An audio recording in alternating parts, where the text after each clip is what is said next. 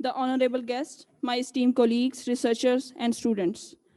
I welcome you all on behalf of PCRWR, UNESCO, and IWMI Pakistan offices at Pakistan Water Conference on Emerging Water Challenges. In this conference, water resource management experts have gathered here, and many have joined us online. To formalize today's ceremony, I now request Chairman PCRWR, Dr. Muhammad Ashraf, for welcome remarks. It is my pleasure to welcome you all in this very important workshop meeting that in fact has been called on the direction of the Honorable Minister Sahib. Minister Sahib, Sayyid Shibli Ahmed Faraz Sahib, when he visited our office first time, we gave him a detailed presentation briefing, and immediately during that meeting, he asked us to prioritize some of the research we have conducted and we have planned to conduct, and find what are the basically issues those are remaining, and have a consultation with the national and international partners, experts, policymakers, so that we can address all those issues in a vibrant way. तो इस तरह से जब हमने इसके ऊपर काम शुरू किया तो we then we hold a number of meetings with the minister साहब. उसमें इरसा के मेंबर दो भी पंजाब और केपी से हमारे साथ होते थे. And Mr. Saab is very particular about 2 or 3 things. Number one is the time. You have seen that he has come almost on time. This is a very rare and very, I think, good habit. We need to learn this kind of things. And he announced that let's hold this meeting on 15th of July. Decided, this is another thing for the good scene making. Instead of just asking us to plan and then वो लंबी चौड़ी आपको पता है ना कागजात कार्रवाई हो उसमें. Then he said that first have a national conference on emerging water challenges, and then we should have another international conference sometime during October, so that we can present the outcome of the National Water Conference to the international audience and get their feedback. Or after that, we set an action plan to address these issues. And we need to prioritize those in terms of short-term, medium-term, and long-term plans. The second most important thing the Honorable Minister focuses is that research is very important. You can keep on focusing on your research. You can keep on generating knowledge. But one of the most important things is that you need to transform that knowledge into action. So he asked us to let's focus on Islamabad city. And we requested them, informed that, sir, we have written 3 letters to CDA Islamabad regarding groundwater regulations, regarding the recharge, regarding the water management in one sector. तो इन्होंने कहा कि ये लेटरों से काम नहीं होता, let's have a meeting with the CDA chairman. इन्होंने उसी वक्त उनसे बात की टेलीफोन के ऊपर. Next week we had a meeting with the CDA chairman. We gave him presentation on water issues in Islamabad, the way forward. And after 1 week, you might have heard that we have signed an MOU with the CDA last week in the presence of the Minister Sir. और ये सारी चीजें took place within 2 to 3 weeks. So I would like to share with those 5 important action we are going to take with the CDA. Number 1, we are of the opinion that Islamabad water issues solution is within the Islamabad. if we manage the losses in the system, if we manage the rainwater, which the nature has blessed us more than 1 meter, we can address the issues of the Islamabad. तो उसमें जो पहला point we have put in the MOU, that is that we will help CDA to formulate a PC1 to recharge the aquifer, depleting aquifer in Islamabad. Luckily, that point has been implemented. We prepared PC1, we submitted to CDA, and CDA has approved PC1 of worth rupees 125 million to install 100 well, recharge wells, and to also install 20 CT diver real-time groundwater monitoring as a. क्योंकि जब तक आपको you cannot monitor your aquifer, you cannot manage it. This activity has been, accomplished. The second is we will provide PCRWR will assist the CDA in the assessment of the surface and groundwater. This is again very important. Unless you don't know what kind of resources you have, surface and groundwater, you cannot manage it. So this is our responsibility. We will provide complete assessment to the CDA. The third point is, based on those assessment, we will help CDA to formulate a groundwater regulatory, rather water resources management regulatory framework in Islamabad. And after consultation with CDA and all the stakeholders, CDA will submit it to the cabinet for approval. The fourth component is that one of the most important is that is of the environmental concern is the wastewater and its impact on the ecosystem. So we are going to assist CDA in the wastewater treatment, recycling, and so on. And last but not least, very important activity is that we are taking, CDA, and we are taking one sector I-10 as an example, as a model, where we are going to have a complete assessment of the water resources, and we are going to provide them water, safe water, water they required actually, water according to their demand on volumetric basis, meter basis. So that model can be upscaled and implemented on other part of the world. So ladies and gentlemen, these were the few things that took place in very quickly when Minister Saab taken over the charge. When this kind of action were highlighted in the media, and last week I had the opportunity, sir, to talk to the parliamentarian. WaterAid, they gathered, the parliamentarian, MNA, MPs around the country from all over the country in the Marriott on 7th, and I had the opportunity to talk to them. There I reported this initiative which we are going to take with the. Immediately WaterAid, they came next day to us, and they offered that they are going to support you in the recharging the aquifer and also developing the groundwater regulatory framework. They offered that they will be providing all kind of legal support to you through their project. Similarly, sir, IWMI Pakistan, Director Mohsen Hafiz is sitting next to you. He also offered us they have one project, nature-based solution from the Australian government, and they are also going to chip in some of the resources to address water issues in Islamabad and its Islamabad territory. So ladies and gentlemen, you know that our food security is linked with our water security, and water security ultimately linked with the water sources development and management. When we talk about the water sources development, management, and governance, we need data, reliable data.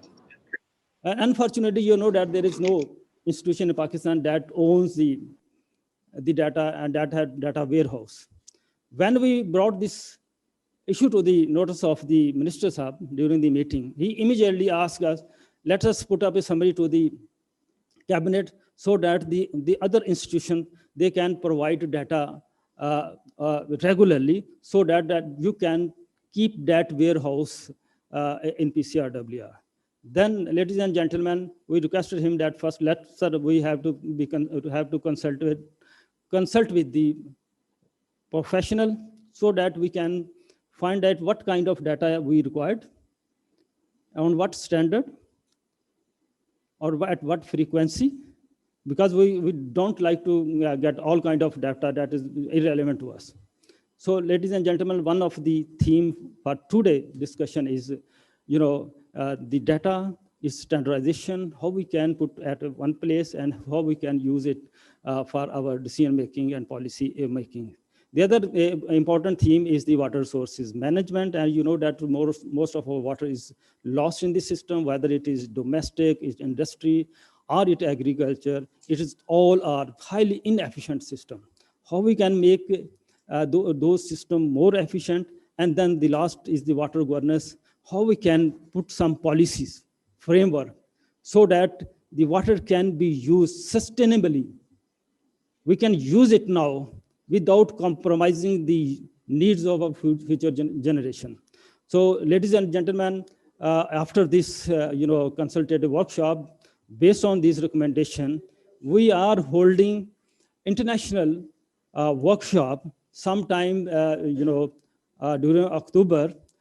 Sir, Dr. Mohsen Hafiz and I have been talking since long, in fact, for the last 1 year, that on the pattern of the Stockholm Water Week and Korean Water Week, because they celebrate, once a year, whole week for water sources management.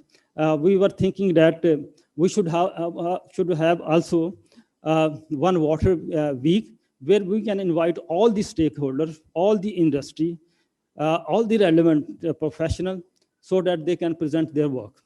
So, sir हमने ये सोचा है कि उसी workshop के साथ ये हम वाटर वीक, पूरा वाटर वीक जो है उसको सेलिब्रेट करेंगे, उसमें इंडस्ट्री को इनवाइट करेंगे, उसमें प्रोफेशनल को इनवाइट करेंगे, एकेडेमिया को इनवाइट करेंगे.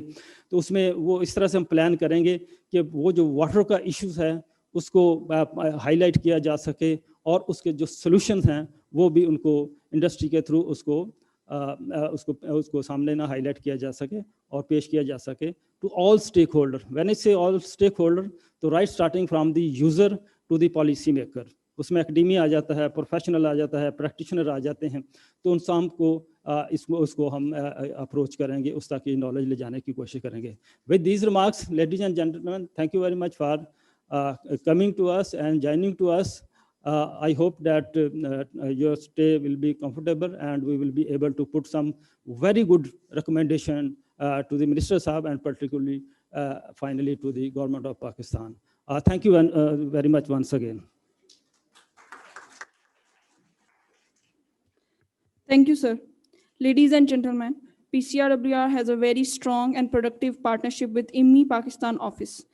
Together, we have ventured into many arenas of applied research in water sector. I request IWMI country representative, Dr. Mohsen Hafiz, for his address. Thanks, Breeder. Assalamu alaikum. Good morning, everyone. Good afternoon for the people who have joined from abroad. Honorable Mr. Sahab, Shibli Faraz Sahab, Dr. Ashraf Sahab, Chairman, PCRWR, and Patricia, UNESCO country head. And then the other is Dr. Ruben Johnson, ECIR program manager, who has joined in the virtual world, and all the other colleagues, ladies and gentlemen. It's my pleasure to talk about saying for this particularly the Emerging Water Challenge Conference in Pakistan. The conference is happening at the right time when there are many issues are there, and the current government is saying how we could, different institute could work around that one to support the challenges which are facing in Pakistan. And if we just, before I will talk about this challenge, let me give you a quick introduction about the IWMI. International Water Management is a research for development organization which is working in 30 countries, and we have a presence in 13 countries. And our whole idea is that when we will be working on providing that the water solution for sustainable climate resilient development the solution which will be developed, those will be practically applicable, and that could be upscaled to the level where that could be helping in making the decision level at the policy level and supporting the policy as well as on the water governance. So we rely a lot on the evidence-based information and relying on the scientific knowledge. And I believe that when if we have those the scientific evidence information are available, that will help us to improve the policies and ultimately leading to improve the water governance issues in Pakistan. We have been operating in Pakistan since 1986 as an international research organization and actively contributed in all the policies at the provincial level, at the federal level, and will be actively contributing in future as well as. When I look around the Pakistan, is a country, I mean, we have a, I mean, it's a great country, but we're looking around the water challenges, are the challenges faced in Pakistan. We are having the water scarcity problem, we have a food insecurity problem, we have it also the climate change, low water storage of only 10 days, only 30 days of the storage at the dam, and population growth and environmental problem. But at the same time, there are a lot of opportunity to improve that one. If we will sustain, if we will manage the water sources at the right level, then that will help us a lot on improving all the challenges which we are there. And it's not only on the data is critical for any decision making, as Dr. Ashraf Saab mentioned about that the data is important for the, and Minister Saab is also very keen. I would like to give you one example. I had opportunity to work in Australia for 14 years. In 2007, when the millennium drought was there, the Australian Prime Minister asked a simple question: how much water we have available, where we are using the water, and what's our demand for tomorrow? And then he got a response of 38 response from various agencies, and one was contradicting to the other one. He said, okay, it means if we don't know what exactly our resources there, how we could manage the things there, how we could plan the things better. As a part of those one, they said introducing that the irrigation incentives investment plan, but at the same time, they introduced a Water Data Act. And Water Data Act was there asking all the government agencies, as well as all the stakeholders, private sector, and everyone to share the data with the one of the national institute who could be corresponding and everything. And I was fortunate enough to work with the Bureau of Meteorology, which was an agency working on a climate and weather. They said, okay, let's combine water as well as, and the data could be streamlined and that could be used for decision making and based on the evidence. So I think that kind of application is needed also for Islamabad. Maybe let's start with Islamabad where we could do something and that could be upscaled to the other part of that one. That give a legislation authority to all the government institute and private sector. They must provide the data and to the institute like PCRWR. Okay, based on the, as Dr. Ashraf mentioned about the climate change policy, the food security policy, and energy policy, and if you talk about national water policy, policies have been developed based on a good intention and everything, but the real problem is we don't have the data. Once we don't have the data, how you could implement those policies on the ground? When we were developing the strategy from IWMI strategy from 2019 to 23, we said, okay, we need to support the national policies are for, and about through demonstration of the scientific practices. So to implement, to generate evidence-based information which will be used for decision making at the policy level. Similarly, at the provincial level, all the on-farm water management department, irrigation department, how we could generate the scientific evidence that could help them in transforming the irrigation system, which is using a lot of water. Third is important that working with the stakeholder and capacity development, horizontal and vertical collaboration at all level. As a part of that one, we developed a comprehensive agenda, research agenda that was our priority for this Pakistan, and we are implementing that one. I want to give few examples here. Dr. Ashraf Saab has mentioned very well about that, the IWMI and PCRWR long-lasting collaboration. One of the key issues in the national water policy or the key plan is we need to implement that they have a telemetric system. And IWMI in PCRWR in a partnership with IRSA and with all the 4 provincial irrigation departments, we started a journey a long time ago. Initial journey was started by IWMI and PCRWR, and we installed the 4 telemetric sites at 4 strategic locations. Now that has been working functioning very well, and I'm proud to share another news that with the USAID funding project, we have also installed all the telemetry site in KP. Now all the 16 important the main canals in KP have been equipped with the telemetric system, and that has been funding has been granted by the USAID for water management for enhanced productivity which is the project led by IWMI. And now that gives us, what that gives us? That gives a lot of information about the KP water share, and that could generate a basically evidence-based information on water accounting for KP, and it will ultimately help to resolve the water distribution issue among the other provinces, which is a stumbling block there.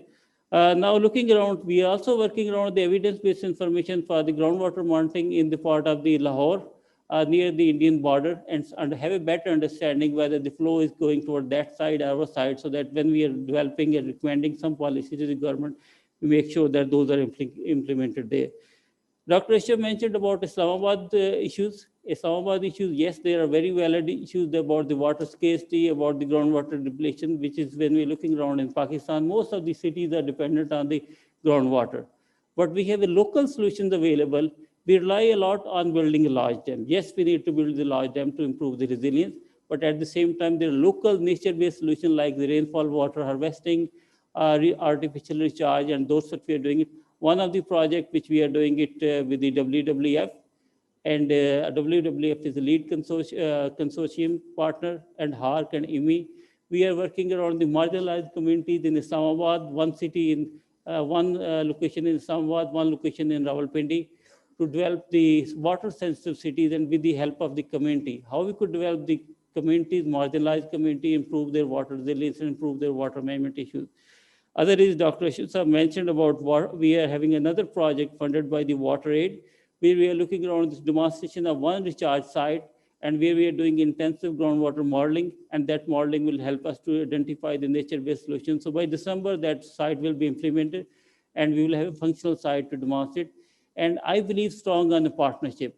Like we are doing what work we are doing with the DFAT funding, or for the other one, we need to join the forces, because the challenges are quite huge. If we work around in the partnership, that will resolve a lot of issues there.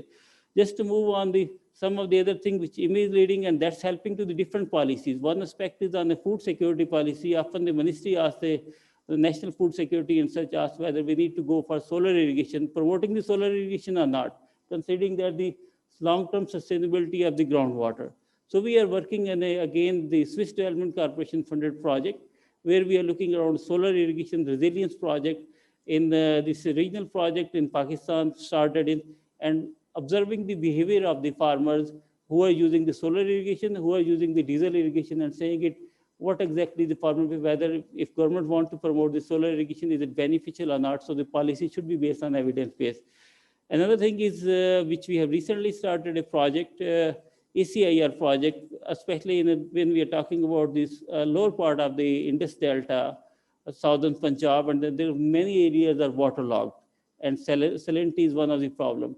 How you could deal with the farmers are not able to grow the crop. This is a project funded by ACIR, a small scoping study, where we are looking around that the opportunities for saline and brackish aquaculture in part of Punjab, and what that will mean. And again, we'll be complementing some of the activities which Dr. Ashraf team is doing in Pind Dadar Khan, and saying it how we could join the forces to have some evidence-based information. And the whole idea is that outcome will be leading toward the next one, going to that scale could be upscaled to the country level, because I believe in Pakistan we have a huge potential in agriculture sector. If we properly do the evidence-based information and we link all the policies together there, that will be very useful. Last two things is that IWMI is a part of the CGIR, which is a consultative group on international agriculture research, scientist group of around 10,000. There are 15 institutes as a part of there. ICARDA, International Food Policy Research Institute, and many institutes are partnered there. Under the CGIR initiative, IWMI and IFPRI are leading one of the initiatives, which will be next 10 years, where Indus Delta will be there about the water, energy, food, biodiversity, and forest nexus. Basically, till now we are working in isolation, and we are saying it, each ministry is looking around that, but how these policies need to be coherent, how we could implement on that one, the nexus issue there, the project will be started from 2022, and that's a 10-year project where we are building the capacity of the government institute and taking the ownership with them, building a stakeholder platform and implementing there. Last thing is about that the technical policies, national policies and strategy. What kind of support we give it? And I had a good discussion with Dr. Ashraf and other colleagues there. how we could, let's say the groundwater governance, we don't have a policies, we don't have a strategy proper there. Maybe that could be upscaled to the country level and what we could do and how we could implement on that one. That's again that the initiative IMI and IFPRI, led by that IFPRI and that one, and Pakistan is a part of that one. That's where the IMI as an international institute is trying to bring it, that the whatever the additional sources are there to help the government of Pakistan to implement the policies and everything. Considering this conference, I think that the solution which we are having it, those are the mammoth challenges there, and no institute is able to solve the problem by ourselves. We is looking forward to do the collaboration across all the stakeholders, government, academia, private sector, and saying how collectively we could help and contribute back to the Pakistan and resolve the challenges there. Thank you very much. Thank you, sir.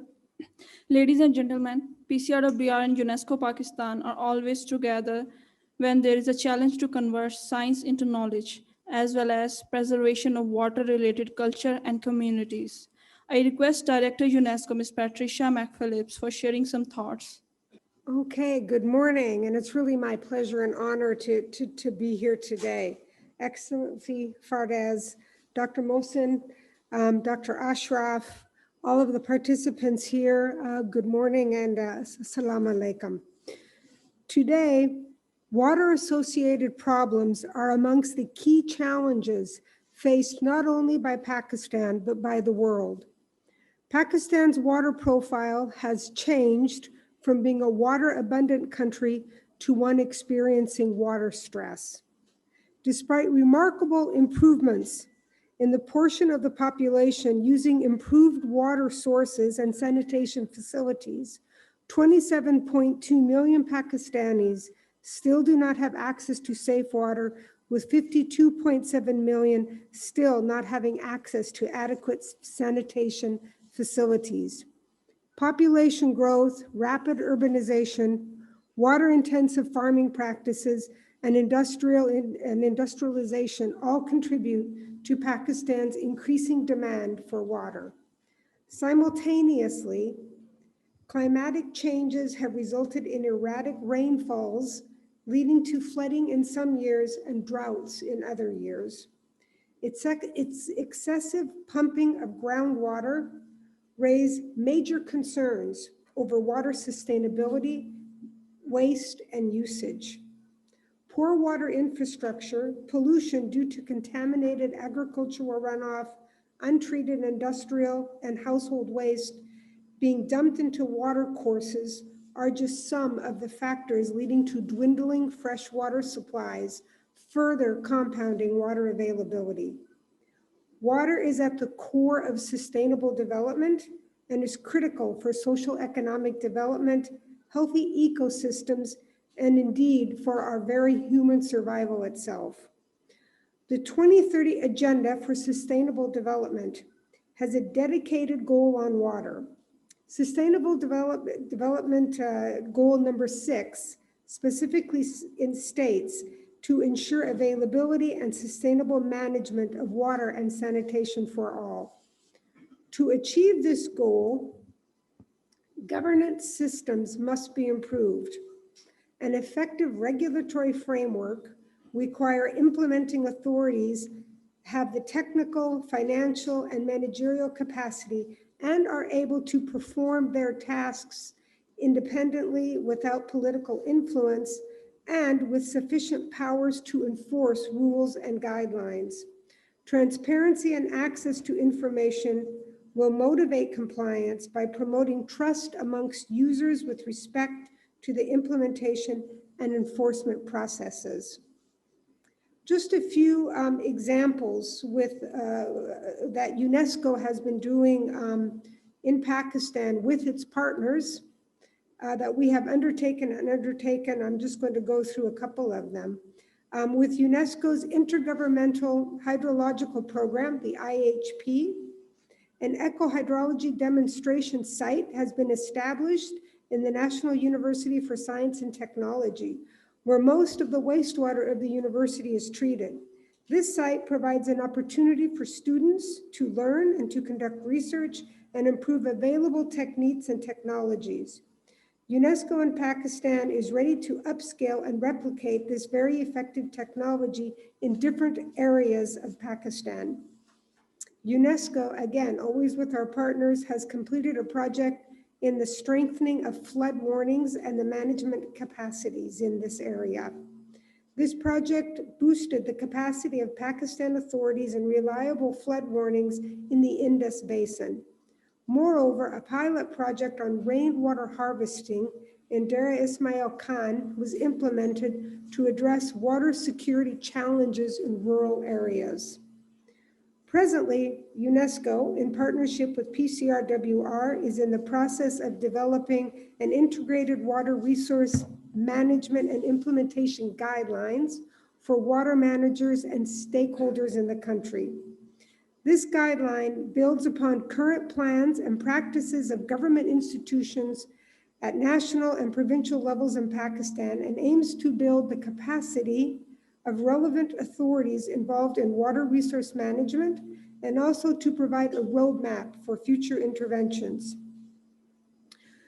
Also in partnership with PCRWR, currently UNESCO is supporting the safeguarding and promotion of the Karez National Landscape of Baluchistan, and we hope to get this nominated as a World Heritage Site.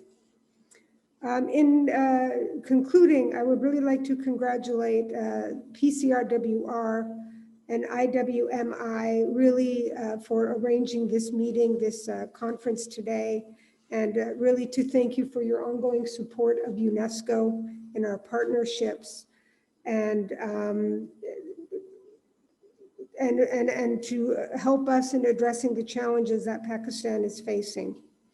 I hope as a result of this meeting, there will be recommendations to address the priorities of the stakeholders in the water sector to guide investments and research in development, and to contribute to the upcoming conference, which Dr. Ashraf mentioned, which will be in October. Just in closing, I would like to say that indeed, I think it's very apparent that water actually is the new gold.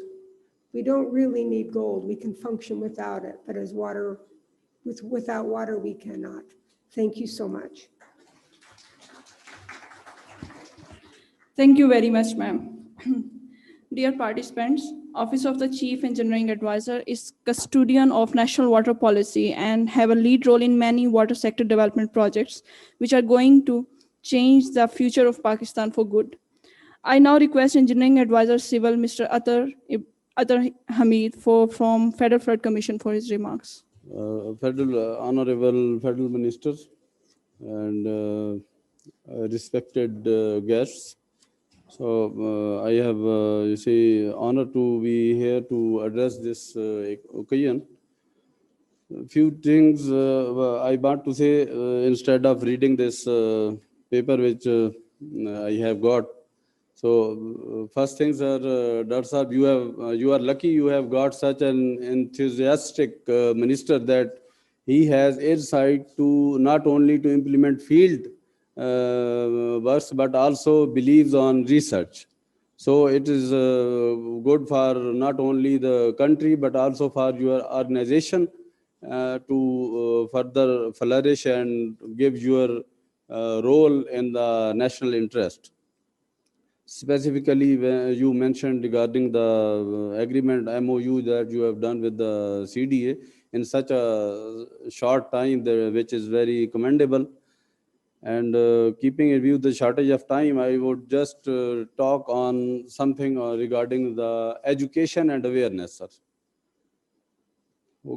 हम जो कहते हैं ना, हर फर्द है मिल्लत के मुकद्दर का सितारा, तो हर फर्द, everyone among us knows as a Muslim that wasting water is a sin, which our mothers, our parents taught us. But none of us, practically implements this in our life. Now, if I see in the last 50 years, we used to, how much water we used to have bath. Now we are using double or triple of that. Similarly, we have, electric motor at home.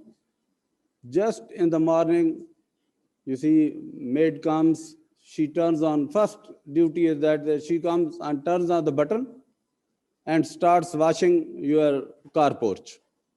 And she has the liberty to use how much time, how much water she uses. And we become happy that she is, you see, washing for last 1 hour she is using, and we are happy. So we should, you see, become a nationalist, become a Muslim, good human being to, you see, at least implement that knowledge that we have.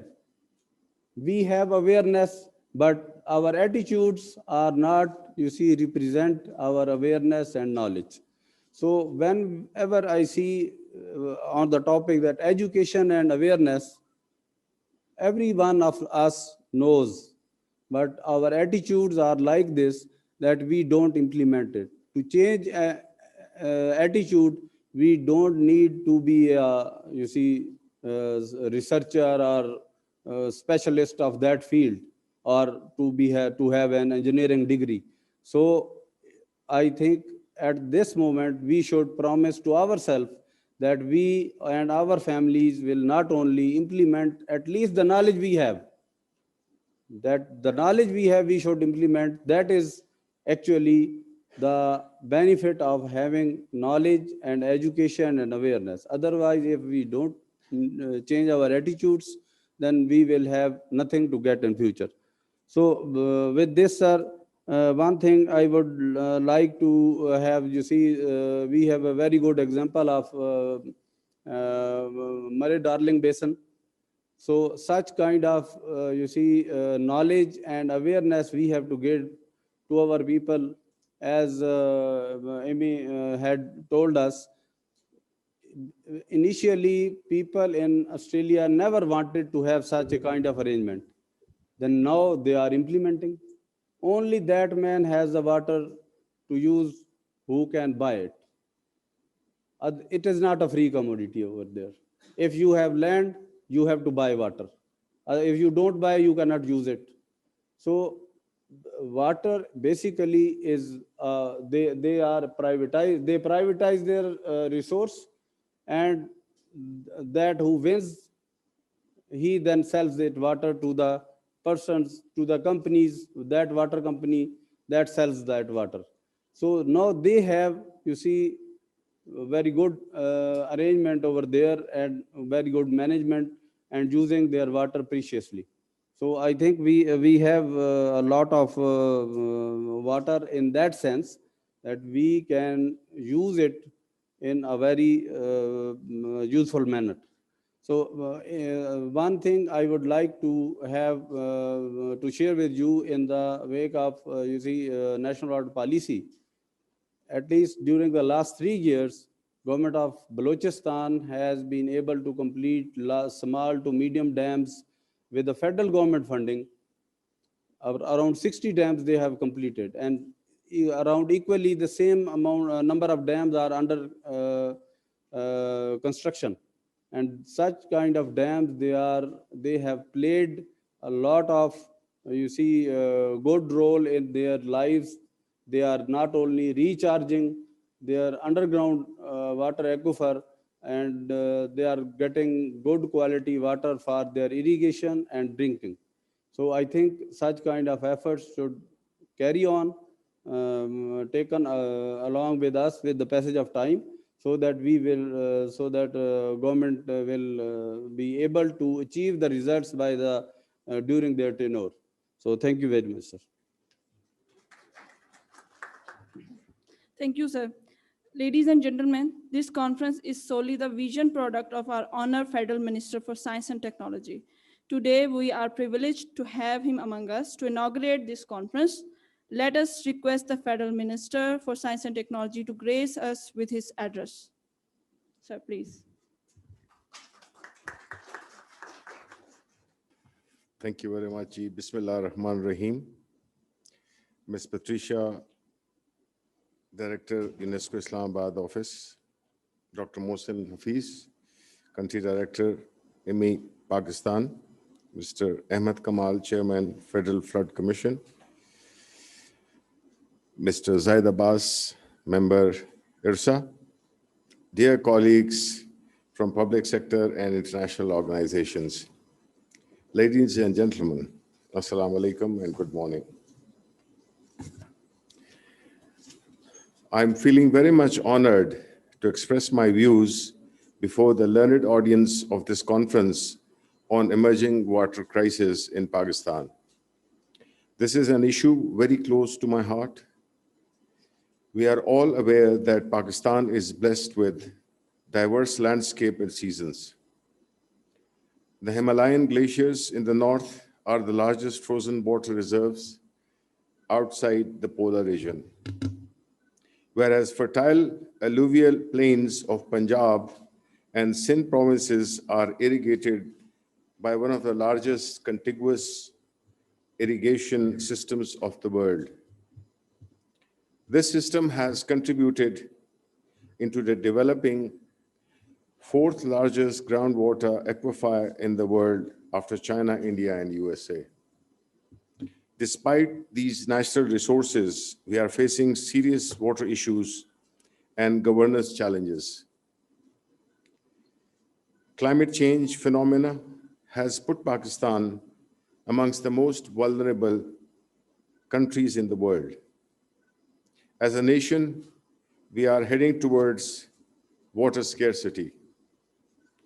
A sign of this alarming situation is that about 27,000 children dying annually due to waterborne diseases. Importance of water towards social and economic development is well established. Rather, access to sufficient fresh water has been categorized as the base of socio-economic development of a country. Its importance further signifies for the countries having agriculture-based economies like Pakistan. Ladies and gentlemen, I have been informed that presently a pressing water resource challenge is unavailability of an integrated water resources data warehouse and open data sharing policy. This limitation has multiplied water resources management and governance challenges. There are numerous organizations working in various areas of water resource management, including national and international research institutes, federal and provincial government organizations, international development partners, NGOs, and academia. Even then, policies, procedures, and practices in water management sector are uninformed by contemporary knowledge. Consequently, the old water resources challenges remain and new water resources issue emerge. To address these complex issues, it is crucial that the development investments in policies need to be informed by research. Upon joining my office as Minister for Science and Technology, I have taken up one-point agenda for water resources, translate research into public benefit with the help of scientific data and smart technologies. Therefore, I tasked PCRWR to bring your research into action in Islamabad as a pilot project. Within a period of 10 days, PCRWR and CDA had signed a program of cooperation for artificial groundwater recharge and development of an evidence-based groundwater regulatory framework for Islamabad. I also applaud the efforts of IWMI Pakistan Office for piloting smart telemetry systems for canals jointly with PCRWR. As a result of these fruitful partnerships, 10 canals of KP have been instrumented. I appreciate IWMI Pakistan and UNESCO Country Office to join hands with PCRWR in organizing this conference on such a short notice. On behalf of Ministry of Science and Technology and Government of Pakistan, I assure my full support and cooperation to all the national and international organizations in solving water-related issues. I also extend my appreciation to PCRWR team for all their good work. These are few examples of getting the science right. It is time to make more such examples. Therefore, the core purpose of today's gathering for all of us to set a direction in water resources management, governance, and information management. Let us gift our next generation a water-secure Pakistan. Ladies and gentlemen, thank you very much. Pakistan Paindawar.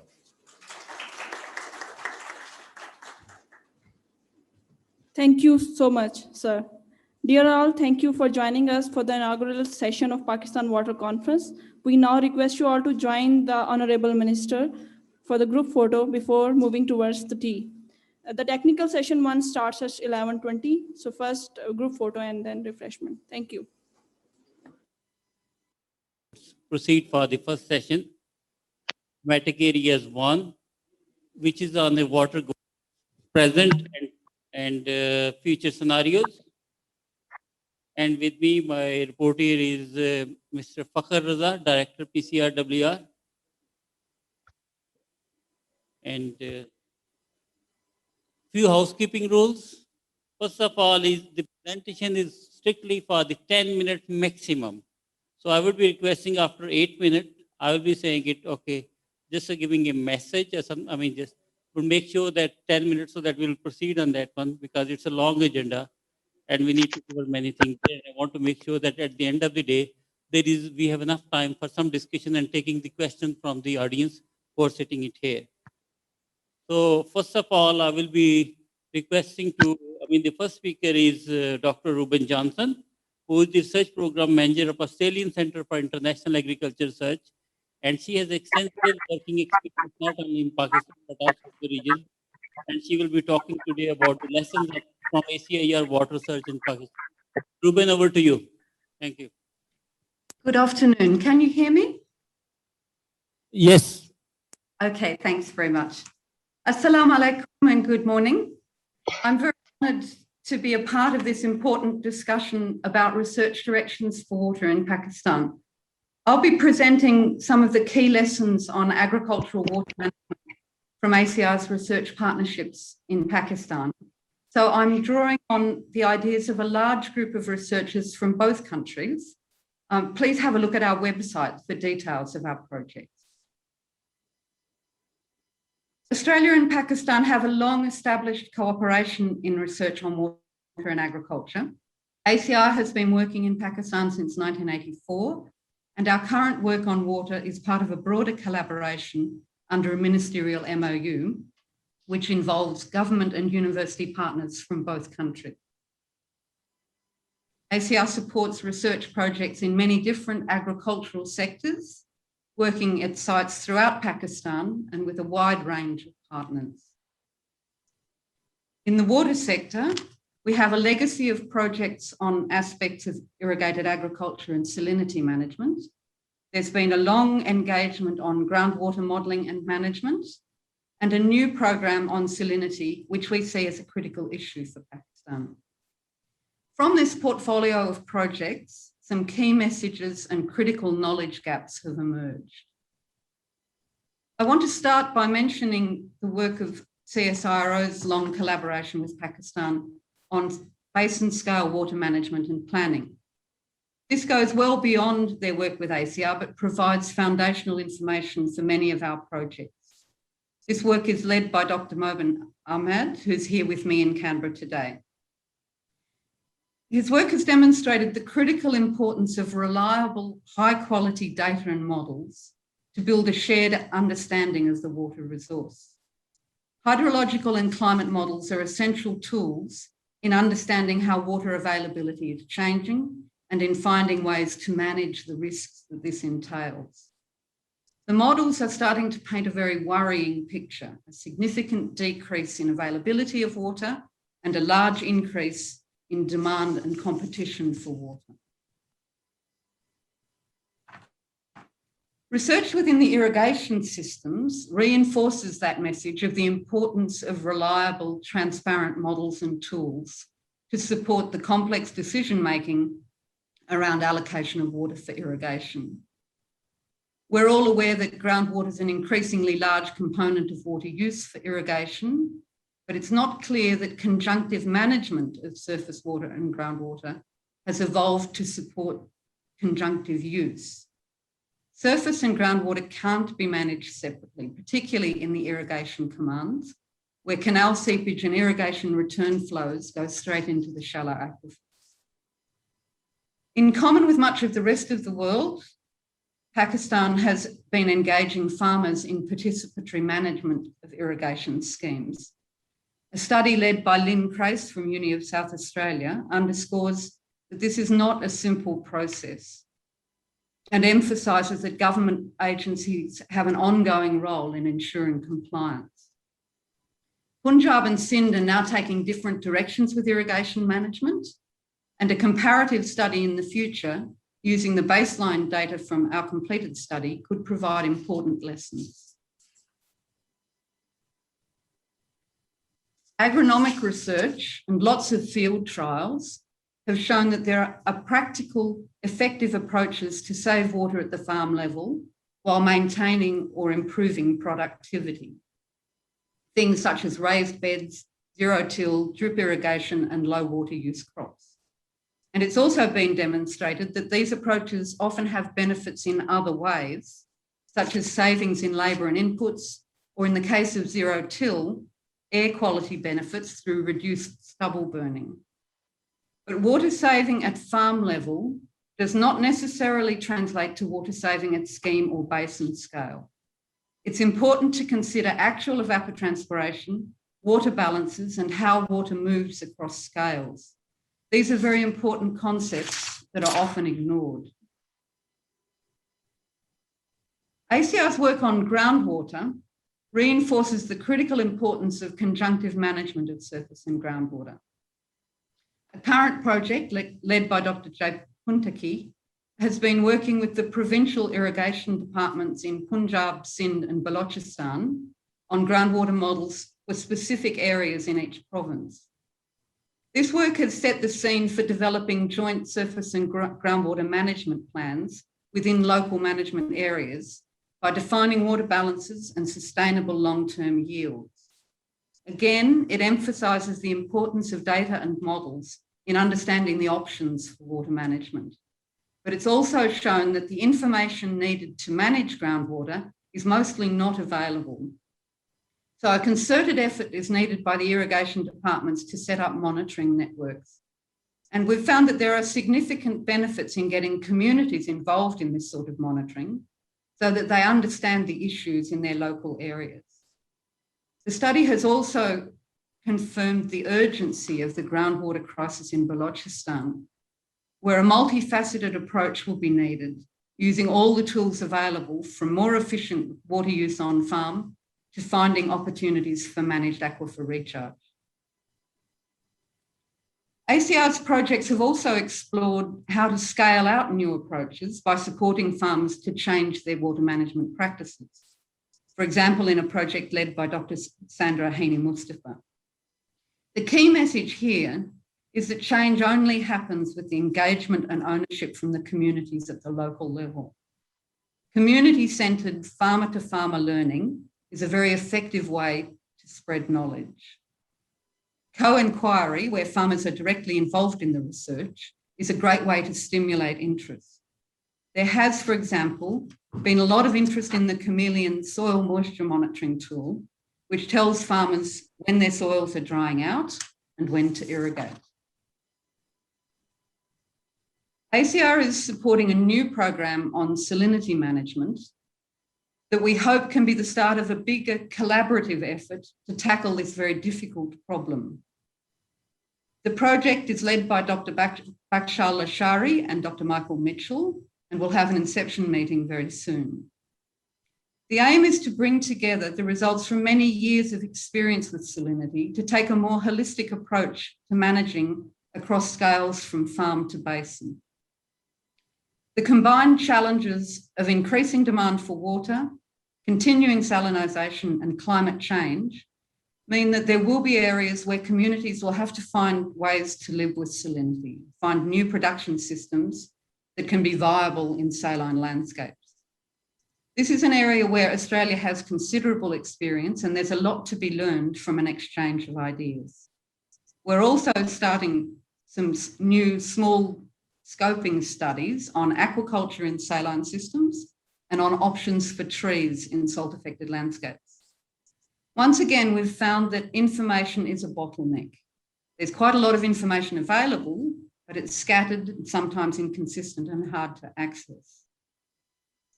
So these are the big picture issues that are framing the way that ACR is thinking about our research collaboration with Pakistan. In moving forward, we're very interested to see what themes will emerge from the discussion today. And we strongly support the issues raised in the concept note about the need for a coordinated approach to managing water-related information.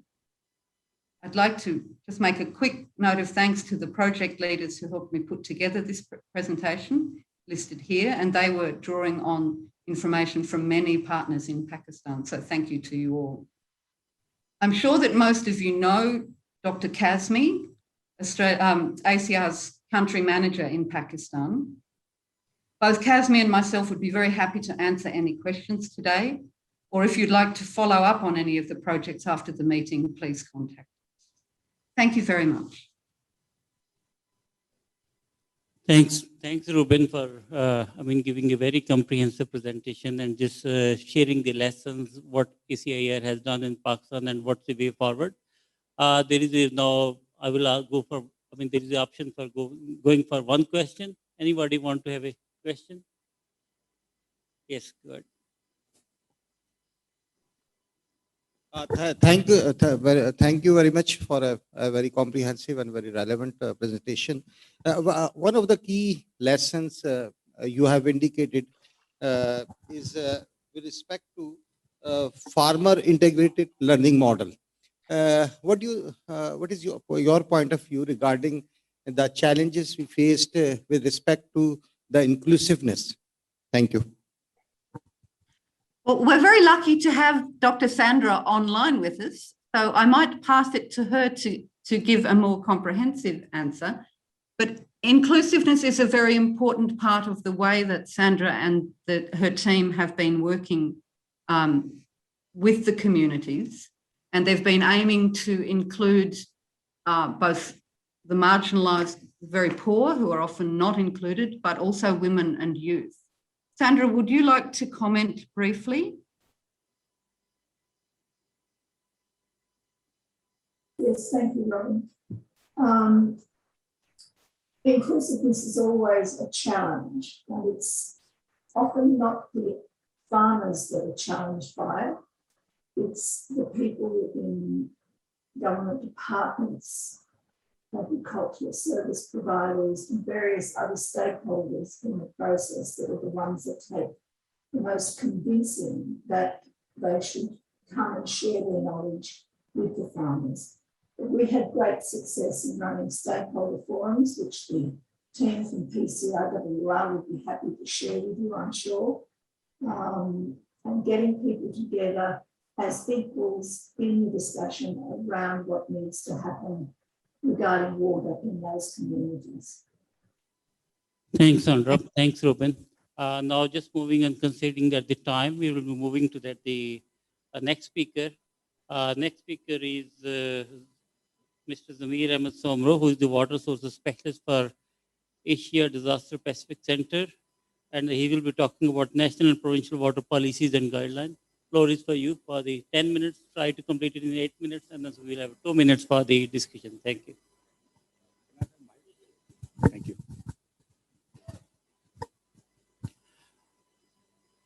Bismillahirrahmanirrahim.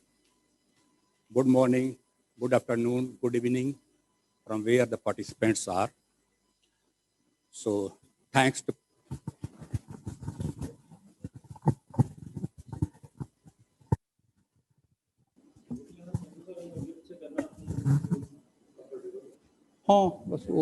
करते हैं ना.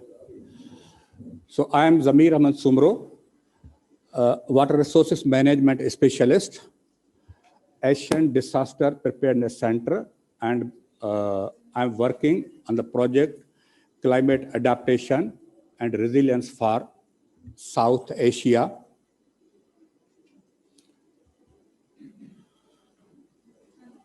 So I would like to give a brief overview of one of the activity carried out under this CARE project. So the CARE project started in Pakistan. Formally, it started in July, but actually in the first 6 months was the process of recruitment and management things. And actually this started by November, December.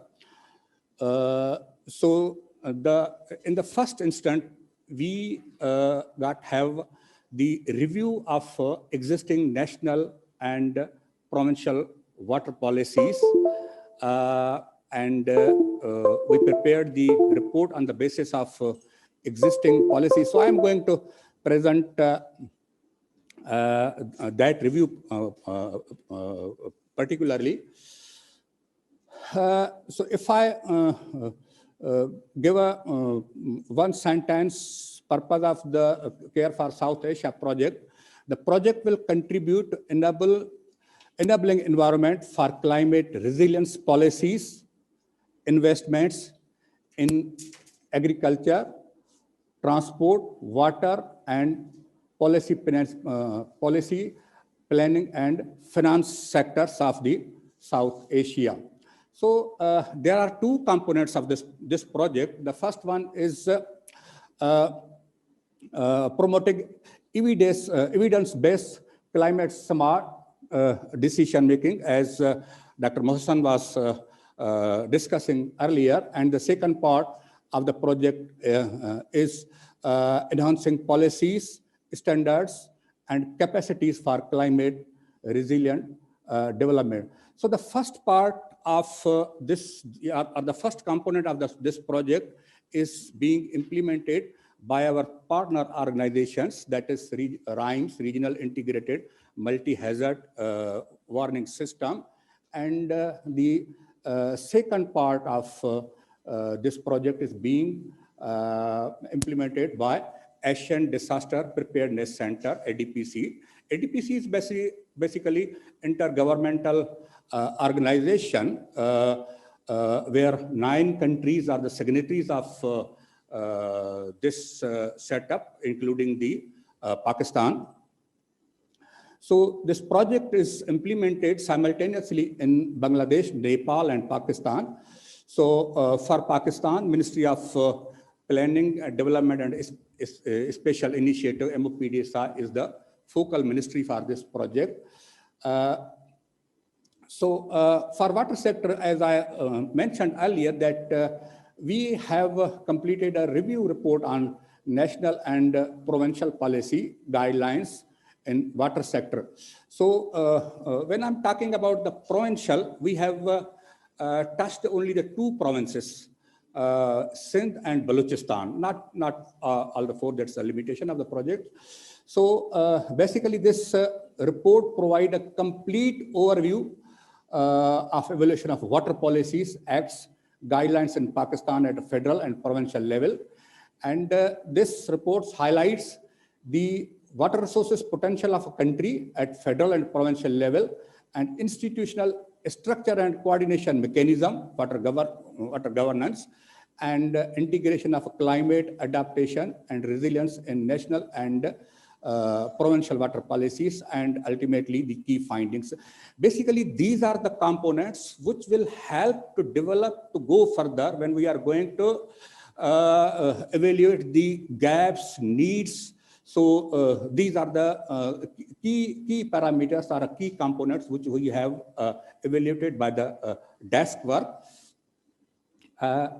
So if I talk about the national water policy, so the policy is formulated keeping the water governance of the country, and basically the water resources development is under the ambit of federal government, and whereas the irrigation, public health, water supply, agriculture, whatsoever the relevant uses are, these are the ambit of the provincial governments.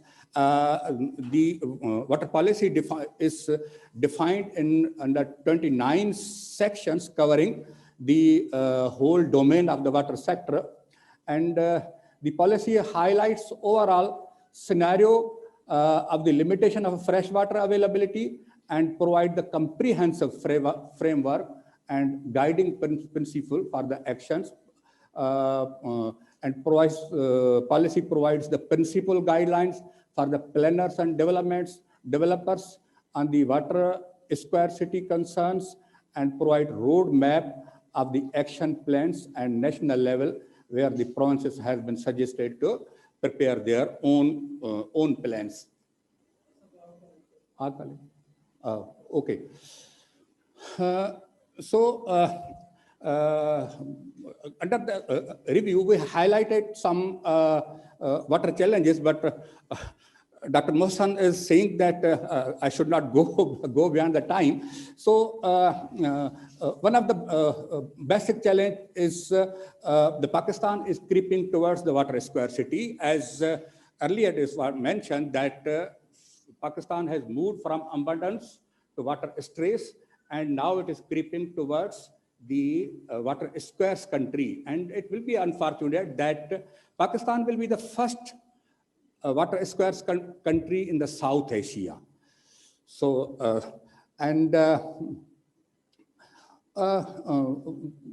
we have evaluated the groundwater depletion and access to drinking water. These are the challenges. I would like to not would like to read due to time constraints. And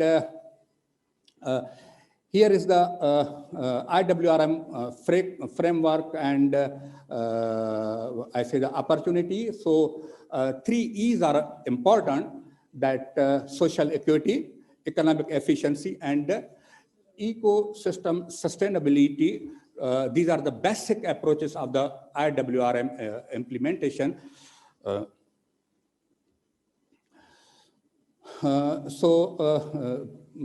These are the sectoral state of water and stakeholder landscapes Pakistan. So most you see the most of the water resources are consumed by the agriculture, followed by the industry and municipal purposes. So recommendations, we have found that we need to strengthen the water sector governance. This is important, that water governance is important by development of groundwater legislation, regulatory framework. And another important recommendation is that agriculture and irrigation departments should prioritize their use of water management, to ensure the food security of the respective provinces. So, and the recommendation, basically the national water policy give the basic guideline document, and on the recommendation of the national water policy, the National Water Council and Steering Committee has been constituted under the chair of a Prime Minister and the Minister for the Water Resources.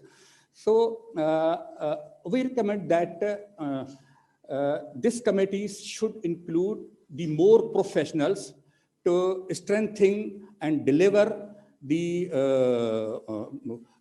more in policies. So the National Water Council and steering committees on water are to support the strengthening development of a legal framework in implementation of national water policy. Thank you very much, Somru Saab, for delivering the presentation and sharing some of the insight. What are the technical constraints for implementation of national water policy, and what are the issues at provincial, and how we could harmonize different things, and definitely the water inclusion of the water expert into the National Water Commission, the committee, and then the steering. That's really a very strong recommendation. Thank you. Just there is now it's a time for one quick question. Now, if someone has a question, Tahsa, go ahead. Planning to have a report on national basis. So why you have restricted yourself to 2 provinces, that is Sindh and Balochistan? So why not country level? Actually, ultimately, we focus to develop the drought, the strategies for the drought affected areas. So for drought affected areas, the Sindh and Balochistan provinces has been included. So the basic purpose of this review is ultimately we are going to extend our activity for developing the strategies. So that's why for water sector, the project has other sectors as well, agriculture sector, other sectors, and they have extend to other provinces. For example, agriculture has the extent in Punjab, but for the water sector, we have extend to Sindh and Balochistan. Thank you so much, sir. I think we'll come back on later on when we'll have a discussion. So, moving on, the next presentation is the water governance present and future scenarios. Mr. Atar Hamid, Engineering Advisor, Federal Flood Commission. So it's to you. All right, sir, thank you. It's 8 minutes, and then the 2 minutes per question and answering. Thank you. Thank you so much, sir. My name is Zafar Iqbal. I am working as Assistant Engineering Advisor Civil in Office of Chief Engineering Advisor, Chairman Federal Flood Commission. Yes, sir. I am happy to be here. As per the initial program that was approved, I was not supposed to be here, but the makeshift arrangement that was decided in the 11th hour, I have been asked to present these slides. Because of the paucity of time, I will not be going word by word, but try to finish the presentation slides within the allocated time. So the topic we decided to have is the water governance and some linkages with the integrated water sources management. These are, sir, some of the subtopics which were actually highlighted in the concept note of this workshop. And I will be focusing on the climate change impact on water resources, then co-management of the surface and groundwater resources, and similarly some slides related to assessment, monitoring, regulations, education, and finally the water pricing. Starting from overall, sir, Punjab climate of the Pakistan, we all know that the climate diversity is there. In the southern part, we have very hot and dry climate, and in the south, in the north, we have the snow-covered mountains. So a lot of diversity is there, but most of the areas of the country are arid to semi-arid. So,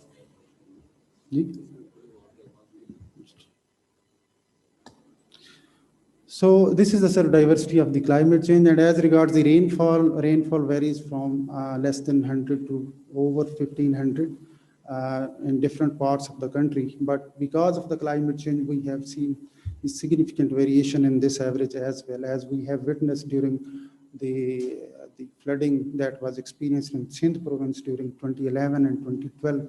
There were the rainfalls, those were greater than 100 millimeter even. So the 60% of this rainfall is received during this ongoing monsoon season. And then summer rains, most of the rains are not, we are still having the adequate storage facilities, not having. So most of the rain goes drained into the sea without productive agriculture uses. Our Indus river systems are comprises of the 3 western rivers and the 3 eastern rivers. The 3 western rivers contribute almost 140 MAF of water, million acre feet of water. And as regards the contribution of the eastern river, it is only the 1.4 MAF, because most of the water is diverted by the Indian side, that is stored in their dams. And then are the The rivers, which are the Kabul, Swat, they contribute around 21 MA of water. This is a schematic diagram of the river flows, which are flowing from north to the south. So these are some of the global climate change indicators. We all know that the average global mean temperature has risen by 0.6 and it is increasing day by day. And similarly, the sea level has risen. So these are the indicators we are well aware. And when we see the comparison which we are experiencing in Pakistan, so average global rise for Pakistan is double than this. So with respect to climate impacts and with respect to the vulnerability, we are, as you all know, among the top 10 countries in the world. So this is the situation. Pakistan vulnerability, as I explained, we are facing the challenges of the food security, water security, and because of the climate change induced disasters, we are also facing the challenges of life and livelihood as well. So these are the threats which we are facing. These are the negative impacts, and these are because of the changes in the glacial retreats, because of the changes in the monsoon pattern, rainfall runoff patterns. Major changes are because of all those things we are experiencing these things.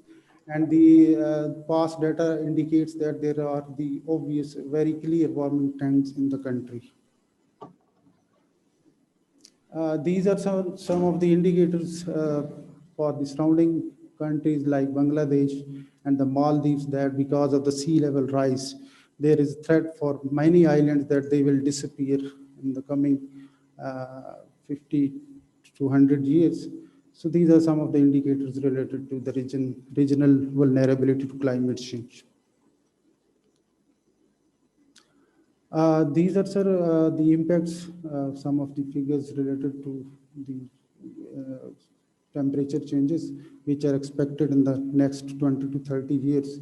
I have explained that in the form of the flood, in the form of the severe droughts. We are also experiencing the problem related to waterborne diseases. Seawater intrusion is there, and then similar other issues related to watershed management and the biodiversity loss is there.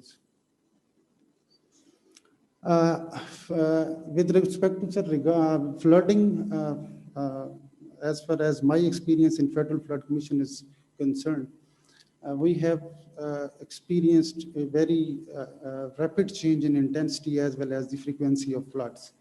If I start from 2010 flood and 2014 riverine floods, and then we see if we compare those floods with the floods of 2011 and 2012, and then the flooding which we have experienced during the 2016 in Chitral area, Gulofs. So these are all the impacts which are very obvious related to climate change. Sir, we have taken actions in the form of mitigation to the floods. Early warning systems are there. Then for adaptation, there are structural measures. So these are all the interventions which we are, the provinces and the federal management organization, federal government organizations are taking actions to mitigate these negative impacts of the floods. The two large dams are under construction now. As you are all well aware, they will contribute more than 7 MAF of water in the overall national storage pool. So these are the interventions. Some of the other dams like Puramtangi and the Naigaj dam, they will also contribute about 1 MAF water. So this was desired as per the different targets which were set during the approval of national water policy. With regard to management, co-management of water, we all know the groundwater restrictions are unsustainable. There is excessive withdrawal, so that should be reduced. Then it is affecting basically the base flows and the net recharge because surface and groundwaters are interconnected. So we need to actually reduce the unsustainable pumping so as to overall make the system sustainable. This has already been covered. Per capita water availability, as we all know that it has significantly decreased. These are some of the targets which were set during the national water policy regarding surface storage. That was the target 10 MAF, and those were some of the targets related to water use efficiency, that we have to increase it by modernizing the irrigation system. So these were some of the important targets. As regard the monitoring and regulations, sir, we all know that we don't have the any system regulatory network for groundwater resources. So we need to develop this as in line with the target set under the national water policy. The groundwater regulatory authorities are being constructed in the provinces. The necessary regulatory acts are being developed by the provinces, and Punjab has taken lead toward this intervention. Because of the paucity of time, I will quickly going through. This is the interventions initiative taken by the IRSA, and they are going to install the automated discharge monitoring stations at these 7 locations. जैसे कि अतर साहब ने बताया, अतर साहब has well pointed out that we are already well aware, but we need to change the attitudes. We need to change the attitudes toward water saving, toward water conservation. So these interventions are needed, that we should take efforts for no littering. We should take care of the plantation as well. Public awareness are already there, but policy says that through academy and through media, it should be enhanced. Adequate water pricing, sir, is suggested by the national water policy, and this revenue generating mechanism should be made sustainable. And the areas which should be incorporated in already existing revenue generating system is those are the industrial supplies, drinking water supplies, and sewerage system. So some revenues in these areas should also be collected. Sir, these are the, I think, the end slides. Next, which issues हैं? These are, sir, some of the topics which are related, priorities related to water pricing, that we need to implementing the right to water for improved access. Regulatory authorities का मैंने जिक्र किया, stakeholders को empower करना चाहिए, private sectors should be involved. So then we can ensure the sustainable financing for water sector. And then we, जैसे कि आपने कहा कि there is need for data sharing with all the stakeholders. Next, please. So challenges are there. Main challenges is to seek the political support, and for that there is a need that the political parties should indicate these water-related priorities in their manifestos, and we need to institutionalize. There must be an implementation plan, and then in priorities goes. These priorities should be followed up by the politicians as well. Next, please. Inter-provincial coordination is required, sir. The policy says that provinces should also prepare their plans, and they should share with us, and they should follow and implement those plans. Next, please. So because of all these issues have already been highlighted in the water policy, and provincial commitments are there, provincial ownership is there, Pakistan Water Charter has been already signed. Next, please. So for groundwater, sir, we need authorities. यहाँ पे थोड़ी सी words में थोड़ा सा typing mistakes हैं, sir. So as regards the surface water, there is a mechanism for distribution measurement, but for groundwater, we don't have mechanism. So all these mechanisms should be there, sir. And what are the different stakeholders at political, district level, regional level, federal level, they all should be involved to improve the overall status of water governance in Pakistan. That's all, sir. Thank you, Zafar Sahab, just for sharing some of the insight what government is planning to do in national water policies and everything. So considering that the time we are already overrunning it, we will come back later on for the questions. Sorry, Manzoor Sahab, just we need to move on. So the next speaker is water governance in Punjab, Mr. Amar Khan, Chief Engineer, Irrigation, SPRU, the department, Government of Punjab. Amar Khan Sahab, over to you. You have 10 minutes for the presentation. Thank you. Okay, Dr. Saab, it is visible? Yes, go ahead, please. Thank you, Dr. Saab. I will try to finish in, 10 minutes. Basically, there is a lot of discussion already on different issues of water governance, but I will focus only 3 areas: policy, regulation, and institutional development.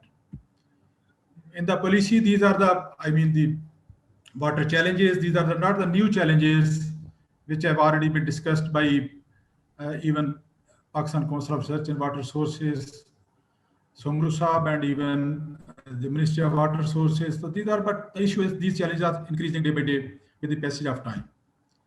Then these are the policy actions, which are the same action which have been highlighted in National Water Policy, similarly in the Punjab Water Policy. And I am not going to read these actions, but I will focus two actions from this. I mean, there are so many actions which the Punjab government is taking among these actions, but I will focus here on the two actions which are presently Punjab government taking forward. One is the regulation. Presently, there was only one, that was the Canal and Drainage Act. That was, 1873, that is more than 100-year-old act. Presently, under this act, you mean all the natural resources, even groundwater was covered there. Some people, there is no act for the groundwater. Even in this 1873 act, groundwater was covered there. And there was also a Land Reclamation Act. It also covered the groundwater.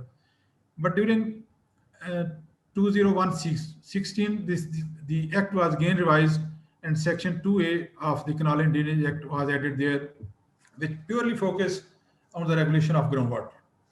But these are, the act was more than 100-year-old. The department had focused to replace this act with a new act. The first is the Punjab Water Act 2019. Basically, the word is Punjab Water Act, but the 90% of focus this is the Groundwater Act. We can call it as Punjab Groundwater Act.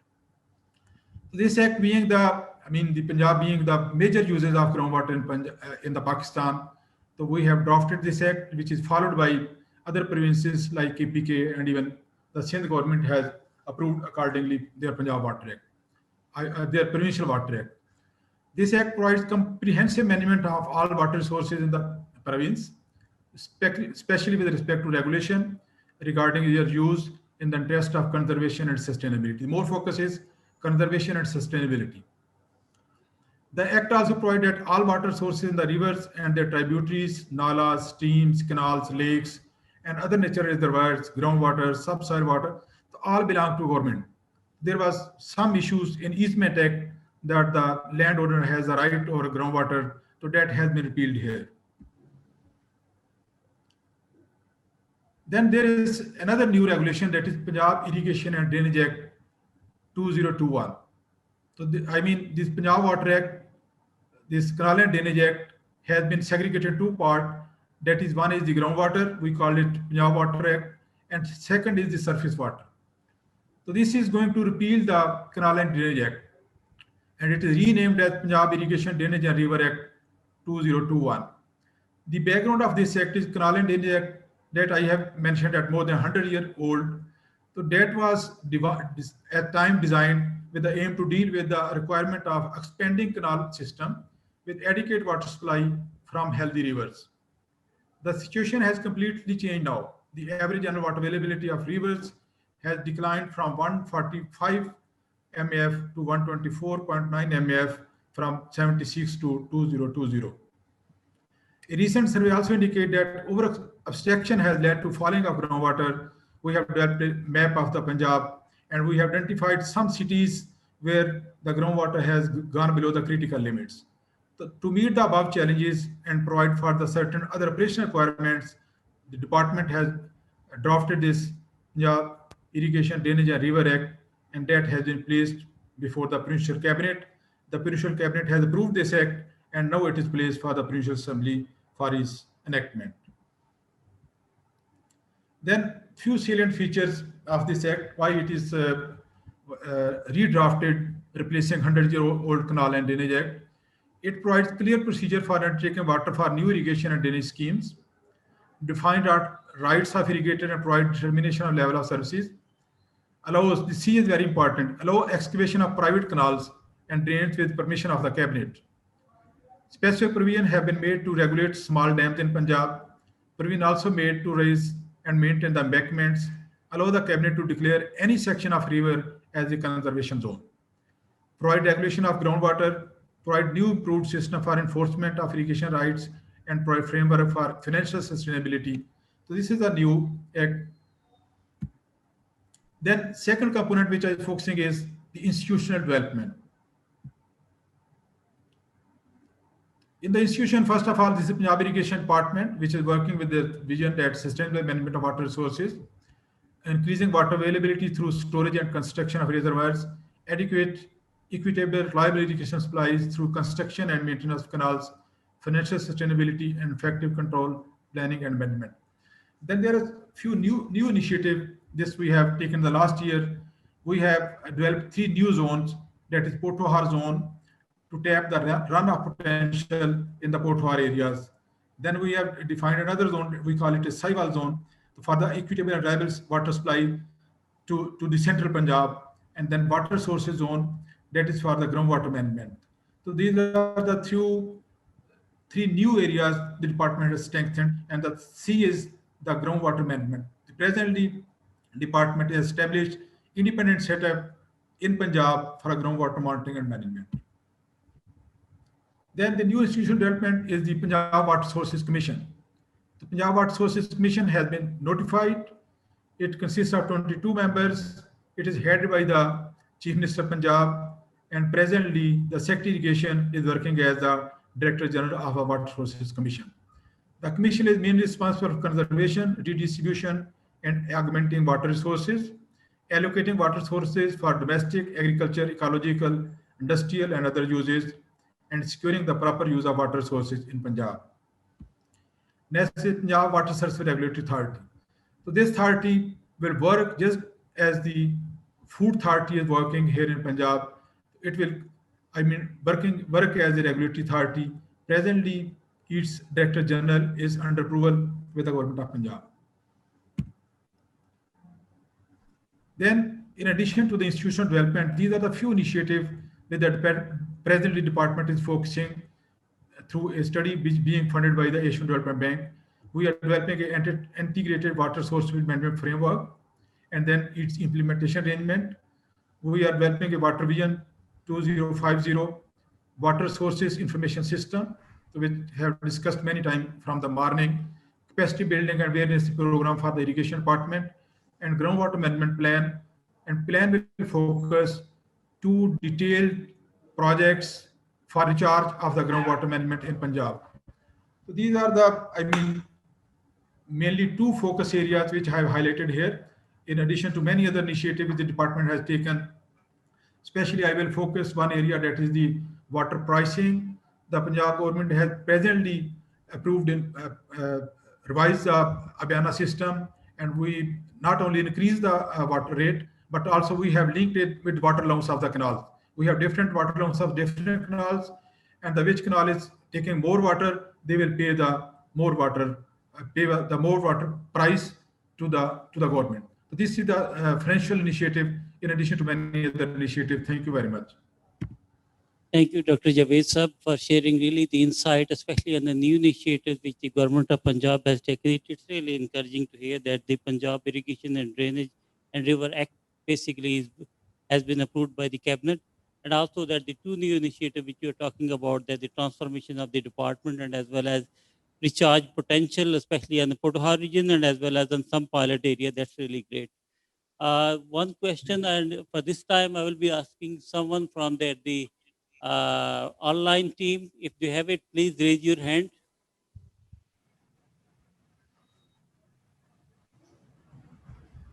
Okay, Bakshal Lashari Sahab. Go ahead, sir. Thank you, Dr. Mohsen. It's a very good presentation. I have just very simple question from Javed Saab. He's asking that Abhyana rate has been increased and it will be based on how much they are using. But what about the water allocation? If someone has a water allocation, then how he will get or she will get extra water, and then he or she will pay the extra Abhyana charges? Basically, the water allowance of the canal has already been fixed, defined, and approved. We are not going to change the water allowance of the canal. The water allowance of the canal is already approved. Some of the canals have water allowance about 3 cubic per 1000 CFT here in Punjab, and some have 7 to 8 cubic per 1000 CFT. Different canals are drawing different water per acre of water. Accordingly, the canal which is taking more water or providing more water to the farmer, per acre farmer, they will pay more. And the farmer which is getting less water per acre, they will pay less. This has been approved by the provincial government. Thank you, Dr. Javed. Now looking at the time, moving to the next speaker, Mohammad Nawaz Saab from the USAID. He's a water sources development expert, well-known expert across Pakistan. And he will be talking about water governance and water pricing. Nawaz Saab, floor to you.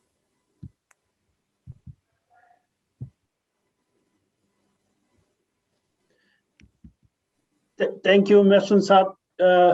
Do you hear me? Yes, we can hear you. Thank you. Okay.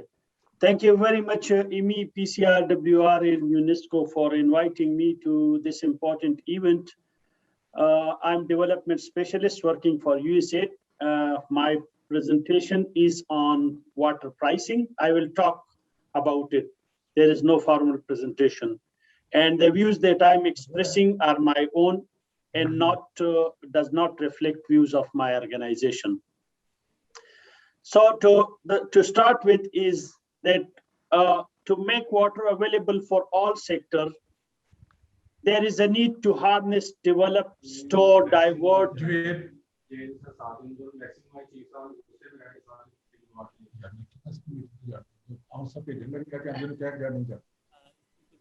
mute. Yes, sir. Sorry, there is some. Okay, so. Nawaz Saab, go ahead. And I will request all the other online participants, please mute your microphone. Thank you. Also switch on my camera if it is from your side, Mohsin Saab. No, it's working. We can see you. Okay, thank you. So, there is a need to harness, develop, store, and distribute water. But to meet this end, we will need finances to develop infrastructure and then operate and maintain. So the question comes is to where these finances comes from. All the discussions that we are holding today will again come to this point that where finances will come from. So until now, it's the public sector development plans and the annual development plans which generally finance water sector projects. Sometimes international partners and communities also participate in development of water sector projects. But this model of funding is basically from the general tax money, which has a serious limitation. Because every new investment idea must compete with development priorities of other sectors. And in a country like Pakistan with budgetary deficits, these meager water resources, water sector investments will struggle all the time to catch the growing demand for water. The second and even more important challenge for water sector is how to finance the operational and management costs. Thus, a kind of twin menace exists. Finances are needed for development and then for operation and management. With this public-driven financing model, can the objective of ensuring round-the-clock water service to all sectors be achieved? And what about the future? Especially in the context of growing population, urbanization, water pollution, depleting aquifers, and uncertain availability of surface water as a result of climate change. So to me, the answer is no. This cannot be sustained.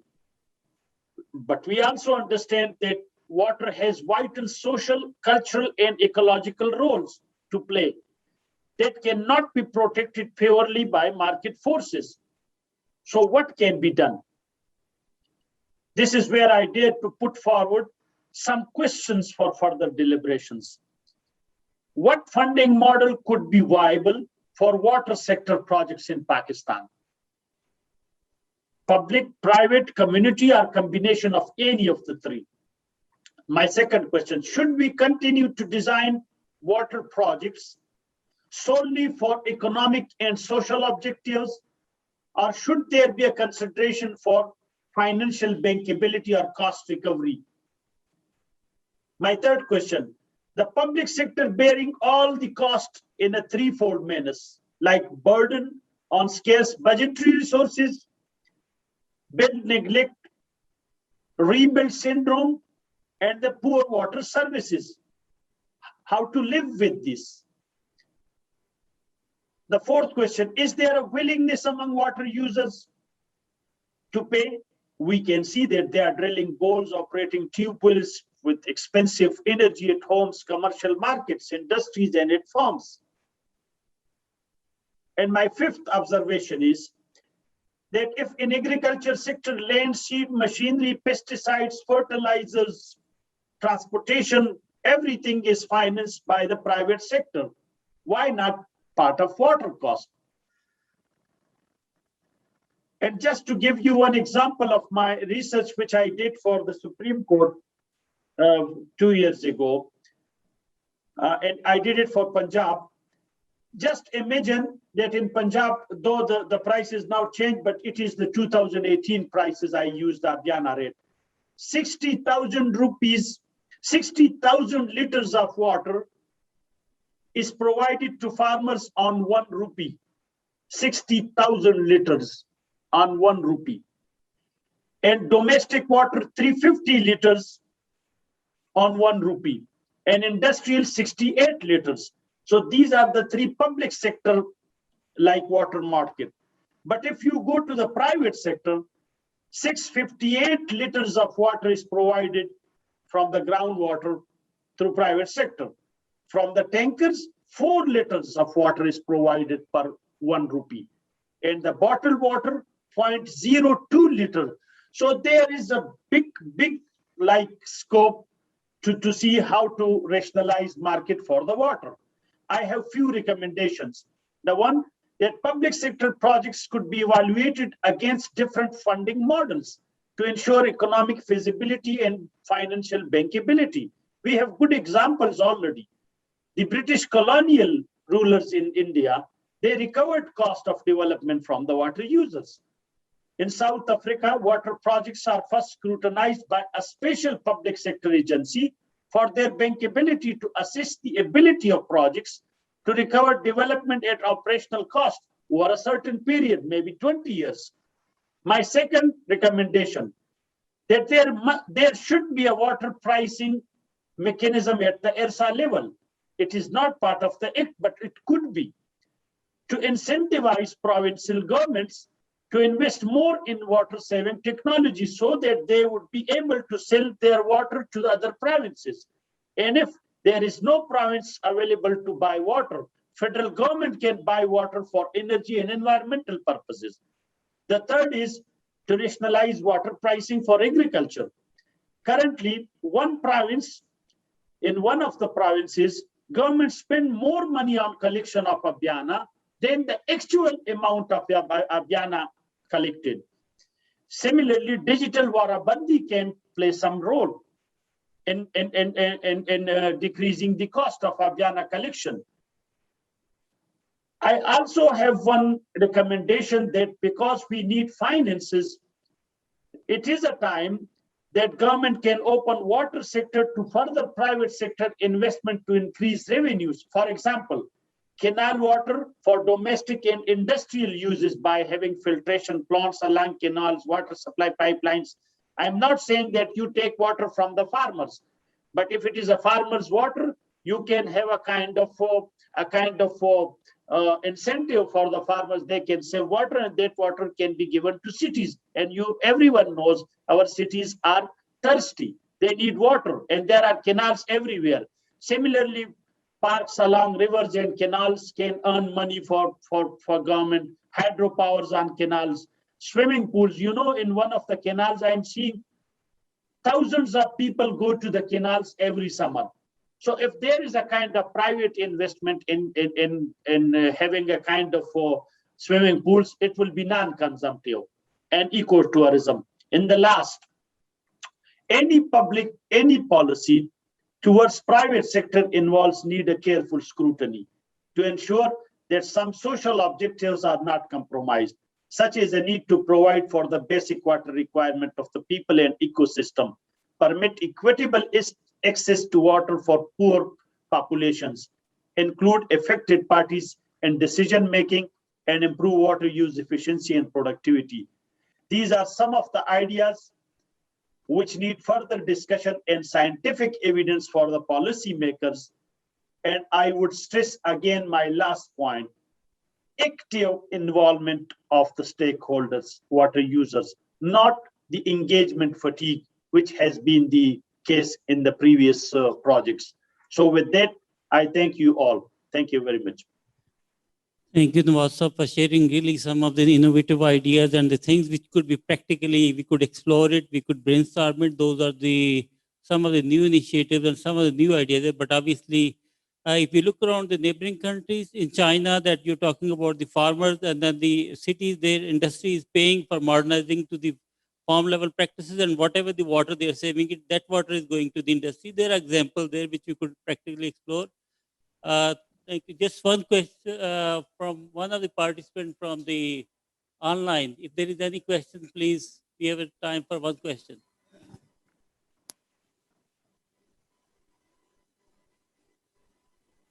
Okay, if no, then thank you, Nawaz, again. And just we're moving to the next speaker. And is Mr. Abdul Wajid Rana, who is the program leader of IFPRI Pakistan. And Rana Sahab will be talking about agriculture water pricing. Rana Sahab, floor to you. Thank you, Mohsen Sahab. Can you see my screen or? Yes, we can see. Okay. Basically, I'll pick up the lead from Nawaz Sahab and will address the issue of water pricing in Pakistan. And in the process, I'll skip some of the slides which have more details and will only focus on the key or critical slides.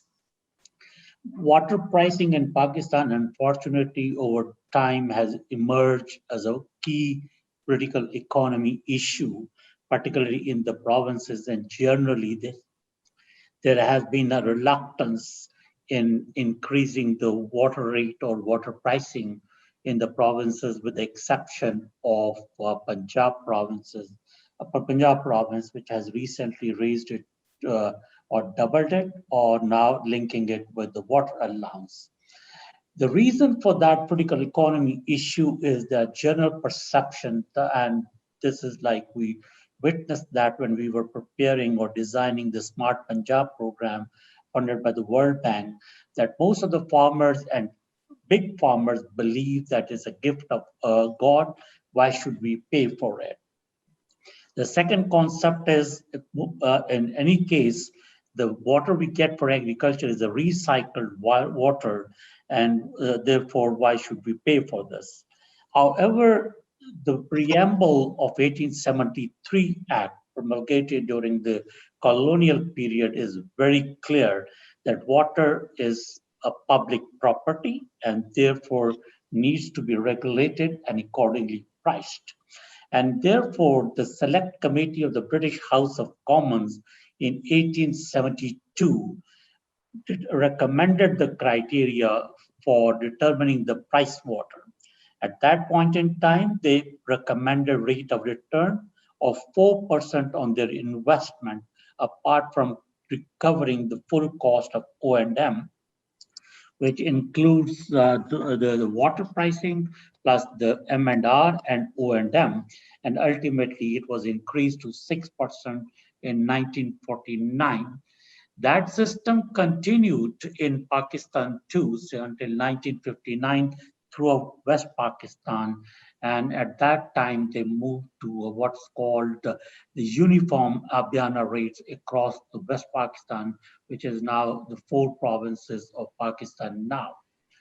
And up till 1970, the Abiana proceeds were more than enough, not only to recover the full O&M cost, but also a small percentage of the capital cost, as observed by Briscoe and Comer in their study of 2005 drying industry in Pakistan.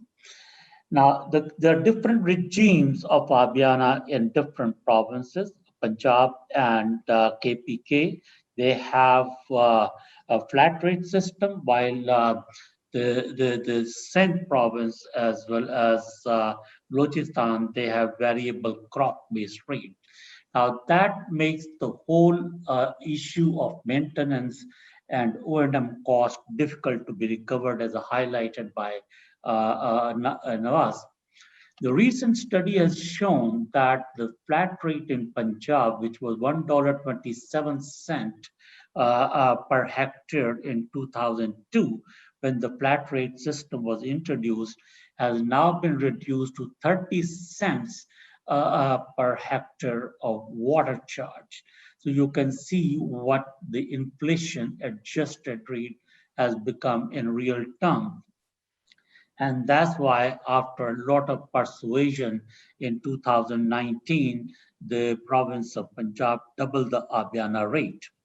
Now, this slide shows the gap between the Abhyana recovered, which is in green, and MNR, which is in blue, and the O&M cost.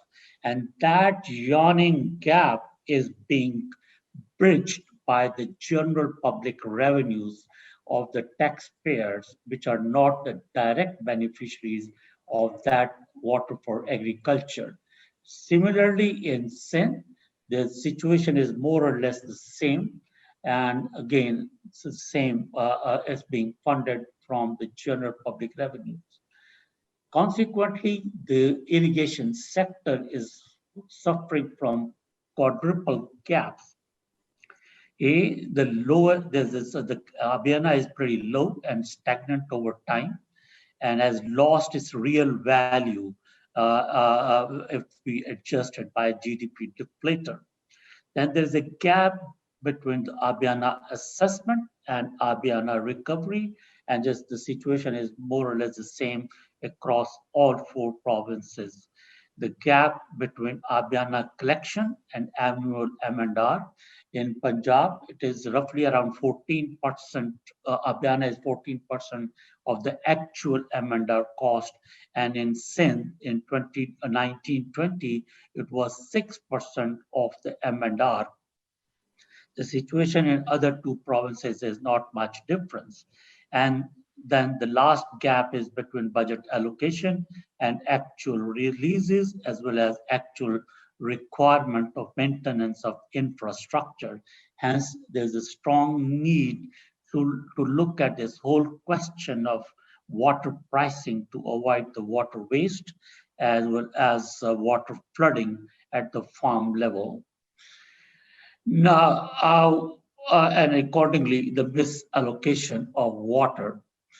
According to the recent World Bank studies, the decentralization, which has been abolished by the Punjab province, but still, and KPK also stopped implementing that, but Sindh was continuing to take that lead.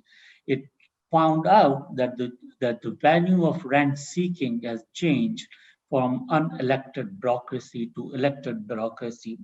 It has raised the issues of inequity in water distribution. It has vastly encouraged and proliferated direct outlets from the main canals. The case in point is Sindh province, and increasing theft and lead capture in water. And with the declining water collection, Abhyana collection, it is now, the burden is increasing more and more on the general revenue. These are some of the sample that I've looked at from the globe, and most of the countries have adopted the model to recover not only the O&M cost, but also partly the capital cost staggering over the economic life of the canal. And in some countries, it is staggered over a period of 50 years, and some it is 30 years or 100 years. But they do recover the capital cost along with the full O&M cost. So the way forward is we need to sort of establish water accounting system by using digital technology. Some of the experiments are undergoing in the province of Sindh in 3 districts, as well as in Punjab, 5 districts with the support of Green Climate Fund. And also ensure the DPR ratio for each canal at all 3 levels to ensure equity, availability of water, and consumption accounting, as the province of Punjab just highlighted. It is equally important to sort of go for groundwater zoning and mapping thereof, and doing some kind of geofencing for the existing groundwater usages, and also take some steps for regulation, licensing, and levying user charges for even the groundwater, the way the Groundwater Act has been enforced by Punjab in 2019, but they still have to establish the Water Commission, as well as taking the next steps for licensing and regulation of groundwater. Install in evapotranspiration monitoring system for consumption of water at farm level for billing them for actual consumption of water. And I think the most important thing, and then why the provinces are not very concerned about increasing the water rate, is because they are getting the water free of charge as a bulk supply as per 1991 accord. And the rest, the entire maintenance of infrastructure of Indus Basin is being borne by the federal government, with the exception of canals and miners and water courses. So if the forum can consider to put up a charge on the bulk supply to recover the cost of maintaining the Indus Basin infrastructure, as well as developing it further, that might generate enough pressure at the provincial level to recover the full O&M cost. There's also a need to rationalize the staffing in the irrigation department.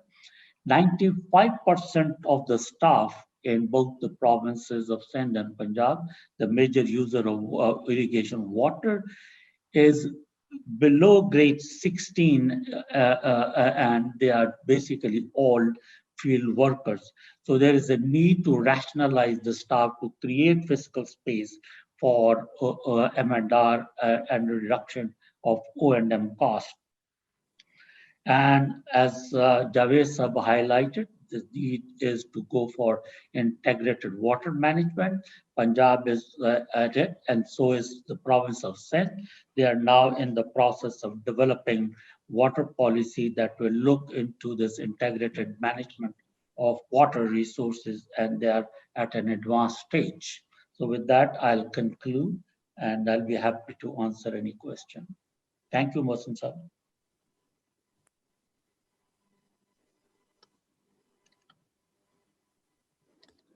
Thank you, Ranza, for sharing the insight. And I must say that from the things which you talk as a way forward, those are very close to my heart. And then the work which we do it, because unless you have the water accounting system, you cannot develop the plan, and you cannot do groundwater governance is there. And now with the geoinformatics approaches, that there is a lot of possibility to get the information in a digital way, and that could help us to make the decisions in a better way, based on evidences. And that's where, again, you highlighted that the data is one of the limitations, which we'll be discussing a bit more on the data issues and later on. Thank you very much. Anyone from the online audience? There is time for one question. I will discuss this Pakistan water security issues and way forward. This is a presentation sequence. First of all, Holy Quran and rivers. There is one verse in the Holy Quran which says, وَسَخَّرَ لَكُمُ الْأَنْهَارَ, and we have made the rivers for service unto you. So you can see the importance of rivers from Holy Quran. Rivers are of immense geological, historical, economical, and cultural importance. It has a key and life-sustaining roles. All the civilizations has developed along the river banks, and those countries who have managed and controlled rivers, they have got huge prosperity from this thing. Exploration of rivers has turned the water and food deficient economies to food surplus besides industrial growth on account of hydropower development. And these are the examples of the countries in the recent history. And there is a strong linkage of water for social economic development and social issues. Like its availability creates food, health and energy security, development and employment, then exports and foreign exchange earnings, environment and biodiversity. And the scarcity has the impacts which you can see: water thefts, hungers, unemployment, waterborne diseases, environmental degradation, water refugees, and consequently water wars in some cases. And the most authentic indicators of water scarcity is this Flankenmark indicators. There are the 4 limits. If it is above 1700, the water scarcity is very rare and it's good situation. It's less than 1700 cubic meter per capita, then the country faces seasonal or regular water stress conditions. And if it is less than 1000, then it's a water stress country. Water shortages hamper health and well-being of human beings. Economic activities are severely affected. And below 500, this shows constraints to human beings. Now, some global perspective of water. Globally, 97% of the water is saline, only 3% is fresh water. And in this 3%, 2% cannot be capped. It is capped, it cannot be exploited. This is capped in glaciers and icebergs. Out of the rest, 1%, the 20% or 0.2, this cannot be captured. Only 0.8% can be, this is available and it is finite. But you can see that 0.8% accounts for 43,659 billion cubic meters. And this, if we divide this by the population of the world, 7 billion, we get an average of 6,000 per capita, per cubic meter per capita. So with this condition of 1700 cubic meter per person per year, this water can cater for population of 26 billion people. But the problem with this water is that availability is not uniform in space and time. And besides, there are rainforests on one places and there are deserts in other places of the world. So this is the problem with this global water. Water insecurity costs global economy US $1,500 billion annually. The Organization for Economic Development, this projection says by 2025, 3.9 billion people will be subjected to severe water stress. And in this, the South Asia has the largest global concentration of water-related risks, including severe impacts, droughts, and floods. The USA economy is at severe exposure to flood risks. Its annual cost damages is US $54 billion from fluvial and coastal flooding. And economic impacts are severe in countries which are dependent on agriculture, less access to safe water supply and sanitation. Now coming to Pakistan perspective. Pakistan is one of the world's most arid countries. Over 75% of the country receives rainfall less than 250 millimeter annually. And 20% of the country receives water less than 125 millimeter. And the country is heavily dependent on a single Indus River basin system, which has a huge vulnerability and with little flexibility. Water is mostly derived from the snow and glacier melts. We have surplus water available for 30 days only, and the rest of the 335 days, the availability is much, much less than the demand. For better water management world over, we should have 40% of the total available water that is required for storage. In our country, unfortunately, it's only 7%. And just an example, in the this last decade, 3 floods, we have wasted 90.27 million acre feet water gone to the sea and uncaptured. Now, this is another Pakistan's perspective, percentage water used in agriculture sector. We have the 90% of the water used in agriculture sector compared to the other countries. Just look at China, only 65% used in agriculture. The US use 42%. Germany use 20%. And Australia use 12%. But even then, we have the lowest contribution of the water in GDP. Similarly, we have the very less carryover capacity in the world. Like USA has 900 days carryover capacity on Colorado River. Australia has 600 days on the Murray-Darling Basin. India 120 days to 220 days. Pakistan have just 30 days carryover capacity. Similarly, the reservoir sedimentation is taking place at a very fast pace. The biggest reservoir, Tarbela, this has been silted and it has lost 40% of its capacity. We have severe water shortages in Rabi and early crops. A reservoir reaches the dead level in February and March, which is the critical wheat maturity period. And that's the reason we have lowest wheat production in the world. Storages do not cater for requirement of agriculture infrastructure. We have only one feasible site on Chenab River for dam construction. Mangla Dam has already been raised, and we have only Indus left for mega storages. Of 104 million acre feet annual canal withdrawal, 58.3 million acre feet reaches the farm gate. And you can see the scenario, almost 40% we loss in the conveyance system. That seeps into the ground and other losses. The situation is also grim when we come to the groundwater system.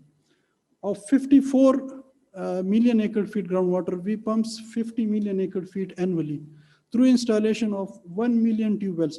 And you will be surprised to know that these tube wells were only 10,000 in 1960s. Now they have risen to 1 million in numbers. One good initiative which government took in 2001, that was Water Vision 2025. It has a huge objectives, but I would summarize it here. Like in water sector, we have achieved these projects, dams and canal projects, and storage has been increased by 12.15 million acre feet. And the cultivable command area has increased by 1.1 million. Similarly, when it comes to the hydro, this was another important objective of the Vision 2025, that we would achieve 16,000 megawatt of hydropower by 2025. Alhamdulillah, we have achieved some projects under construction, so that will rise up to 12,000 by 2025. Now, the ongoing government of Pakistan initiatives. Right now, we have 91 public sector development program funded water sector projects. These are at various stages like feasibility, detailed design, execution, near completion, mid stage. And this is a total outlay of almost 47 billion rupees. You can say $10 billion outlay of total project. In this, WAPDA has 24 number, the Balochistan government has 36 number. One of my colleagues pointed out that we have completed 30 in Balochistan, and this is improving the groundwater situation in Balochistan. Because most of the Balochistan is outside the Indus Basin. They have their own Makran and this coastal basins. So the best strategy is to construct small and medium dams for local conservation. And this is what is now, we have major focus on the projects. KP has 15, Sindh 8 numbers, Punjab 5, and others 3 numbers projects. During financial year, we have allocation of 90.3 billion. And this has been increased from the previous allocation of 64 billion. Because as per the national water policy, we should have at least 10% of the total allocation for water sector. So for total 900 billion PSDP, we have allocated 90 billion, which is 10% of that. 25 projects, water sector projects, are likely to be completed in the current financial year. And the biggest achievement which we have made after 5 decades of construction of Mangla and Tarbela Dam is that we have been able to start the construction of Moman Dam hydropower project in 2019 and the Amir Basha Dam in 2020. So what are the future challenges? This has been elaborated quite in detail, so no need to go into the details. We are 7th most vulnerable country with respect to climate change. And there are World Bank reports, water economy running dry. You can consult it, it's very comprehensive. Poverty and employment, water requirement of 120 days storage versus existing 30 days, already explained. The most important things are the last two, that we have average 24 million acre feet still available for storage, and this is above the requirement of seawater intrusion and all these things. This still goes unstored to the sea. And we have a barren fertile land of 20.3 million acre feet which can be developed. And this is the water management challenges. You can see we have already reached the threshold of 1,000 cubic meter in 2020. The most important thing is the national water policy, which has been discussed in detail in some of the presentations. But here are the key 6 targets which have to be achieved and which are aimed to be achieved by 2018 to 30. 30% increase in water use efficiency. As you have noted, we have a lot of loss in the irrigation sector. High efficiency irrigation system and realistic water pricing. I had a very good discussion with this today and had learned a lot about this water pricing from the few presentations. Gradual replacement and refurbishing of decades old irrigation infrastructure with asset management plan. Construction of the Amir Basha, we are already on it. And plus, this also says that we should have 10 million acre feet storage capacity, including the Amir Basha Dam. Real-time river flows monitoring by IRSA telemetry is in progress, the telemetry monitoring project. Standardization and uniform mechanism for data collection of various water resource parameters. And 33% reduction in conveyance losses through canal lining. This is also the main targets of national water policy. And this policy is in line with the sustainable development goals of the UNESCO. Way forward, Pakistan has to improve water governance management. Already this has been elaborated. Just I would see the introduce principle of 3 R's: reduce, recycle, and reuse. Thanks a lot. Any question? Assalamu alaikum, and thank you all the respected organizers of this very significant water conference challenges. So I'll be responding to the question, out-of-box proposals for education and awareness. I'll be very brief because I have skipped most of the data and tried to rely on some of the infographics to highlight the significance of digital media technology for the implementation of water policy. Please, next. Oh, thank you.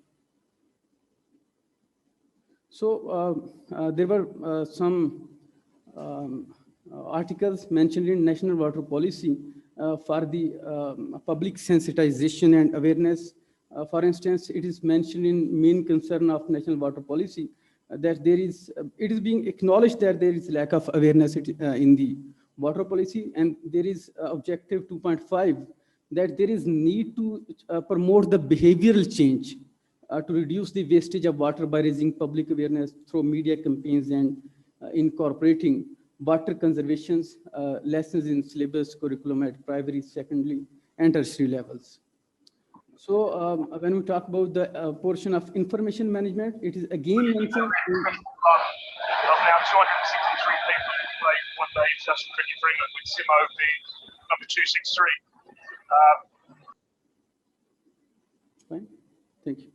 So it is again mentioned in policy document in the section of information management that there is need of a deliberate effort to work on the water sensitization and public awareness.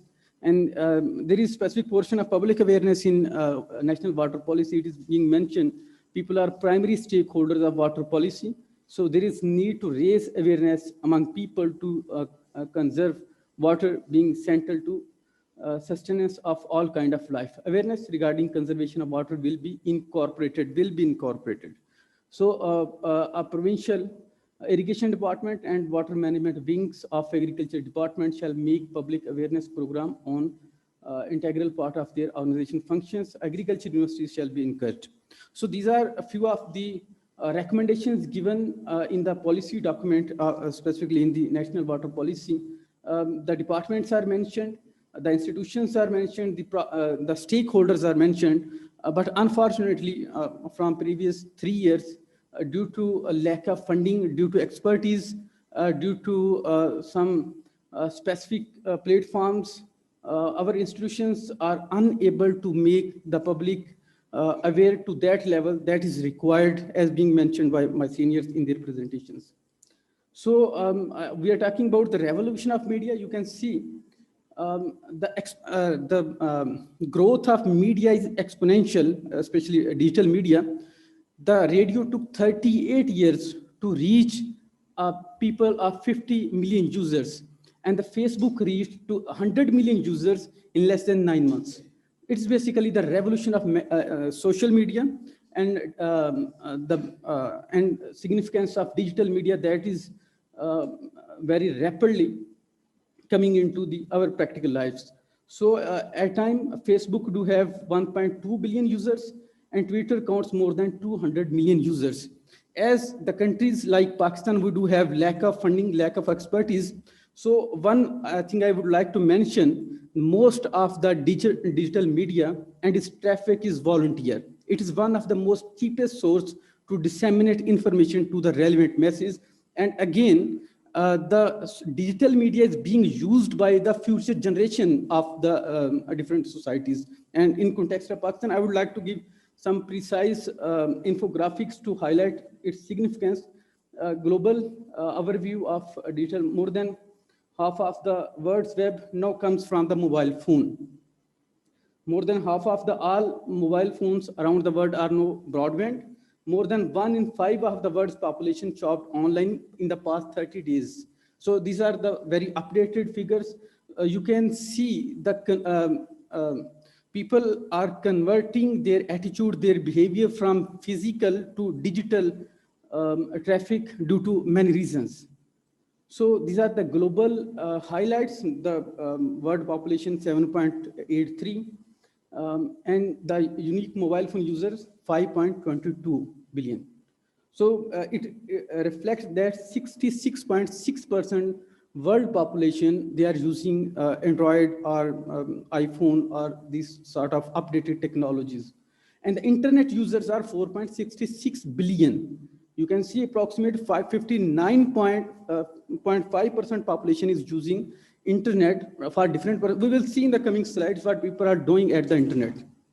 So 4.2 billion users are the active media users, 4.2 billion. It means 53% of the world population is the active user of internet. Global growth. In January 21, these reports are given by one of the very prestigious institution. There is a growth of 1%, unique mobile users grow 1.8, 93, there is addition of 93 million users, internet 360 million users added into digital media traffic. So when we talk about the case of Pakistan, there are 173 million mobile connections in Pakistan, equivalent to 77% of total population of Pakistan. So there are 61.34 million internet users in Pakistan in January 21.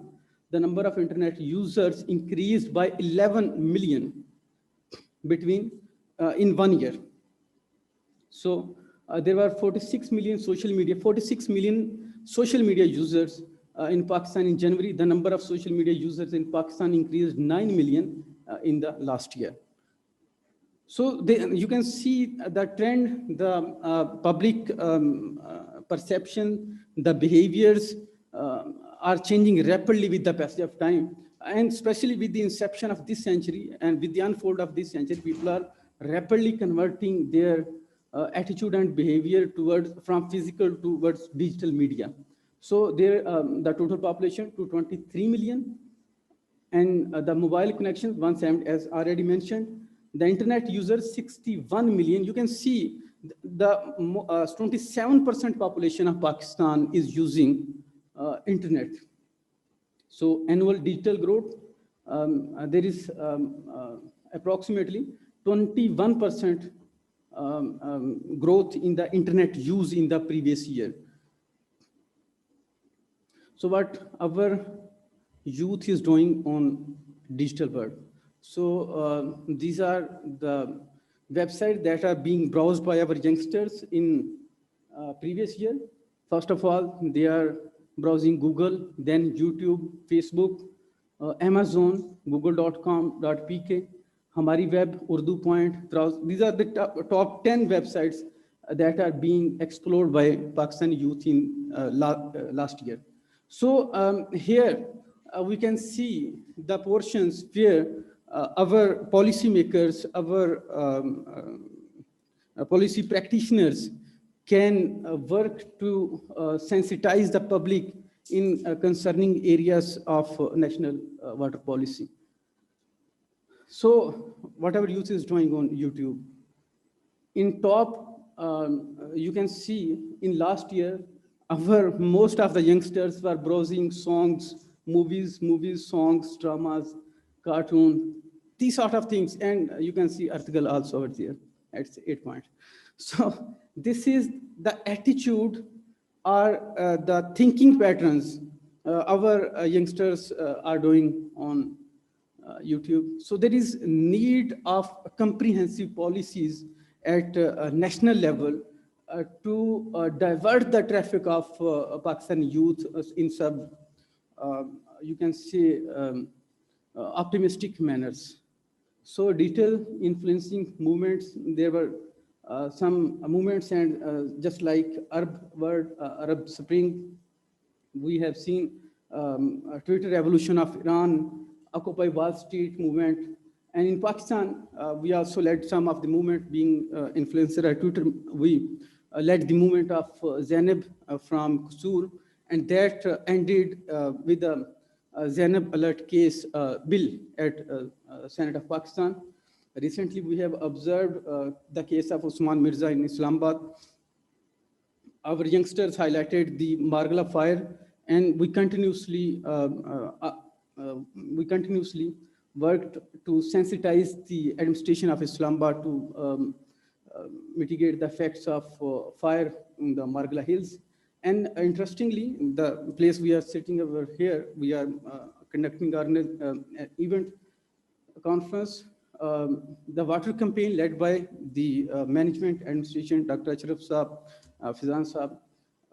We unleashed a campaign at Twitter, that is Water for Pakistan, and we created some infographics and some banners and hangers, and we devised some hashtags for that campaign, and we hit the panel. We were trending in top 10 on previous Water Day. So social mobilization, and I'll skip these slides, that can be the outreach plan for the sensitization of water policy. We can have some website articles, conferences, webinars, voiceovers, podcast storytelling, formal interviews, hashtag campaigns. That is some of the area where youth would like to engage. Documentaries, short documentaries, and infographic and Twitter threads. Twitter thread is one of the most attractive media where microblogging attracts youth to get information. And this can be the way forward. Digital media strategy is need of the hour. Digital media monitoring and response strategy need to be in place. raise engagement of youth and awareness of accessible data centers need to be placed, authorize and empower the institutions, and our policymakers need to identify the target audience that can disseminate the message of national water policy, shape online environment for water campaigns, get information, respond quickly, and amplify the message. That's way for our government institutions. Repetition is the key to success. What we do at social media when we start a campaign, we start repeating it again and again with different sort of hashtags. So in case of water, we can do that. Rely on infographics. People don't have time to read 10 minutes article or some sort of these things. So infographics can be one of the solution, video graphics and graphical explanation. Thank you for your time. Thank you. Thanks, Kasha, for sharing some of the insight, and I learned a lot about from that one. That yes, fully agree that there is a lot of potential for the infographics and other thing, and that could promote that the old ways of the extension services, so that could be done with the new way of the gadgets and everything is there. Thank you. I think we'll go to the last speaker of that one, the Shahid Hamid Sahab from the WAPDA, and he will be talking about the water management initiatives of the WAPDA. Shahid Sahab, over to you. And please, just to be concise for 10 minutes. Thank you.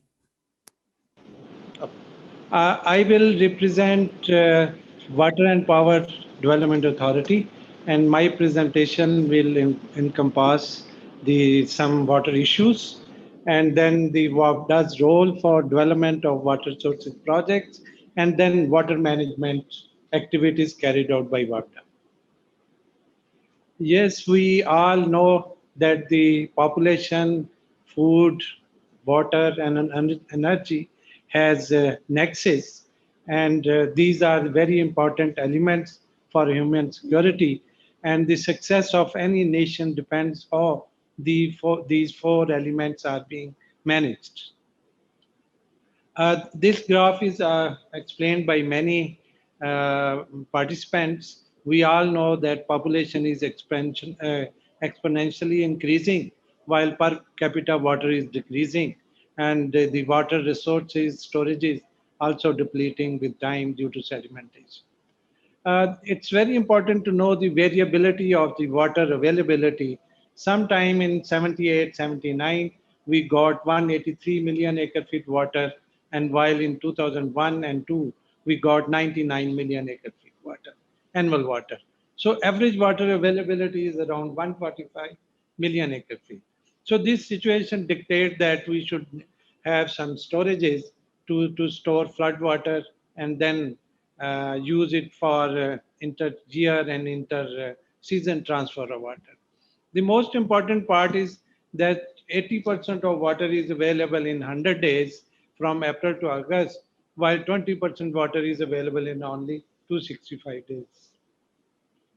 And we have only storage available, which is only for 30 days.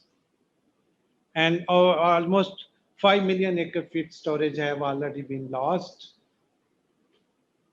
So now I will just discuss that how we manage collect stream flow data, sediment data, water quality data, and climate data. And we collect, analyze, compile, publish, and share for planning of water and hydropower projects, forecast, project, and carry out research. So the most important part is that we share this data with researchers and research organizations free of cost. One of the organization is Glacier Monitoring Research Organization, who has installed 20 automatic weather stations in glaciers, and hourly data is received, and that data is used for forecasting of short-term and long-term water availability in the country. These are different sites. One of the site is at Khunjarab, and where we on all these sites we measure temperature, precipitation, relative humidity, solar radiation, snow water equivalent, wind speed, and direction, etc. So we are also operating the models to forecast the water availability. Now we have also started snout surveys and stake surveys for ablation, for data collection for climate change impact studies. And the most important part is we are going to install new 30 automatic weather stations and automatic river level stations in upper Indus Basin for more to cover more area and more data. And then we have also developed a model to have snow runoff model for Kabul River Basin. And we also interlink this model with the already developed model for Chenab, Jhelum, and Indus rivers. And currently, we have also started isotope analysis, permafrost studies, and gloss studies. We have another organization, Hydrology and Research Directorate, which is responsible to collect the flood telemetric data, and then we share it with the Pakistan Meteorology Department for flood warnings. And we also share that data with Flood Commission, Ministry of Water Resources, Indus Commissioner, and many more organizations. And we have a plan to upgrade. We have already upgraded these stations, and now we have plans to intensify our gauging systems in our floodplains. One of the organization is Surface Water Hydrology, who collects stream gauging data and climatic data, and we share it with all stakeholders, Pakistan Commissioner for Indus Water, then for planning purposes, research purposes, provincial departments, and Ministry of Water Resources, Flood Commission, PMD, etc. Surface water is maintaining around 173 number stations in Rawalpindi, through Rawalpindi, Peshawar, and Dadu subdivisions on almost all river basins. We prepare annual reports. Since last 2 years, we started preparing digital annual data reports regarding river and climatological data, and then sediment appraisal reports. Monthly reports are shared with PCIW, and daily data is shared with Ministry of Water and Indus Commissioner regarding Neelam River. And one of the most important part is we every day at 8 o'clock, we share water situation in the country with the print and electronic media. Water Source Management Directorate is responsible to collect data and share it for flood forecasting. And we have that flood warning stations, 18 flood warning stations, and they readily give during flood days hourly data, and that is shared for flood warnings. And as well as a water situation in the morning, and we also prepared annual reports. Currently, we are working on AFD funded project to install 9 stations. Neelam Jhelum station, 4 stations have already been installed. Those are automatic telemetric stations.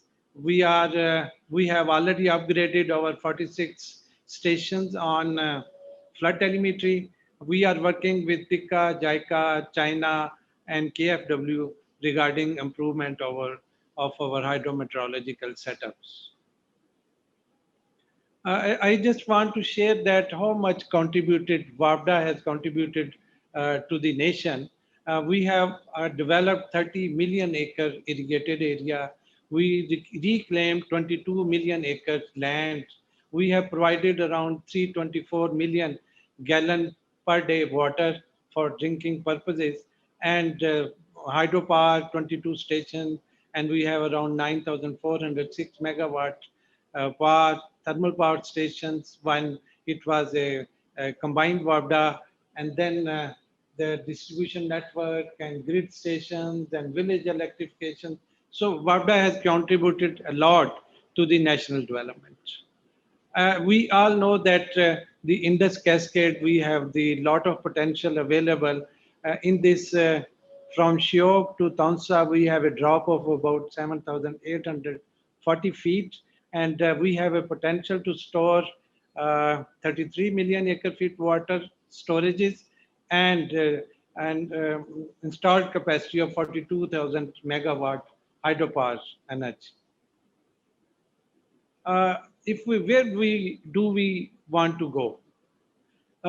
Presently, population is around 207 million. In 2050, it will be 312 million, and which will need more water, food, energy, and we need around 70 million acre-feet of additional water.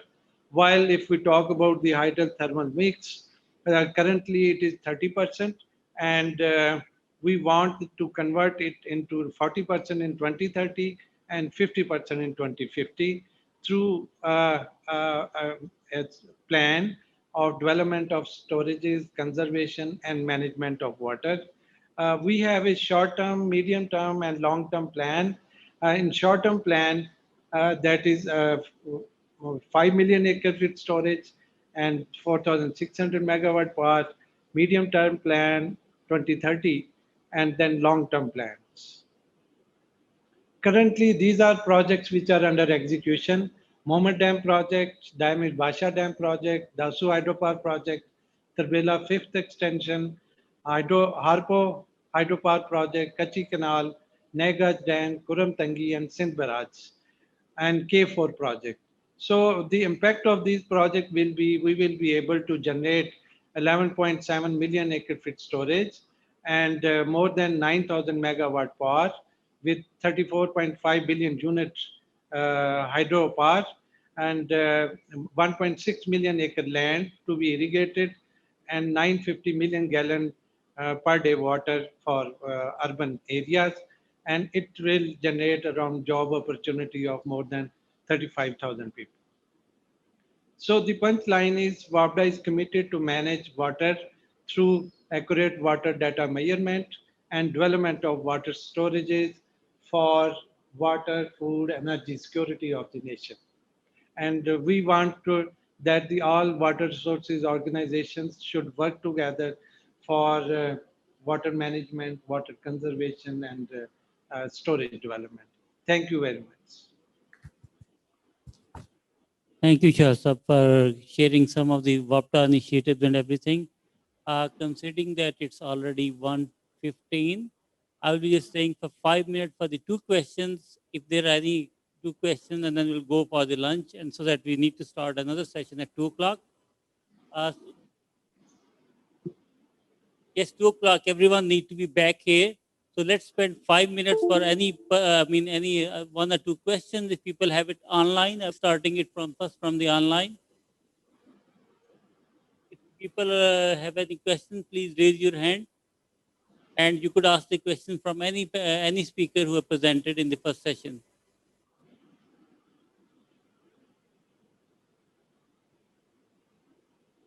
Okay, any शायद ये बताया कि बहुत से departments जैसे इसको हम data share करते हैं, तो मेरे ख्याल में अगर PCRWR भी उनका एक स्टेक होल्डर बन जाए और उनको इनके साथ भी ये डेली बेसिस पे सेडिमेंट का और रिवर का डेटा शेयर करे तो अच्छी बात होगी. Why not? Why not? We should share it, and let's talk officially and develop some system to share data. Thank you, Shah Sahab, for that. Hopefully, it will be free of cost. Definitely. Sure. On the lighter side. Because it's a research organization. Thank you. Just a brief question. In the morning, it was mentioned, giving the example of Australia, Madam explained that there the principle after Water Act was there, and Dr. Sahab, you have also worked over the years, that first you pay and then get the water. From the presentation in the morning, particularly from Punjab, we heard it was just that against 40,000 liters of water for agriculture for 1 rupee. It's a literally free water. So how we are heading towards, going for charging more on water, and simultaneously, what's the, we have seen from Punjab that they're under the new act, everything under the sky and water is going to be under Punjab Agriculture Department. So irrigation department, I'm sorry. In 90s and early decade of this century, there was a PDAS reforms and all. Where is that system which was used for, water resources management, delivery, and also the Abiana collection and so forth? Thank you, Mr. Aksab. You have raised very important question that whatever the initiative, the policy levels, we are starting it, and if we are changing those things, then what are the key constraints? Why we have make those initial decisions so that we have a long-term kind of the policy and that's the implementation there. Dr. Javed Saab, if you're online.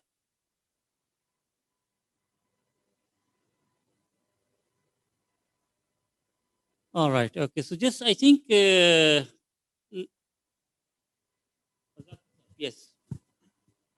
Dr. Saab, Gil Saab, thank you very much. And you have asked very relevant question. And the Punjab Irrigation Department has been doing many efforts from time to time to get the Abiana rates raised. But this is again, you know very well that it is a political issue. And every increase in rate in Abiana has to go to the cabinet and provincial assemblies and other authorities. So recently, the Abiana rate has been doubled. I think Dr. Javed has mentioned in his presentation, the previously rate during last year, we have got it doubled, and this is a very big achievement by the Punjab Irrigation Department. Of course, it is not meeting still our O&M cost, as we have seen the global example, but we are on it. First of all, we have to take the stakeholder on board. We have to make them realize that the water is a not free commodity, it is precious atom. We should pay for it. So this depends upon the both ways. If the people are ready to pay, then the department is ready to increase the Abiana rates. Thank you very much. Just, I mean, no, that's right. Thank you, Dr. Saab, for sharing. But I think we need to have a third-party role for the independent monitoring, the data custodian. That data could be analyzed, and that data could be shared publicly available, free of cost to anyone, because we are talking about 21st century and all the data, what's available, and that data could be used for water sources management decisions. Our reports should be available for water accounting at the level, national level, and those things will be the right way. But obviously, that's a long journey, and we'll be talking in the afternoon in session a bit more about the water data and the issues there. Dr. Manzoor Saab. Thank you very much. My question goes to Federal Flood Commission or any person relevant from WAPDA. Chenab River is one of the major tributary of the Indus River system, but there is hardly any site available for storage reservoir. I want to ask whether WAPDA or flood, FFC have any vision for bringing the flood water of Chenab into beneficial use, because the Chenab is a flood generating tributary.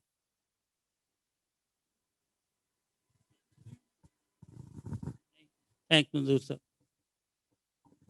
Thank you. As I explained, I have recently joined the Planning Commission. Previously, I was in WAPDA for 11.5 years and was part of most of the Water Vision 2025 projects. Right now, there is only one feasible site, Chinot Dam site, which has almost over 1 million acre-feet storage and 80 megawatt generation capacity. And it will have a irrigation of command area of over 1 lakh. So this is the only feasible site on Chenab, and WAPDA is, I'm sure it has completed the feasibility study of that. So now it will go to the detailed design stage and all these things. Thank you very much. The last is colleague from ICMO. Thank you. It's Mudassar from ICMO. I couldn't see any strategy shared by the Punjab government or federal government regarding hill torrent management. actually that is a potential of 9 million acre feet, and that has been neglected, or it has not been reported. Thank you. Thank you. Zakir Saab is here.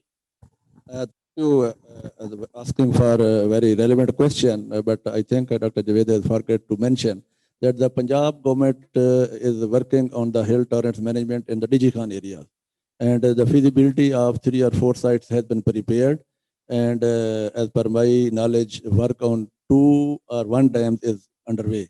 It has been started at site. And there is a good potential of this is hill torrents, and the Punjab irrigation department is already on it. Thank you. Just considering that the time, and then we need to start another session.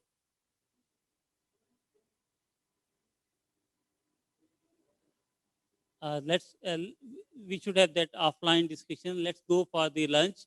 It's 1:25. I will be asking everyone to be back at 1:55 so that we could start the session. So you have a 30-minute for the lunch. Thank you, everyone. And thank you for all the online participants.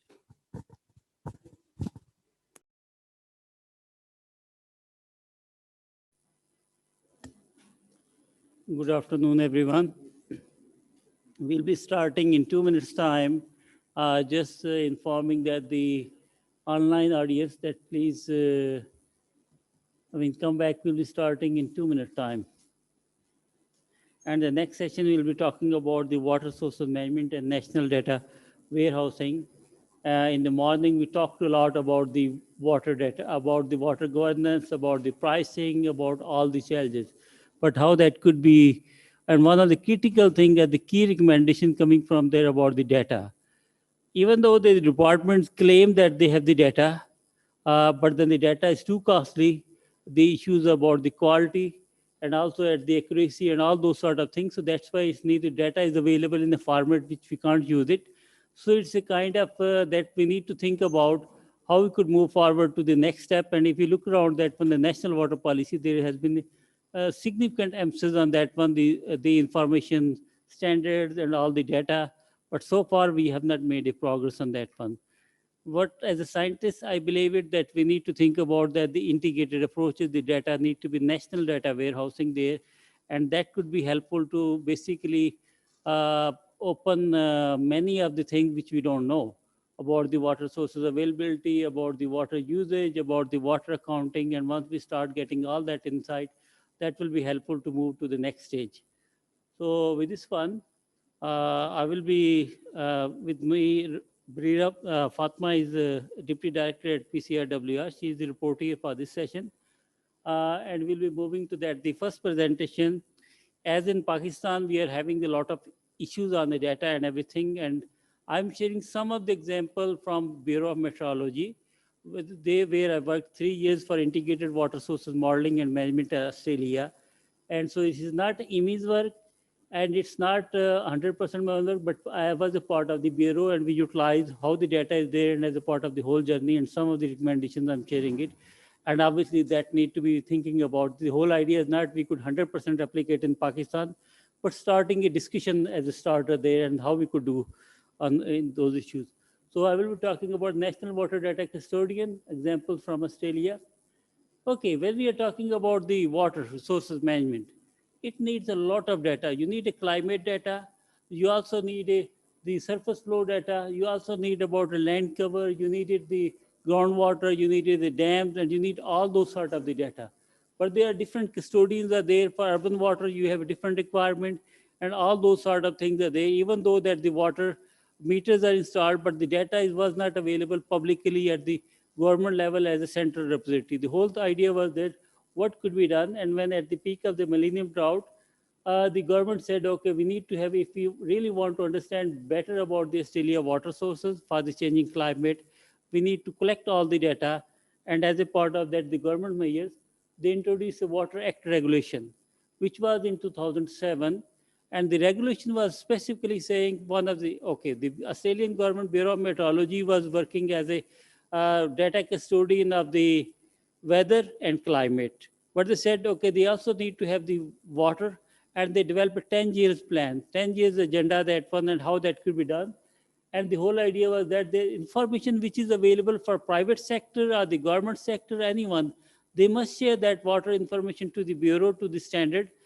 So that could be rationalized, harmonized, and then make sure the quality of the data is there.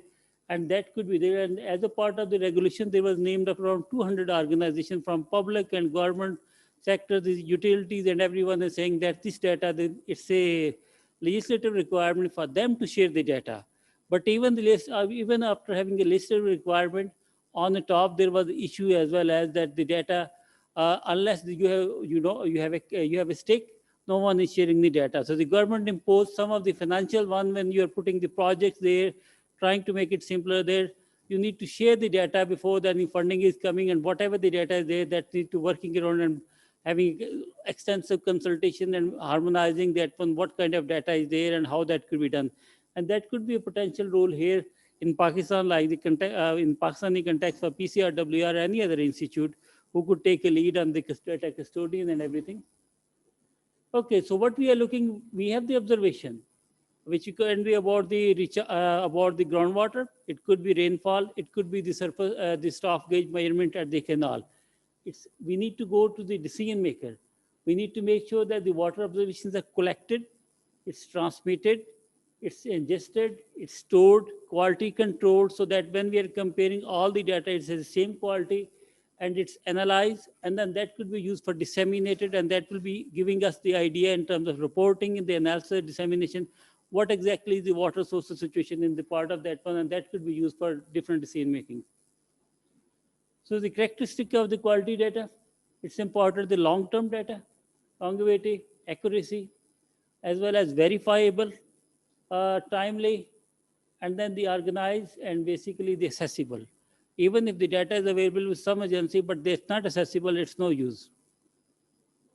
The water data standard was important, that when we are comparing data from one side to the other side, so that we have a standard there. There was enough work for the 3 years and thinking about standards for the assess the data when it's coming from multiple sources.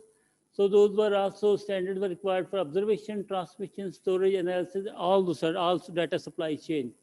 And then the Bureau developed in consultation with CSIRO, they developed a national water information standards for Australia.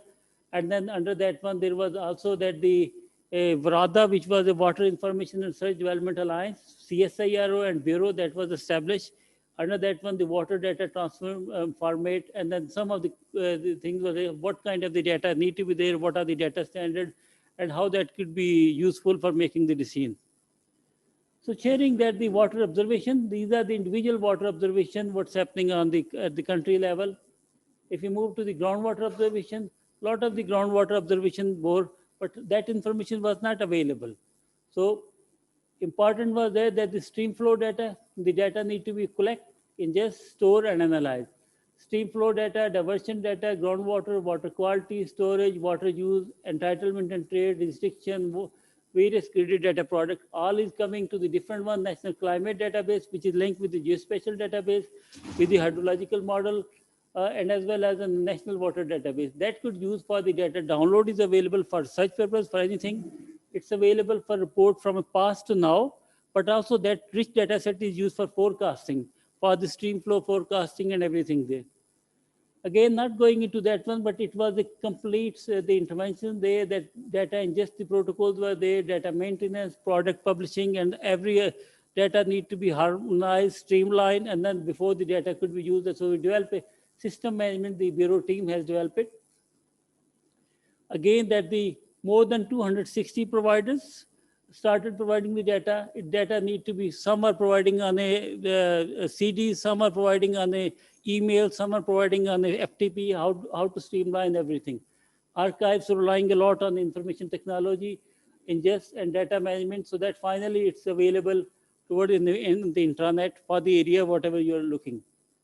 Once that information was available, that was used for this water storage. All the water storage across Australia, whether it's a local, it's a small dam or large dam, that sort of information was available on a daily basis publicly. So people in that community know that how much water is available and how that's linking with their availability.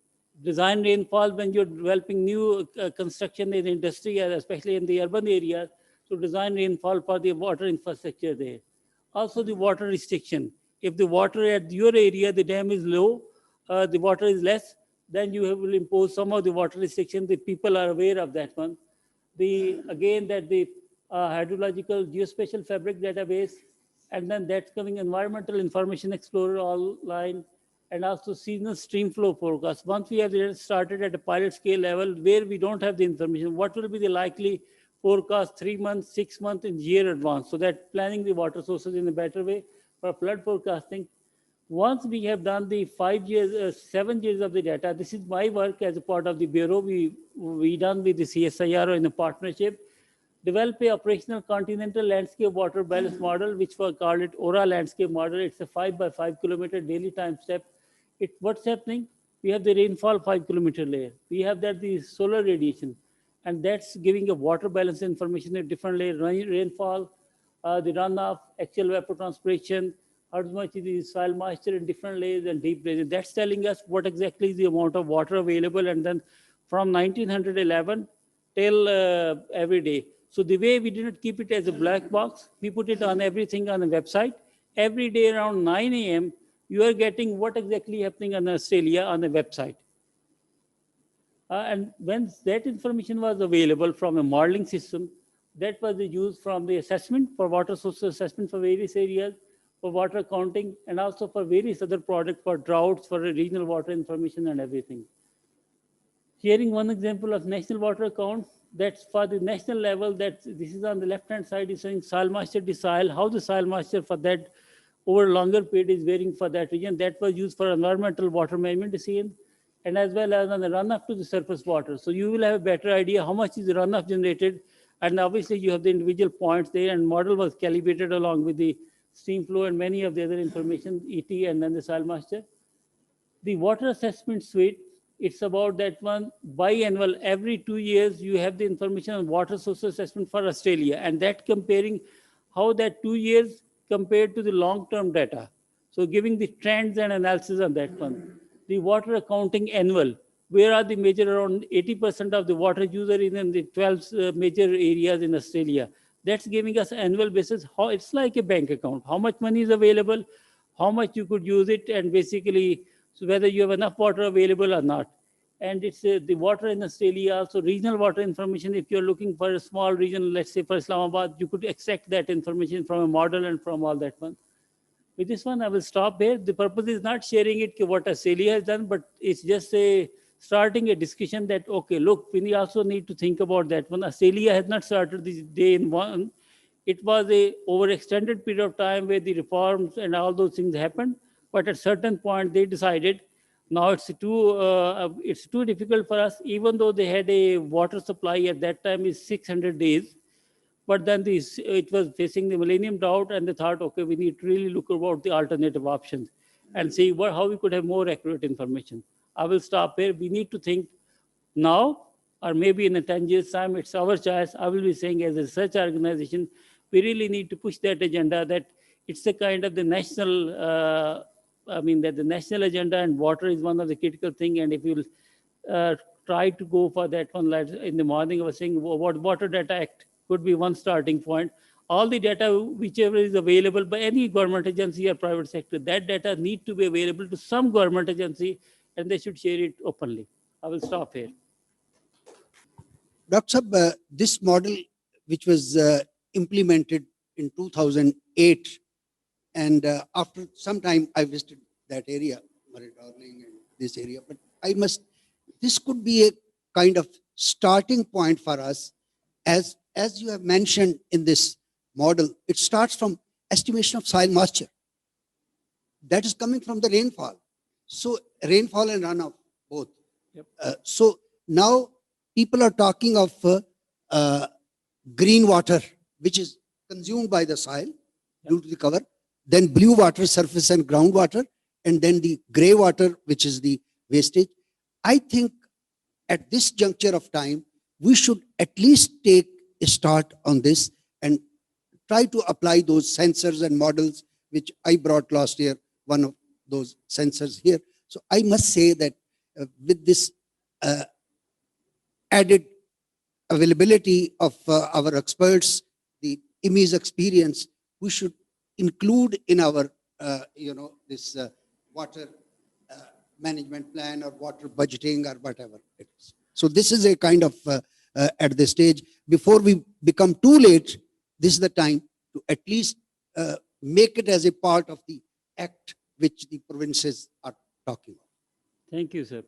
No, I think that's very valid suggestion. I think that there is a, it's not, we are not, there has been some work done by many of the international researchers, like Dr. Mobeen was here, CSIRO has spent, Australian government spent 5-6 years at the funding. Many things are there, but it's just a kind of that the data is not available. And if the data is available, it's in a patchy format. And we need to start somewhere. Once we have this something, and it's not, we cannot roll out the whole of Pakistan. We need to select 1 or 2 priority areas as a pilot project and saying it how the things will be working. And that's the role model which, the Australia has applied it. Thank you, sir, for taking question from me as well. Initially, pehले session mein we had some time constraints. So I wanted to ask few questions, but I think now I should ask the question. Sir, you have done a very comprehensive study regarding water assessment in Australia. And I would like to ask about the data quality and data processing.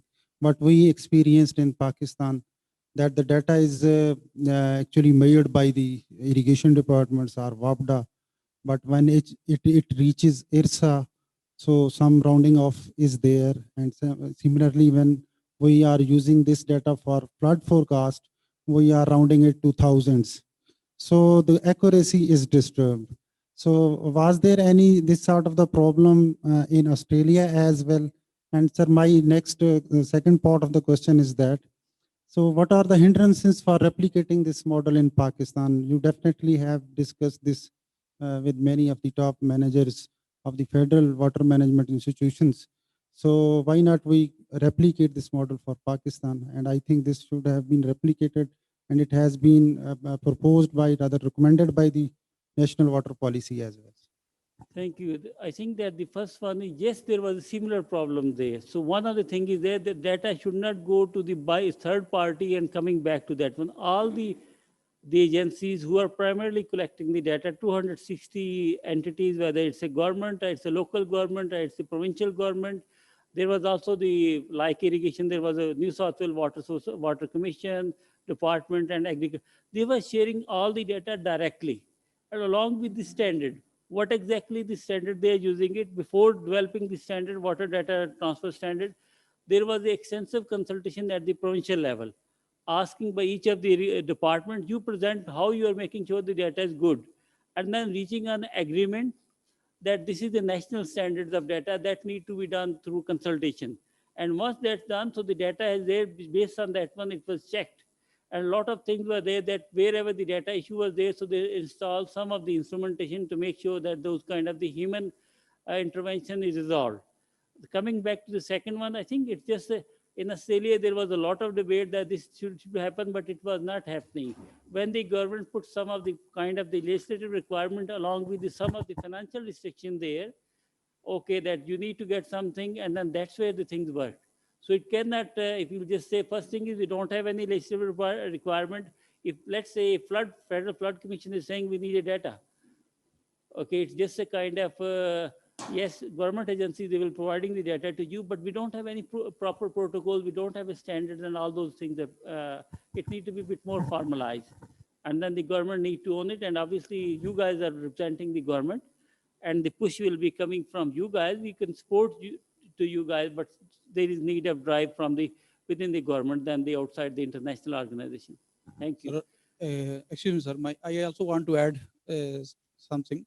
I want to talk about the ethical use of water. Ethical use of data. Mostly people, they don't trust to share their data, or there's also a manipulation of data. So there should be there's a need to develop trust and on the ethical use of data. Thank you. Yes, I think that the problem, once you go to the real stakeholder consultation, I am not saying that one, the consultation for this, the Bureau took 5 years, not a 1 year. to go to that one, there was a dedicated team who was going to the different provinces and sitting with their local government level and developing an agreement, sharing openly what they are doing it, when they are receiving the data, and they were not interested in interpreted data. They were interested in raw data, and it was a requirement. All the raw data need to be provided along with the metadata. Once you will start there, after some analysis, there was a dedicated team, IT experts, not one or two, but around 10, 20. They were analyzing it and getting the trend. And that you could get a lot of them, which data is fudge, which data is correct. And if the data is fudge, then you could place that, the instrumentation and some of that to improve it. And utilize remote sensing as a backup and all sort of things. I think with the time, considering the time, I will move on to the next one is, next speaker is Mr. Suhaib bin Farhan, General Manager, and he's the SAR Wing Sparco, monitoring of water sources through satellite technology. Sorry, thank you. Assalamu alaikum and good afternoon, ladies and gentlemen. I am Dr. Suhaib bin Farhan. Today I am representing the National Space Agency of Pakistan, SPARCO, and I am very thankful to the organizing committee to give us an opportunity to present our stance over here. So today I will talk about the role of satellite remote sensing or satellite data in water resource monitoring. As in the last presentation, we have seen some products of the satellite data. So I will discuss about some of the studies which we are conducting during the past 10 or 15 odd years. So as you know, the main resource of water is coming from the Indus Basin, which is around more than 1.3 million square kilometer of area. So to monitor the water resources from this area, we need a very large synoptic coverage and and as well as the repetitive coverage. So here the satellite technology comes into play its role, and it provides up the opportunity and mean to collect data by different means. And with the help of that data, we can monitor various sort of water resources in the region. So due to the shortage of time, I will go very fast in the presentation. We have some assets in space, like Pakistan have 2 satellites in space, PRSS and PAK-TIS-1, which provides us the data on very high resolution, like 0.98 meters. So we have this data. Anybody can acquire that data and can make their analysis for the monitoring of water resources and other aspects of this domain. So I will not getting into the detail. It is the image of our satellite data, PRSS-1. It is the image from the Tarbela Dam. We also have some other foreign satellites data like SPOT and plates and TerraSAR-X. It is also a very high resolution data. So we provide 1.5 meter and 0.5 meter resolution data, as well as the synthetic aperture radar data, which is a resolution with the 0.25 meter resolution. So we have both global coverage as well as the regional coverage.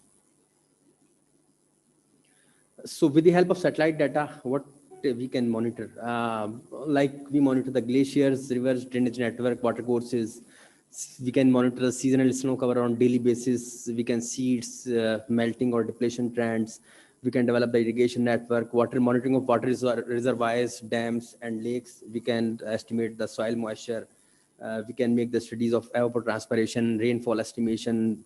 We can also use up to some level the water quality assessment of waters or reservoirs from the rivers, and as well as you know that we also have a history of floods, so we also can monitor the flood disaster from these satellite data. So during the last few hours, around 5 to 6 hours, everybody is talking about the policy and the management. In the last presentation, Dr. Mohsin has covered some aspects of, like he also talked about this remote sensing. But the main thing which we did not discuss about the glaciers. When we talk about Pakistan, more of our water comes from the glacier or snow melt. If we talk about the Tarbela Dam, we have more than 70% of the water flows come from the glaciers or snow. And in the context, I would tell you, we have more than 6,500 glaciers in Pakistan.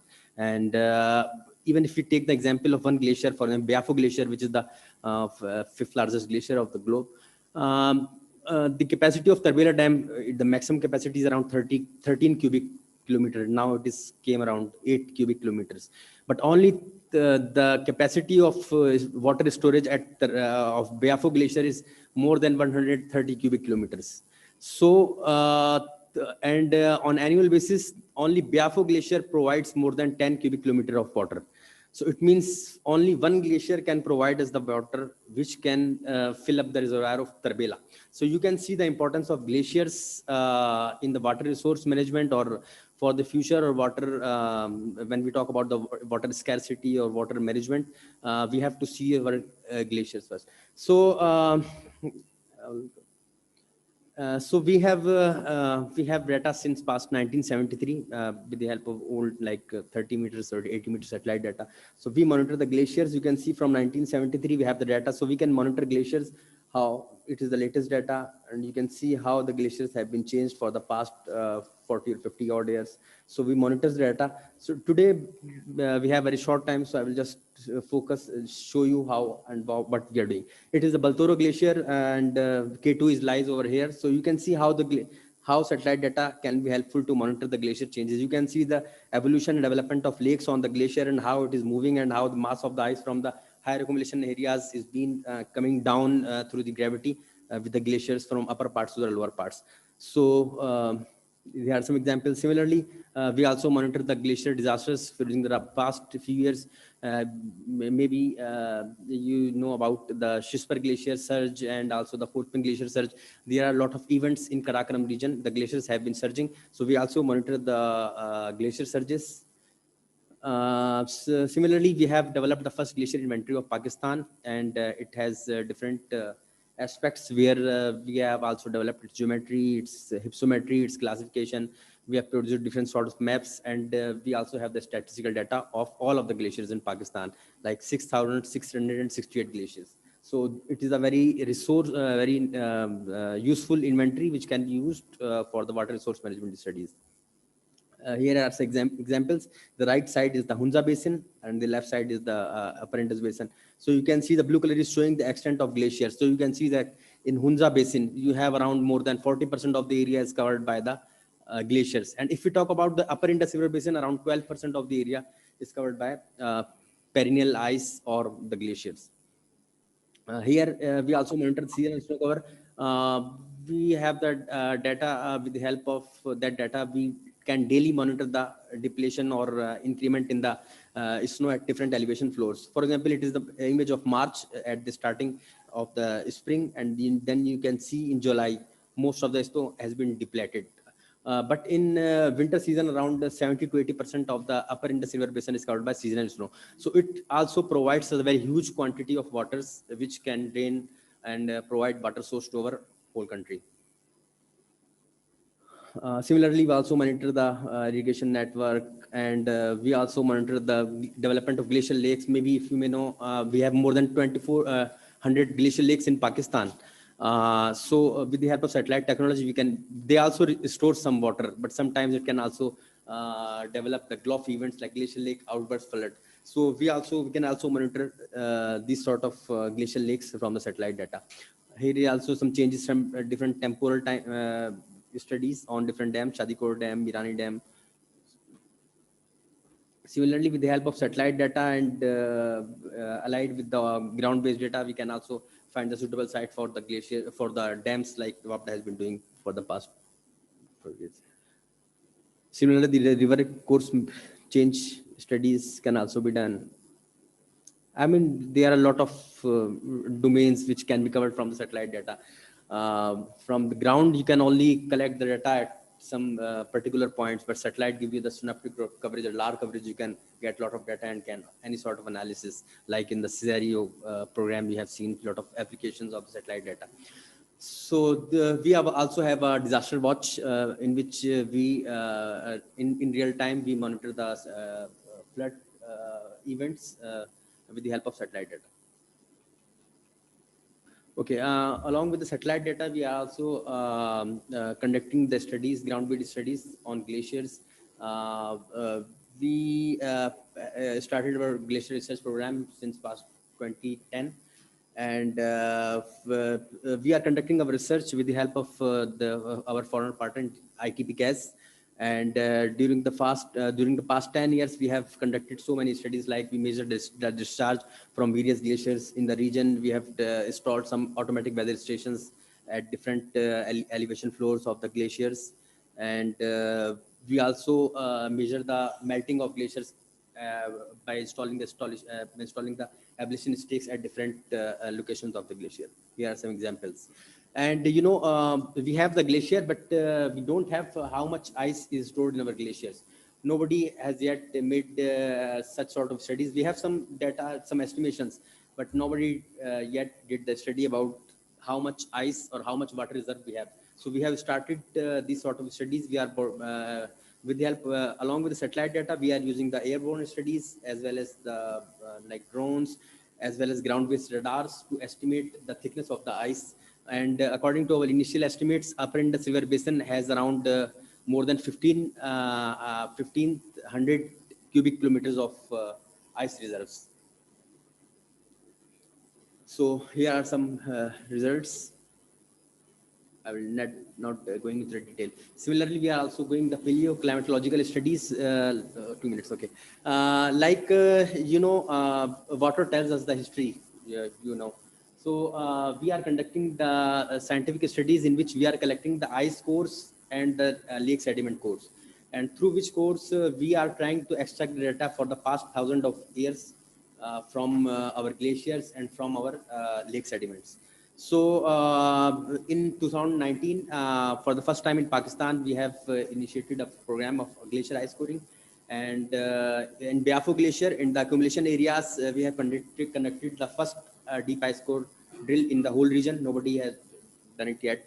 And we have collected the ice core of more than 80 meters in length. So now we are working on it. We are analyzing its data. It will tell us during the past 500 or 1,000 years what has happened to our climate, how much aerosols and what is the concentration of different gaseous particles were over there. So these sort of scientific studies would help us to make our strategies and planning for the next generations for the water resource management. Here you can see the ice core samples, some photographs from there. And similarly, with the help of glacial lakes, like it is example of Satpara or very well-known Saiful Malook Lake and Shiosar Lake, we are collecting the sediment cores from the depth of from the bed of the rivers, and these sediment cores would tell us what has happened for the how it was developed, what has happened at that time, and now how it proceeds from the back 4,000 years to up to now. Similarly, with the help of our observation of satellite of glaciers from satellite and the ground-based studies, we are also conducting the forecasting or modeling studies, how much ice and snow has melted for which period, so on daily basis. So we are also conducting this sort of satellite studies. We are also conducting a project on seawater intrusion or on salinity along the coast of Balochistan and Sindh. And we are also conducting the water quality assessment of different layers. I mean, up to the UIB from various rivers, we are collecting the samples and then analyzing it, and then make our assessment for the quality of the water. So the conclusion is here, satellite technology is very beneficial. Without this technology, I don't think we can move forward or we can get such precious information which sometimes not possible from the ground data. So like in the last presentation, we have seen we have to make a national effort. We have to make some sort of a system where we can contribute with the help of satellite data. We can produce satellite products as well as the ground observations from the PMD or what PCRWR or from whatever we can get the data. We can make the system on, and with the help of this we can make decision making for the better water source management. Okay, I think the time is over. Thank you. Thank you very much. Thank you, sir. Really for very useful, for very insightful about the remote sensing and especially what Sparko is doing it. It's good. Mansoor will come back on that one because 3:45 that the secretary sir will be coming and we need to go for next session, but we'll come back. So everybody's here and we will ask later on the question. Just I will be looking at the time. We are 30 minutes behind.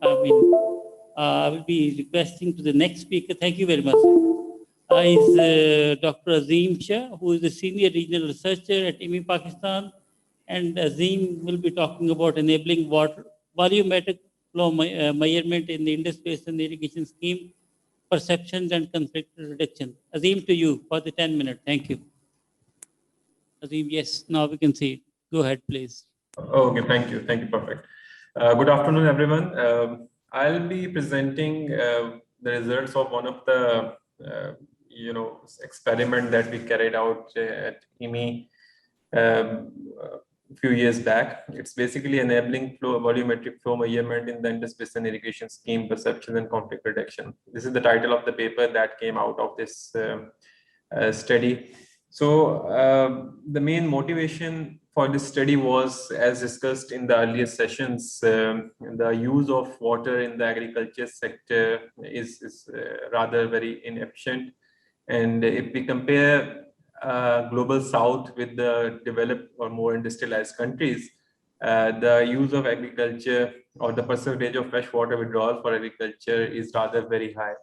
And if I may point out in the graph that you see here, so typically the South Asian countries, Nepal, Pakistan, Sri Lanka, India, more than 90% of the fresh water is used in agriculture, as compared to the countries where you have like United States here, around 35%, United Kingdom around 12-13%.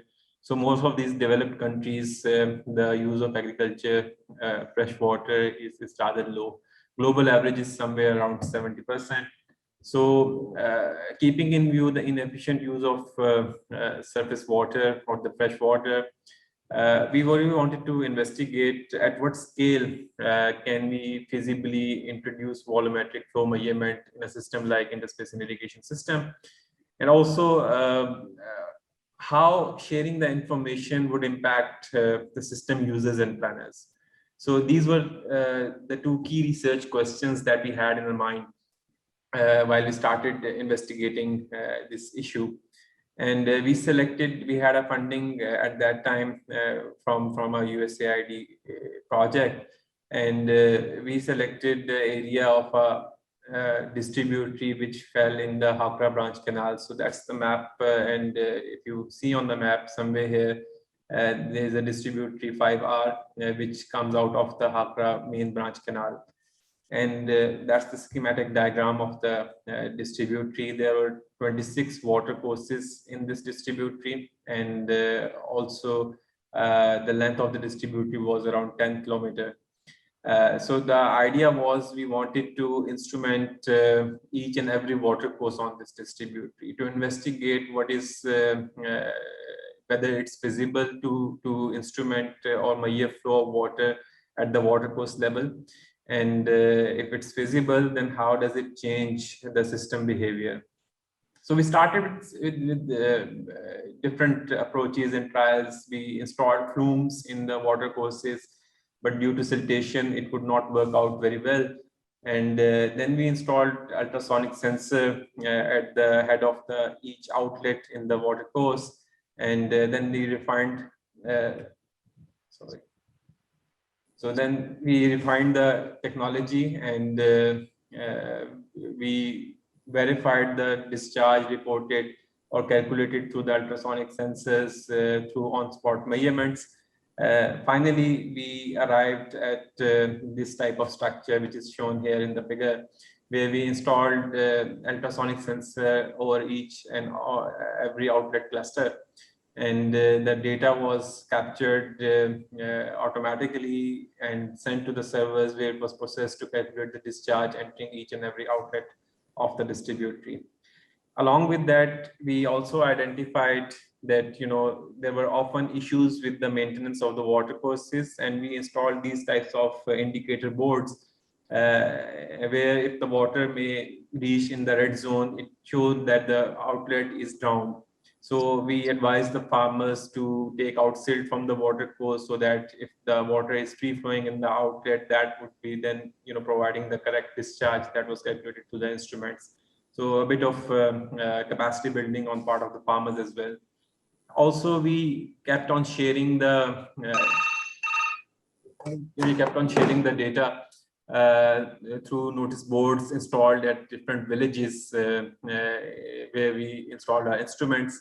And finally, once we pulled out, we installed manual gauges at each and every outlet and developed a back-end software which allowed the farmer organization to monitor the level of water in the distributary. And once they punched the gauge depth in the software that used to calculate the discharge entering each and every water course.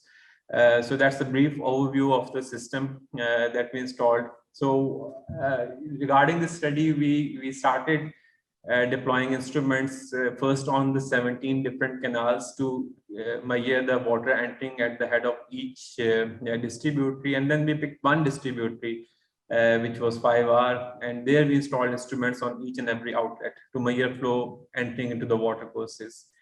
So the study that I'm going to talk here is then before installing the instruments on each and every outlet, we carried out a baseline survey to investigate about the farmer perceptions on regarding the main issues on the water delivery. And predominantly there were issues of farmers reporting less water being received in their water courses, water theft, inequity in the distributary, and turn violations. So all sorts of issues that you can imagine. And this was all done before we installed the instruments. Then we installed the instruments and we kept monitoring and sharing the discharge on weekly basis with the farmers. And then we carried out an online survey towards the end of 2 seasons, 1 complete year. And these are some of the results, and the results are very illuminating in the sense that there were certain direct signals that we captured in the online survey, and there were certain indirect signals that we captured. In the direct signals that we captured, majority of the farmers reported in decrease of the number of disputes at their distributary level and at the water course level as well. Similarly, they reported improve in the equity of the water that was being distributed. Similarly, they also reported that instruments have allowed them to better prepare for the operation and maintenance of their distributary. They also suggested to expand that system to the other distributors as well. And the issue of inequity and misappropriation also was addressed. Then we collected the data from PMIU Punjab to verify that whether what they are reporting is correct or not. And as per the PMIU data in the table shown here, 2014 was the year where the instruments were not installed. We installed instruments in 15, and then we kept monitoring for the next 2 consecutive years. And the number of officially reported disputes decreased from 16 to 5 in 2015, and then 3 in 16 and 3 in 17. And the most interesting thing was, since we monitored the data at the distributary level before installing the instruments at the watercourse level, so the distributary level discharge was more in 2014. It decreased a little in 2015. It further decreased in 2016. But what I'm going to show in the next slide is very interesting. If you look at the graph here, so here I have plotted the discharge for 2014, a year before the baseline survey. Then I have plotted the discharge in 2015 and then in 2016. So the cumulative discharge in 14 was more, where they reported in the baseline survey that they were receiving less water in their water courses. When we installed the instrument after the baseline survey, the results of the online survey showed that they received water as per their share, or sometimes they reported that they received more water. And same was the trend in the subsequent year. So when they were receiving more water, they were claiming they were receiving less water, but just because of the information when it was made available to them for due to regular monitoring, the behavior changed altogether. And the nature of disputes also changed. Initially, the issue was on less water or the outlet size was not appropriate, or water theft. But then, the discussion changed from those issues to the delivery timing problems, particularly at the head of the distributory. And then, in the middle, there were some issues reported on turn violations. Then, there were very few issues on the operation and maintenance, similarly on the placement of tubes. So if you see that the discourse or the discussion all change just because of the provision of the information. So there are some interesting conclusions that we can draw from this experiment. That the provision of the information on flow, even at the minimum water course level, changes the farmer behavior, and they start discussing about the poor water management at the distributor level, rather blaming that of receiving less water in their distributory or something like that. Similarly, it enables for better resource governance. In order to improve water governance of the larger irrigation systems like IBS, we need to focus on better resource management at the water course level, because that's the level at which one can also think about other opportunities like water markets, water trading, dispute resolution, improved operation and maintenance, also bulk water buying and selling, if we have these farmer institutions in place. So it is a level at which we can seriously think about improving the better resource governance. We saw a decrease in the number of disputes. That's quite evident. Then the information decreased the number of disputes, or at least the apprehensions on part of the farmers. And the one of the recommendations we made in our paper was, in order to institutionalize better water governance for a larger system like Indus Basin, probably the most appropriate scale is to start from the water user association level or the farmer organization level. That is a level at which if better resource governance is institutionalized, that would have a long-lasting impact on the overall system governance. So that is all from my side. I'm open to any questions that you may have.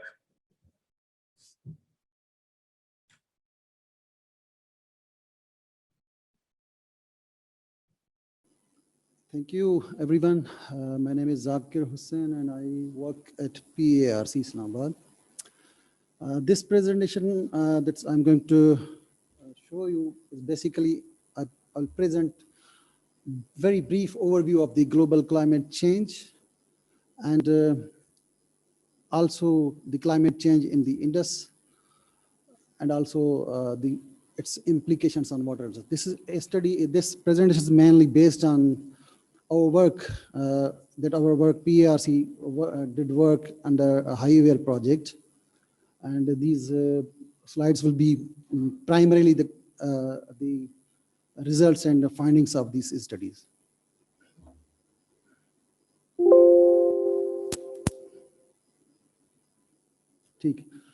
Ladies and gentlemen, we have been listening too much about the climate change these days, and globally, climate change has been recognized, perhaps more often tipped as the crisis of our time. Some others say that the greatest challenges of the 21st century, and the other also term it an existential threat to humankind. Everybody might know basically that there are two causes of climate change. The one is natural, that's normally beyond human control.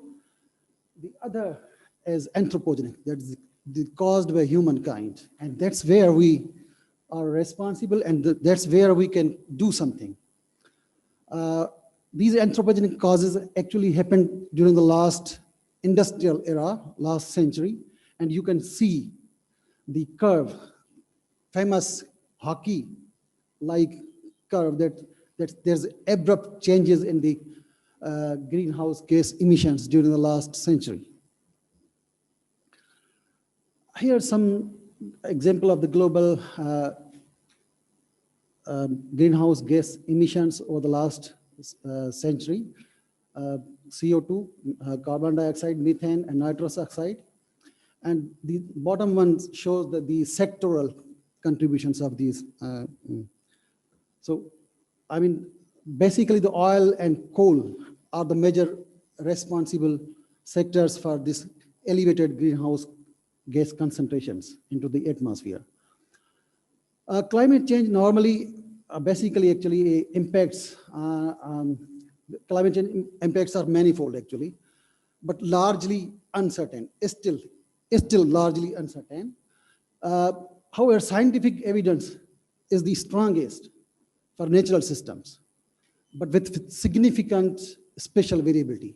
The impacts are not equally distributed, somewhere positive, somewhere negative, so there's a large spatial distribution of the variability of these impacts. Climate change will primarily affect on the 4-5 sectors: weather, agriculture, water, health, and oceans.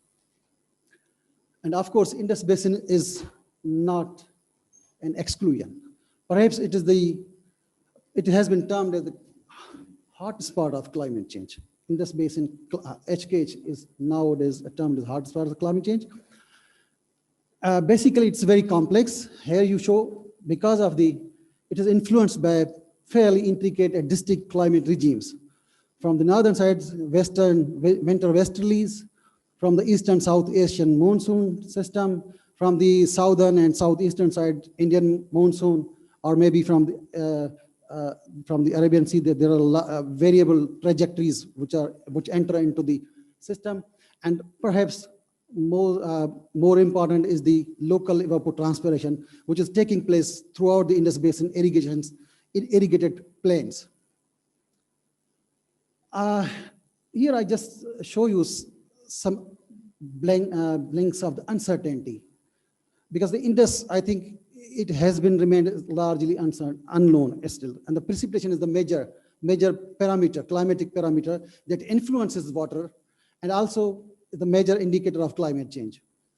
But here I show you one study that we conducted, 27 global gridded data set that they are most frequently and used throughout the modeling studies. And we here compared how these actually are different from each other, and how accurate these actually represent this Indus Basin precipitation. You can easily observe there's a large variability between the data sets, between the groups, because here we have examined 3 groups: the gauge-based, reanalysis, and merged products.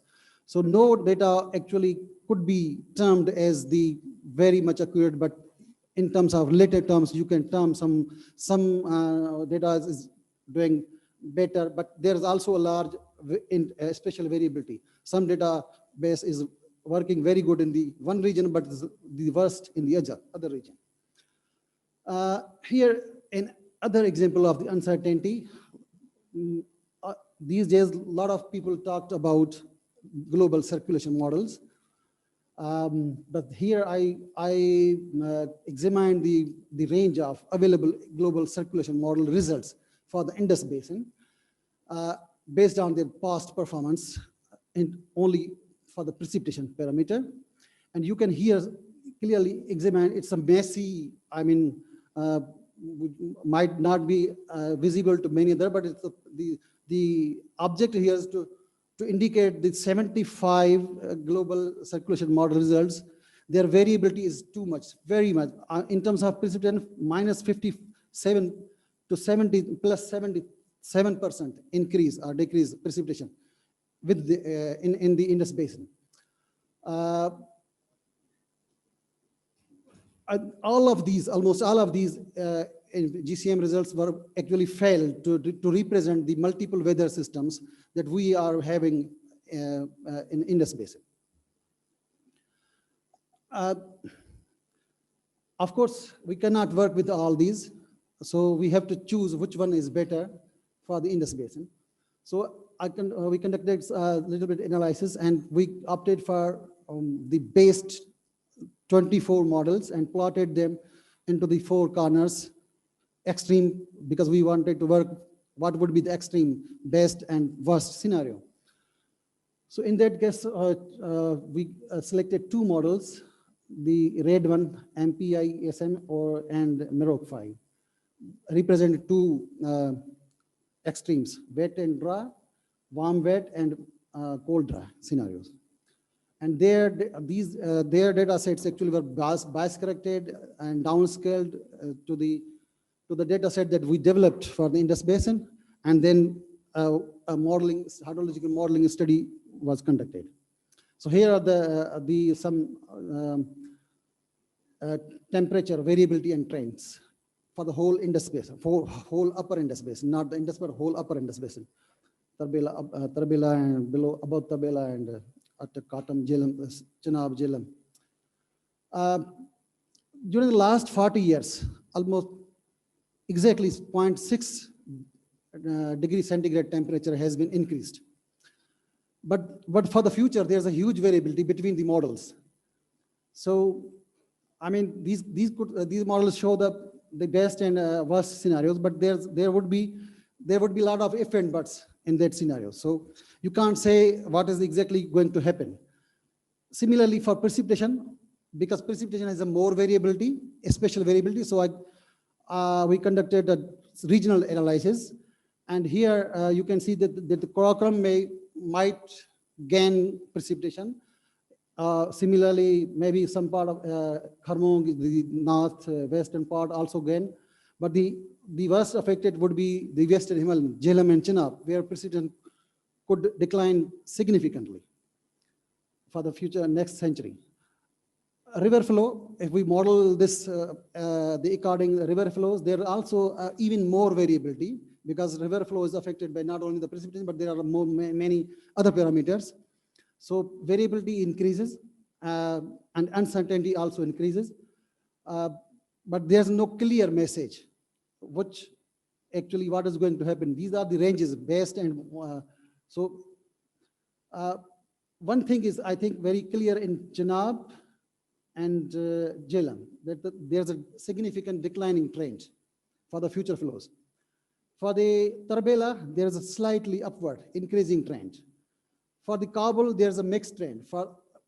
I have merged here, but actually for the Pakistani part, there could be a small improvement, but on the Afghanistan part, there would be a drastic change, reduction in flows. Just one slide.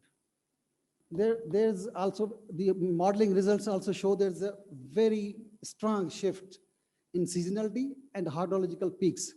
Peaks are going to be received almost 1 month earlier than what we are receiving now.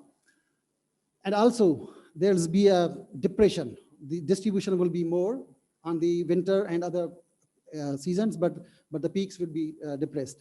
Overall, there's for except Tarbela, there will be all the model results show a declining trend. But the important thing is that two extremes are going to be extreme, further extreme. Low flows and high flows, almost in all sub-rim stations. High flows for Tarbela, I mean the Q5, high flows are going to increase further. Similarly in some part of Kabul, but Jhelum and Chenab, you will see there's be a declining trend. So that implies that hydrological extremes are certainly going to be more severe. Key conclusions, I just summarize that, I mean, presence of strong but highly variable vertical gradients are found throughout the upper Indus Basin. And they are not linearly. There'll be a different kind of relationship between, even at the sub-basin scale. Largely underestimated precipitation by all the graded precipitation products. And there's a high variable, spatial variability of the CMA5 based GCM results. So their direct use is never ever suggested. So these must be downscaled or bias corrected before their use. A modest increase in temperature in the past, while the future temperature is likely to increase almost linearly, which would trigger early slow melt during the early Kharif season. But there therefore, it will expose some other areas, which new areas for the flooding and also cropping. It will affect the crop, which might be at standing stage at that time. A considerable decline in precipitation and river flows during the last 40 years has been almost 11% decrease in precipitation was observed in the last, but the future is very bleak, from -57 to +77%. Increasing high flows and decreasing low flows by most of the scenarios warrant for intensive hydrological extremes of floods and droughts in future, requiring significant modifications in prevailing water management strategies. That's very important. When we operate the reservoir operations, when we allocate waters, these kind of findings are very important for the future. Thank you. Thank you, Zakir Sahab.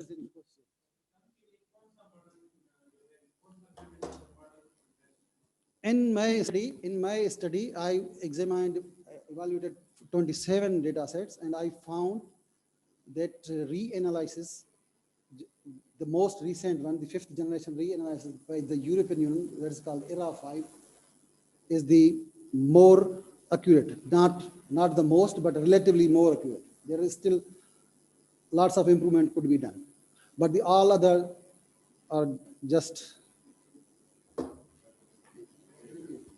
Thank you. Thank you, Zakir. Really, again, that's when we are looking at the climate change impact also, the last point Zakir Sahab was mentioning about, again, that there is the extreme climate shocks, either flood or drought. And if we really want to manage that one, that's also, we need to have a good database, we need to have a good information system, an early warning system, what are the climate shocks, whether flood or drought, and how we will develop different mitigation strategies or adaptation strategies for improving that, making the water system more resilient. Thank you. Just moving on, the next speaker is Professor Hamza Farooq Gabriel from National University of Science and Technology, and he's the head of the Water Sources Department. And Professor Gabriel will be talking about hydraulic performance of constructed wetlands at NUS Islamabad campus. Gabriel sir, over to you. Thank you. Okay, thank you, Dr. Mohsen. Assalamu alaikum and good afternoon. Am I audible? Yes, go ahead. Thank you.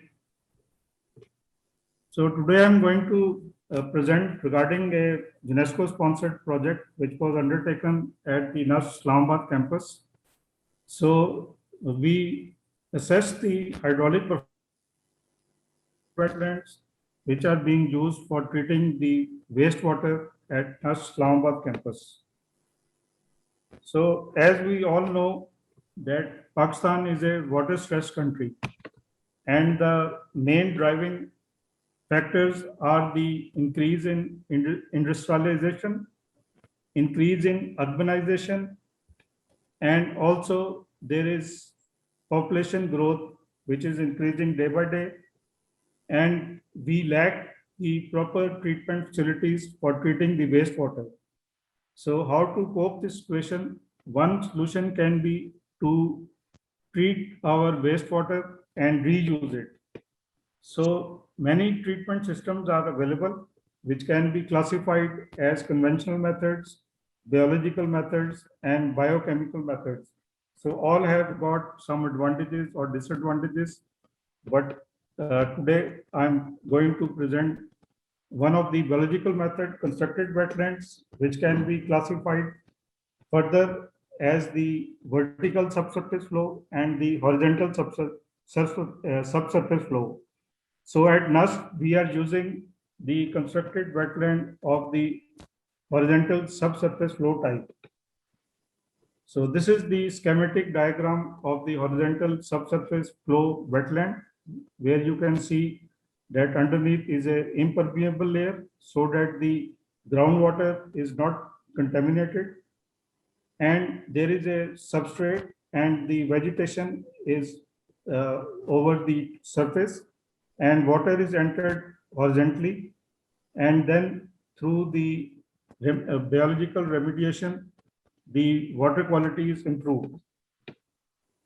So in Pakistan, there are many constructed wetlands in almost all the 4 provinces, and especially we have 3 facilities of constructed wetlands at Qaid-e-Azam University, 3 facilities at National Agricultural Research Council, and also at NUST H12 campus. So our study area, its location, that is in the main sector of H12, and it is at the, you can say, corner of our campus. So it is ideally positioned because the wastewater disposal and the stormwater drain is also located at that point. So wastewater, which is being generated from various offices, student hostels, educational schools, and residences, is being then led to the constructed wetlands, and we first divert it to the sedimentation tank through a V-notch, and then this wastewater, which is collected in the sedimentation tank, is directed to the 8 constructed wetland ponds. In the last pond, that is the 8th pond, aeration is also carried out, which is based on the solar energy. So the effluent from the constructed wetland, it discharges through a distribution system to another plot in which the technology of filtration and irrigated cropping for land treatment and effluent reuse, that is acronymed as filter, that water is led into this filter plot where it is further treated and its quality improves. The effluent from this filter plot is collected through the tile drainage system, and then we compare its quality, what was the inflow at the sedimentation tank. So this is the schematic diagram of the constructed wetland. So first, the wastewater is led into a sedimentation tank, then it is diverted to the 8 ponds of wetlands, and after that into the filter plot. And in the filter plot, there are tile drainage through which we collect the effluents. And this water is then used for horticulture all around the campus. So the salient of the projects are that it combines 3 different technologies. First, the sedimentation tank, where primary treatment is being carried out. Then in the second stage, the water quality improves through the constructed wetlands. And lastly, through the filter technology, which is used in Australia and China. And for the first time in Pakistan, we are using this technology at NUST campus. So at least 75,000 gallons per day of recycled water is available for horticulture all around the NUST H12 campus. And one of the salient feature of this project is that it is zero energy project, as all is based on the gravity flow. And also the operating cost is almost negligible. The treated water, which is being disposed of into the natural water channel, because it is more than our horticulture needs, it meets all the requirements of the EPA and the National Environmental Quality Standards. And thus it is improving ecology of the surrounding environment. The solid waste, which is collected from the sedimentation tank, after drying it, we use it for fertilizer as well. So it is a zero energy, zero waste project. And one of the features of this project is that it is a life-size model available for teaching and research. And our undergraduate and postgraduate students are using for teaching and the research purposes. So these are the aquatic plants which are grown in the 8 ponds. Some of them are emergent and the rest of them are floating. So namely, they are the broadleaf cattail, water lettuce, duckweed, pennywort, and water hyacinth. So we have all, our students have already assessed the water quality which is being wetland. but we were interested that what is the hydraulic efficiency of this whole project. So for hydraulic efficiency, we have to assess the hydraulic retention time. And the theoretical hydraulic retention time, you can see, is given in this equation. But in reality, these ponds, they don't operate at their theoretical hydraulic retention time due to various factors. That is, there can be variation in flow rate. The ponds, they can be partly filled with sludge, and there can be hydraulic short circuiting. This is hydraulic dead spaces can be created. So we use the mean hydraulic retention time. So hydraulic dead spaces, they are actually the physical dead spaces. And those are the areas of pond that are out of the main flow path. So they are slow to mix and interchange fluid with the main flow of the pond, and therefore their contents, they are retained for longer periods. So this will effectively reduce the active volume of the pond that is left to provide the treatment to the main flow. Gabriel sir, sorry for interruption. I mean that considering the time shortage, if you could wrap up the thing in the next 2 minutes. Thank you. Yes, sure. Yes, sure. So hydraulic circuiting also, when the water enters and leaves the pond in a very short period of time, so short circuiting is created. So we use the COMCEL multiphysics software to assess the hydraulic of this project. So this is the schematic simulation of this project in COMCEL. So equation used was the Navier-Stokes equation, we used it. And coming to the results, the hydraulic retention time was assessed as around 3 days, that is 77 hours. And when we simulated the existing constructed wetlands, we observed that there are dead spaces, as you can see in the third and the seventh pond. So we tried to simulate first the existing conditions, and then we, you can say, suggested some remedial measures, how we can remove these dead spaces and hydraulic short circuiting. So this is the geo-referencing of the simulation. So you can see the dead spaces in the third and the seventh pond. So what we did was that in order to avoid these dead spaces and short circuiting, we changed the position of inlets. And by changing the position of inlets, the dead zones and the short circuiting was minimized, and overall distribution of wastewater in treatment facility improved. So coming to conclusions, so based on our analysis, we found that 12.5% of the area, it was under the dead zone, and the overall hydraulic efficiency of our wetland was approximately 87%. But when we made some modifications in the simulation process, then we observed that there was significant influence in removing these dead zones, and it increased the overall hydraulic performance of wetlands. So the recommendations are that this is a very effective software, but this should be used when the wetlands are being designed. So because we use this software on the already constructed wetlands, and now we cannot change the inlet position, but for the next project, we can use these recommendations. So these are glimpses of our wastewater treatment facility at NUST. So this was inaugurated by the Science and Technology Minister at that time in 2014 by Mr. Zahid Hamid. And you can see the comparison of the water quality coming from the sedimentation tank and the water which is obtained at the sump. And this is horticulture, and we have grown guava trees, and you can see very healthy plants which have grown on the campus. So this was all from my side. Thank you very much.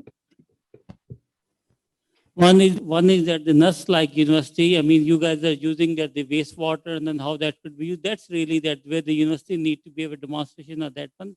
Secondly, I'm really glad that the technology, the filter which we talked in Australia, Professor John Blackwell, Professor Shehbaz Khan, that technology has been applicable in Pakistan and it's functional. And really, those are the really good things. Thank you, Gabriel sir. Thank you. So my next speaker is role of agriculture dashboard in decision making. Dr. Bashir Ahmed, who's the director of the Climate, Energy, Water Sources Institute of National Agriculture Research Council. Thank you. Thank you very much for this opportunity. And before making presentation, there was a presentation from Sparco, and that was very good presentation, but maybe deliberately or by lack of information that that was the first time inventory of glacier lakes. Sir, that was not a first time. PRC developed this inventory in 2005, which set the basis of climate change studies and which popularized the GLOF and these kind of information. So, and then two more inventories are developed between 2005 and 2013. Sir, agriculture information dashboard. Next, please. With me is Bilal Iqbal, who is from my institute. And as we know, in agriculture is a major water user, and we do in agriculture for decision making, planning, as well as for research and professional use. A lot of data is available in the agriculture status of Pakistan. But next, please. Oh. Yeah, but to use this data, that is always very not easy. Scattered statistical reports, not quickly accessible, searching point data, laborious, time consuming, quick analysis for policy and planning, always very difficult. Import and exports are involved. And like district-wise, if we need some crop data, that is always in a tabular form, whether you will go into a book or search in a computer. No spatial data is available, no GIS-based maps are available for visualization, so no temporal information is available in any systematical way. Next, please. In PRC, we are working on developing this agriculture info dashboard. We have developed its beta version, and very soon we will release it, and its curtain raising will be done in August next month. So agriculture dashboard information system is being developed for quick access and better visualization for policy as well as decision makers, thematic maps, and graphical representation, both on a single click, web-based application, laptop, and you can access from your laptop as well as from mobile. On a single click, it will give you temporal information about crops, area, and production, livestock, machinery data. Special info can be viewed efficiently with a single click, and temporal variation trends can be assessed point-wise and especially, and quick access assessment equally useful for professionals, researchers, and students. Next, please.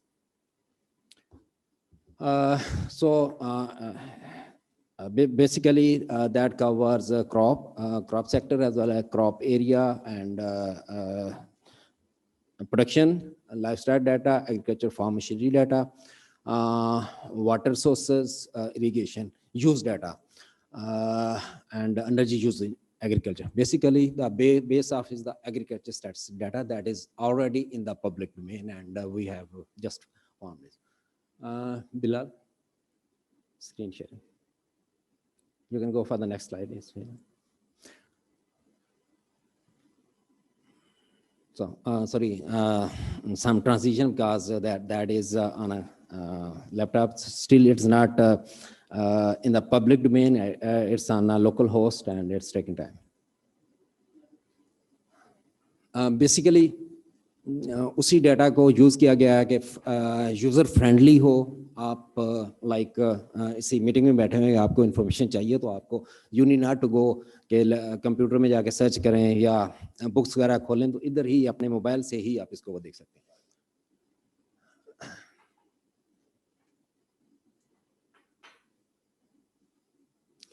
Yes you can say یہ پاکستان کا map ہے, district wise data جو agriculture status کا data ہے اس کی basis پہ ہے. بلال گوت اگر اس میں رائٹ سائڈ پہ دیکھ سکتے ہیں کہ آپ کا پورے یہ کراپس کا ڈیٹا شو کیا گیا ہے, کراپ کی سمری شو کی گئی ہے. آپ اس میں سے لیئر سلیکٹ کر سکتے ہیں کہ آپ نے کون سی کراپ اس میں سے سلیکٹ کرنی ہے. کراپ لیئر پہ چل جائیں. دین کون سا سال اس میں سے سلیکٹ کرنا ہے, پورے پاکستان کا ڈیٹا کو سلیکٹ کرنا ہے یا کسی سنگل ڈسٹرکٹ کو سلیکٹ کرنا ہے, اس کی بیسس پہ کر سکتے ہیں. اور لیفٹ سائڈ پہ آپ کو اس کی کمپلیٹ سمری ملے گی, جو آپ کو لیفٹ سائڈ پہ آپ کو نظر آ رہا ہے کہ پورے پاکستان پہ یہ ایٹ پریزنٹ آئی تھنک 2008 کا ویٹ کا ڈیٹا شو کر رہا ہے. تو لیفٹ سائڈ پہ آپ کو پاکستان کی سمری, پاکستان کے میں کیا تھی پروڈکشن ایز ویل ایز جو ہر پرومس وائز اس کی سمری, اس کو سنگل کلک میں آپ کو مل جائے گی.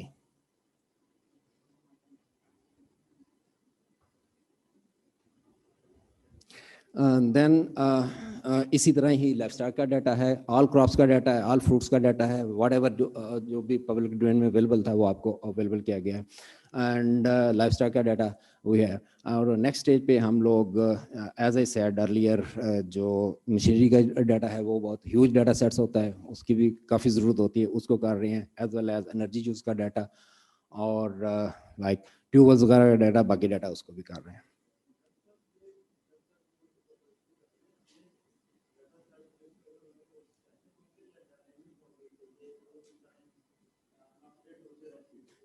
نہیں وہ تو ڈاکٹر صاحب جو جس طرح ڈاٹا اویلیبل ہوتا ہے ہر سال کا ہوگا, اس کو ایڈ آن کر دیا جائے گا, اس کو اویلیبل ہو جائے گا. پبلک ڈومین میں ہی کرنا, پبلک ڈومین کا ڈاٹا ہے, ایگریکلچر اسٹیٹسٹکس کا ڈاٹا ہے, لیکن اس کو یوزر فرینڈلی بنایا گیا ہے.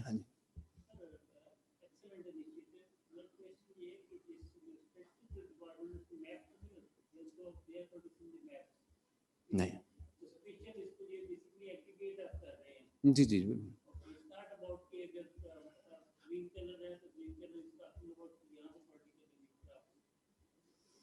نہیں, اس میں اگر ایریا وائز ہے, ہر ڈسٹرکٹ میں کتنا ایریا ہے اس کی وہ رینج شو کی گئی ہے. ایز ویل ایز اگر پروڈکشن ہے تو پروڈکشن کی رینج شو کی گئی ہے. ہم نے اس میں کوئی چیز ایڈ نہیں کیا, یہ جسٹ ویژولاइز کرنے کے لیے, دکھانے کے لیے. اب آپ اس میں سنگل کلک میں آپ ویریشن دیکھ سکتے ہیں کہ پاکستان میں ڈسٹرکٹ وائز کس طرح ویریشن ہے, کس ایریا میں I mean which part of the country کہاں پہ زیادہ اس کی پروڈکشن ہے, کس میں کم ہے, اس کے لحاظ سے. دین اس کو ویری کوئکلی ادھر سے ڈاؤن لوڈ بھی کر سکتے ہیں. اگر اسی میپ کو ڈاؤن لوڈ کرنا ہے تو جسٹ سنگل کلک کریں گے, آپ کو ڈاؤن لوڈ جے پیک اور اس میں مل جائے گا.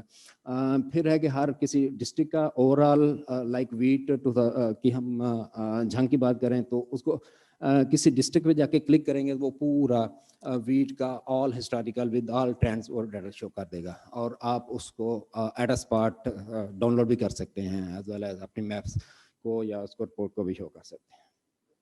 یار نہیں ہو رہا تو ویسے اسی کو چلا دو, میں اس میں سے شو کر نہیں رہے ہو آپ. چلو اب پھر اس کو جھانگ پہ یا کسی پہ کلک کرو نا.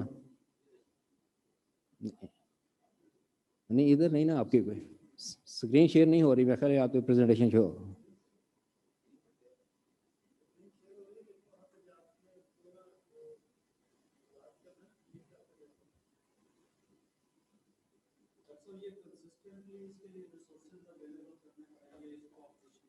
نہیں کوئی ریسورسز نہیں ہے یار, ون ٹائم ایفرٹ ہے. اس کے بعد تو اینولی جس ٹائم ڈیٹا آ جائے گا, ایک کیا کہتے ہیں 1 گھنٹے کا کام ہے, اس کو اپڈیٹ ہو جائے گا. کیونکہ ڈیٹا تو ایگریکلچر اسٹیٹسٹکس کا ڈیٹا وہ لیتے ہیں, وہ جو as soon as data available ہو جائے گا اس ڈیٹا بیس میں ڈال دیں گے اور اس کو اپڈیٹ کر دیں گے. اور نیکسٹ ٹائم ابھی بلال کا 1981 سے 2018 تک کا ڈیٹا, کیونکہ ابھی ڈیٹا کی ایکسیس میں بہت سارے ایشوز ہیں. کہیں جو ایگریکلچر اسٹیٹسٹکس کا ڈیٹا آل کنٹری کا اویلیبل نہیں ہے, बलूचिस्तान का या कुछ एरियाज़ का जो हमें होमोजीनियस डाटा सेट मिला उसको हमने कर दिया, बाकी डाटा कर रहे हैं हम लोग। जी जी जी जी उन्हीं का डाटा है उसको। हाँ जी जी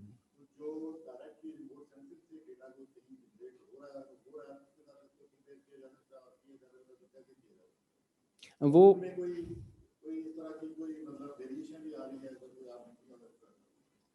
जी नहीं देखिए हम इससे नहीं, ये तो इसको समझने के एग्रीकल्चर स्टैटिस्टिक्स का डाटा है जो उन्होंने पब्लिक डोमेन में लेके आए हैं, उसको वेरीफाई किया या नहीं किया है उसकी डाटा का, हम उसी डाटा को ही मेक एक यूजफुल यूज़ के लिए वो कर रहे हैं, इंफॉर्मेशन के लिए कर रहे हैं, हम उसको कंपेयर नहीं कर रहे हैं।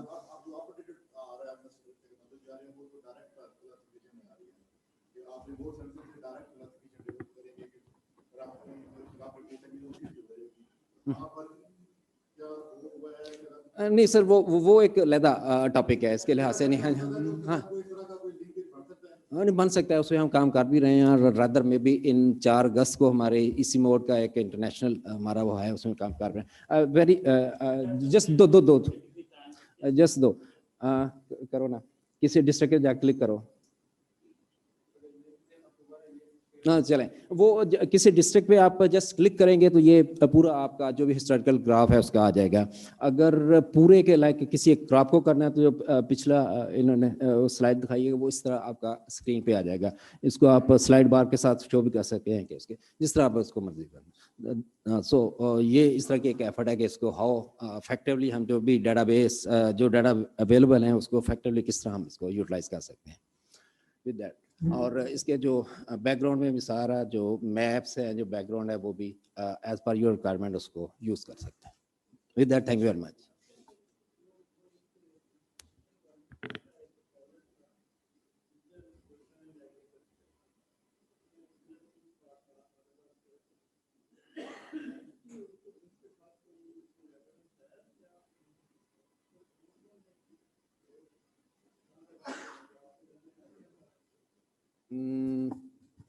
नहीं डॉक्टर साहब मुझे नहीं उस चीज़ का कोई इन्फॉर्मेशन, ये तो हमारे ग्रुप का ही एक इंडिजिनस आइडिया था जिसमें हम कर रहे थे, इसके लिए कोई फंडिंग कोई कुछ नहीं था, हमने अपने रिसोर्सेज से विदन किया है, लेकिन आपकी बात ठीक है, उसको किया जा सकता है।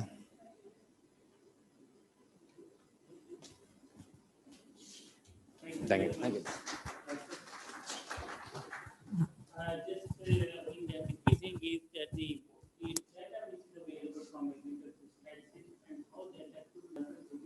Could be added with the passage of time. Thank you. Just moving to the next speaker is green scaling in household water filtration for rural communities in Pakistan. That the speaker is Professor Kenneth Jungwe, distinguished public health and phytobiotech health science university in Nigeria. Floor to you, Professor Kenneth.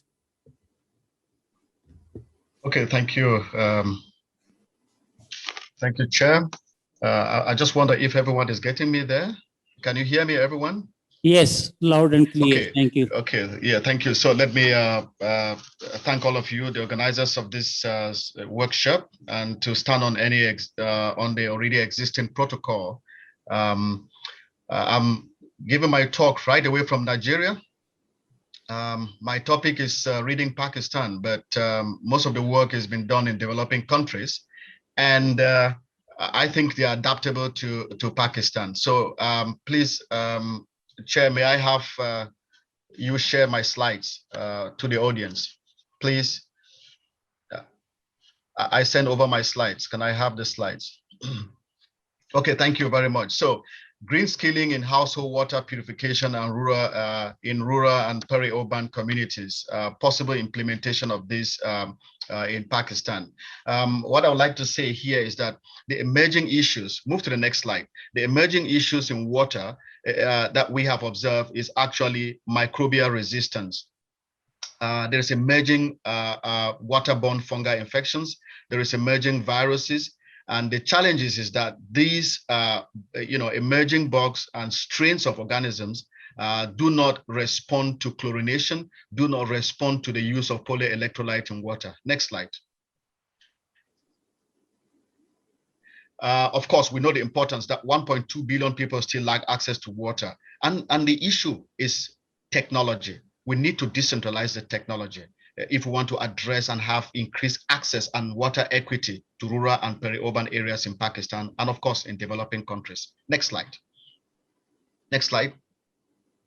So there are so many, water use. We need to conserve water use because you can see from the slide, there is a lot of wastage of water. Use water in salon for hairdressing, water in washing areas, washing in, water use in slaughterhouses and all that. So we need to rethink how we maximize the use of water to prevent water wastage of water. Next slide, please. Next slide. These are the challenges. I've just mentioned that. And in developing countries, we still see the situation of water. People have to go kilometers to look for water. And of course, there is a lot of surface water that require appropriate technology for treatment. Next slide. These are the challenges we have in our peri-urban areas where children have been, going out to fetch for water. This picture was picked in Uganda and other parts of Africa. Next slide. And of course, in parts of South America. Now, what I like to say here, which is an emerging problem, is that the polyelectrolyte and alum, these are expensive chemicals which are being used to treating water. But the interesting thing is that the microorganisms now are becoming resistant to this. We have we've isolated resistant Aeromonas hydrophila, resistant aspergillus in water, and the indicator organisms like E. coli and coliforms do not correlate better with certain groups of microorganisms in water. So we cannot rely solely on the indicator test. Next slide. Next slide.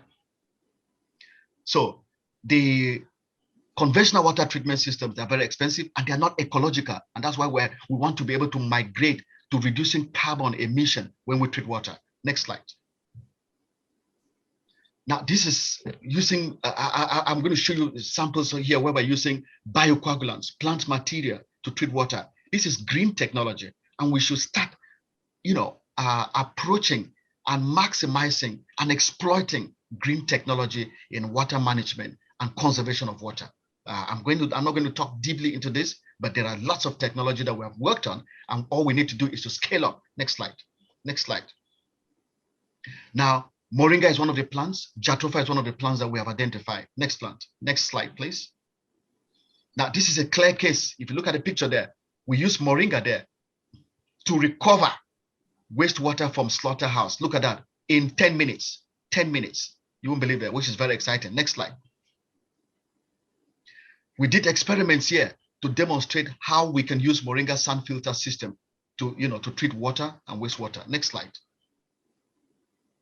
We demonstrated here how you can use moringa and other plants to treat water, wastewater from tannery industry, wastewater from mining industry, and wastewater from confectionery industries. And with success, we're just demonstrating that we have details to show that. And that's the way we need to go. Next slide, in this century. Next slide. So this is the data that shows how we're taking water from petroleum wastewater, all different industrial and agro-industrial wastewater. We've been able to demonstrate that we can capture, recover this water using green technology. Next slide. Next slide. Next slide again. We are showing the mechanism of disinfection, that we have plant material that can function like chlorine. We call them phytodisinfectants. We have plant material that can function like aluminum sulfate, which we call phytocoagulant. And the mechanism here, we just demonstrate the mechanism using coagulation and flocculation technology. We've worked on this, which is particle charge bridging and neutralization, which is the principle behind what we observe in moringa disinfection technology, which we have developed. Next slide. Next slide. And we now start, like I mentioned, decentralization. We don't want industrial systems where we're dealing with communities. We want household systems, and that's something we can adapt to Pakistan. We can adapt to areas where refugees are there. We can adapt to areas where there are conflicts, and we can actually have this technology where the people become the engineers themselves. And that's what I'm saying, green skilling. We have to give them the skills but the skills must be ecologically friendly. We have to be able to approach this very quickly. This is another sand filter system. We've demonstrated how it takes away Toxoplasma gondii oocyst, Cryptosporidium oocyst, Aeromonas hydrophila, Aspergillus in water. And this is, 99.99% efficient. Next slide, please.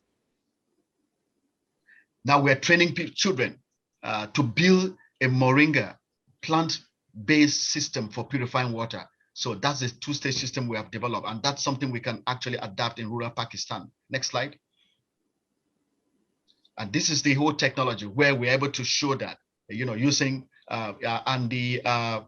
the standard of water when we collected the water from this system meets the WHO and the APHA, the EPA standard, Environmental Protection Agency standards for clean, portable drinking water. Next slide, please.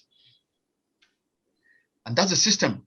This is functional, and they're getting water. And this system now is already 9 years old, functional. This is simple. This is cheap, and we're getting water, and we're training the children on green technologies in treating water. That is the approach if we're talking about climate change mitigation, if we're talking about meeting sustainable development goals. I challenge all of us that we should approach green skilling. It's not all about high technology. High technology may not be very accessible. It may not bring about water equity to rural Pakistan and rural areas in developing countries. Let's go green. Next slide, please. Next slide. And that's another system. This is another model that we have developed, where we use plant material-based sand filtration, coagulation, and flocculation system. We can treat any type of wastewater using this system. We can scale it to whatever level, but we can also have it for a community, for a household of 10 people at home, and call it what? And we've developed the standard operating procedures for treating water at household level, in communities, peri-urban communities, and also at industrial level. Next slide, please. Next slide. We've developed the capsules where moringa sand capsules where you drop it in water and it generates, it actually creates flocculation in water, and you can have that water. So if you're in an area where there's no way you can have clean water, you can walk around with the moringa capsules in your pocket, and you can treat water at any level. Next slide, please. So this is just showing that. Next slide. Now, this is water supply. So you can get a borehole. That's me, myself there. Get a borehole, and you can use the various treatment approaches, the various treatment options that we have developed, which are green technologies. Next slide, please. You can have this green bucket for classrooms, for children in classrooms. Next slide. Next slide. We did a toxicology to prove that the plant materials are non-toxic and that the water is safe. So we did toxicology, subacute toxicology, subchronic, toxicity as well. So we did all this to be able to show that the water is safe and that the materials we're using is also safe. And we can use this in waterways to take away microalgae, forming biofilms, so we can use green technology in pipes. So we call that biotribology as well. So, and all that. So there are different technologies that we have developed. Next slide, please. Next slide. We've developed a book. We publish all this in a book we've published. Next slide. Next slide. And we can use that in toilets. And I'd like to thank all of you who have given me this opportunity to be part of your workshop. And like I said, there is a lot of hope in approaching and exploiting green water skilling in Pakistan and beyond. Thank you very much, ladies and gentlemen. Thank you, Professor Kenneth, for sharing some of the examples, what's happening in Australia, in Africa, in Nigeria, and Uganda, and then see how that could be applicable in Pakistan or other countries, especially in the rural areas. Thank you very much. Now the floor is open for any question to Professor Kenneth. If there is any question online or go ahead. Thank you, Professor, for this very nice presentation. Can we note that this moringa is, I think, it's an amazing plant. We used to listen about it that it's a miracle plant. It can solve many of the nutritional problems. But this time you have given us another dimension that it can be used for the treatment of the water and the wastewater. I just wanted to know that what in your study, what kind of contaminants it is basically capable of treating, whether it can be can treat all kind of chemical, heavy metals, or it is simply for the biological, removal for the biological contamination. I just wanted to know your insight about it. Thank you. Yes, thank you very much, sir, for that very insightful question. Moringa has beautiful, exceptional nutritional properties as well as medical properties. We're not going to delve into that. But what is very critical is that it has, a protein which is less than 12 kilodalton in size, and that protein is a coagulant and is also a disinfectant. And what do we mean by coagulant? It has demonstrated, we have been able to demonstrate in our experiment that it takes away heavy metals in water. It takes away, it coagulates and precipitate heavy metals from water. We've shown that in taking away lead. We've shown that in taking away arsenic. We've done table experiments on the table, test tube experiments to demonstrate that it takes away where we get clean water. We take away we take the optical density of that water as a sample, clean sample, and then we contaminate the water with different levels of arsenic. We contaminate the water with different levels of lead. We contaminate the water with different levels of mercury. And then we now start treating them with Moringa sand filtration system, Moringa alone and Moringa sand filtration system. We take the filtered water, the treated water, we take the optical density, and we've demonstrated very low, zero levels of these heavy metals. Yes, it does. That's what I would like to tell you. And secondly, it picks away biofilms, because if you have water channels in pipes that were channeling water to different villages, over time, if you look at the surface of the pipes, it's being coated with microalgae, green, blue algae, and all that. And we have identified microcystis from that. We've identified cyanobacteria. Now, when you flush those pipes with Moringa, guess what? It takes away that biofilm and takes away these heavy metals. We have experiments to demonstrate that.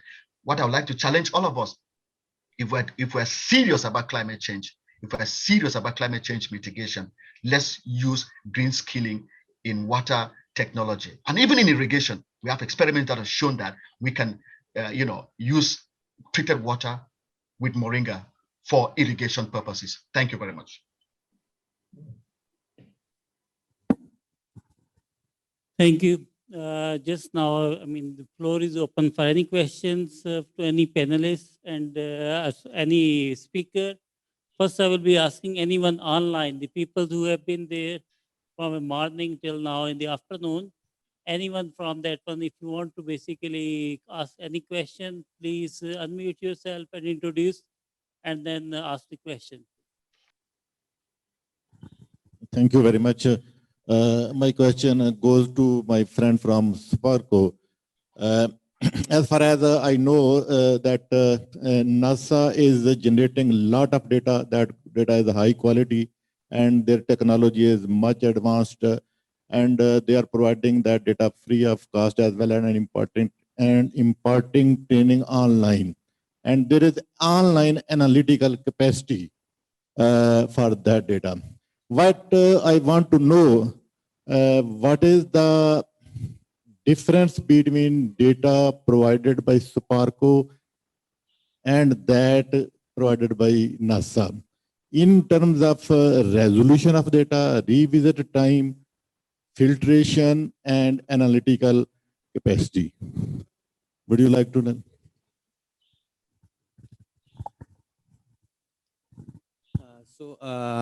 Actually, NASA is providing the data. The online data which is freely available is mainly the low resolution data, which we called it like 1 kilometer data or even 500 meters data. And they also provide the data with the high resolution like 0.5 or 0.3 meter. But that data they cost, they make charges to provide the data. The same case is here with Sparco. We provide the data which is acquired from our Pakistani satellites or even from the foreign satellites which we have in space. Actually, that all the data is very high resolution from 0.25 meters to 1.5 meters. So we have to pay for the foreign countries, satellite agencies for that data. So we have to charge that data from our customers. And as far as is concerned, our satellites in space like PRSS and the PACTIS data, we also have to bear the cost of those satellites. Like the cost of one satellite is in thousands, thousand millions. So we have to pay back the government because government give us the loan, prepare those satellites from that money, and then we have to pay back to the government. So that's why we cannot provide data freely to in Pakistan.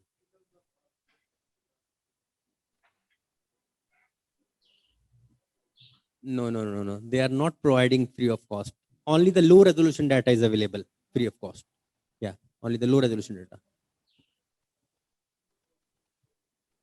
It is around $10 per square kilometer, approximately.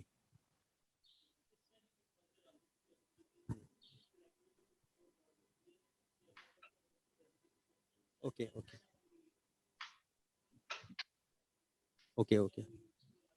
Yes. Okay. So basically, for the spectral range, it lies in the spectral, in the visible spectrum. So you get the data in red, blue, green, and near infrared bands. And for its resolution, for the optical data, for the panchromatic data, we have 0.98 meter resolution. And for the multispectral data, we have around 2.48 meter resolution. So we have two kinds of data from PRSS1.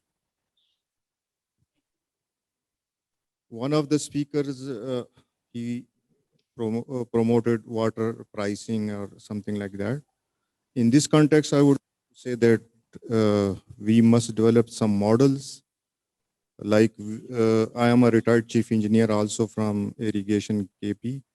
So we had been trying to introduce flood cess, water cess, but we failed to do that, keeping in view the purchasing capacity of the farmers or the level of income they have annually or biannually. So it must be looked into. Then we talked of higher efficiency irrigation system. In this regard, we are just overlooking the existing system.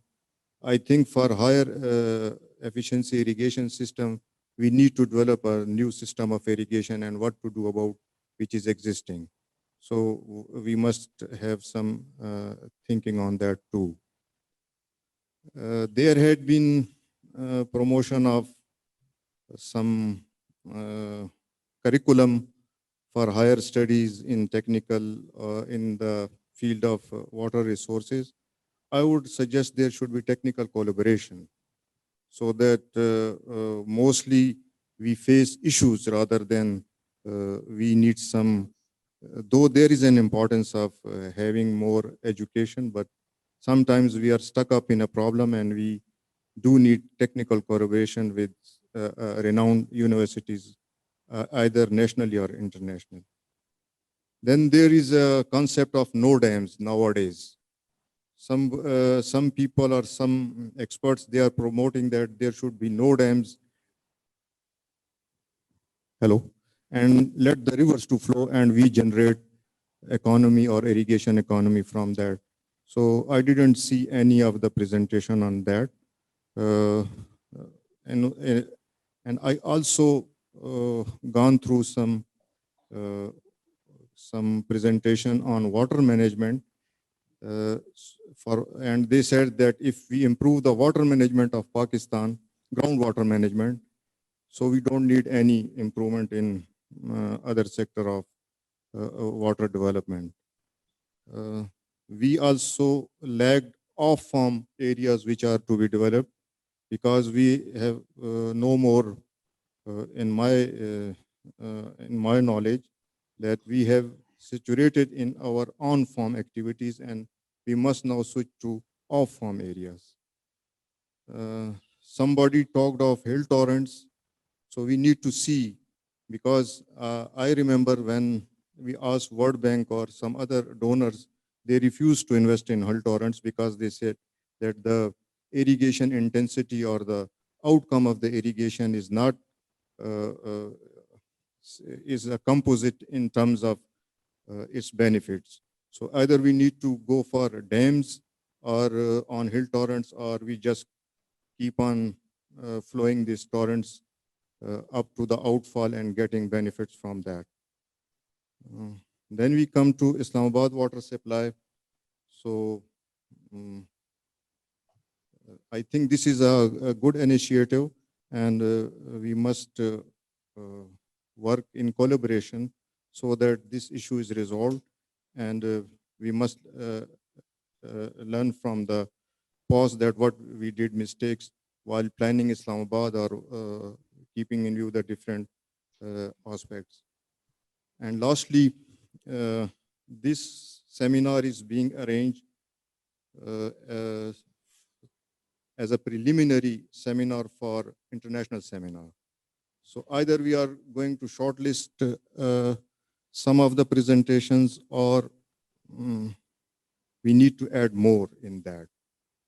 And finally, I would say that because most of the time in Pakistan you have a hot summer season, we are lacking some desert model which is being adopted by the Israel, and I think they are self-sufficient in water requirements.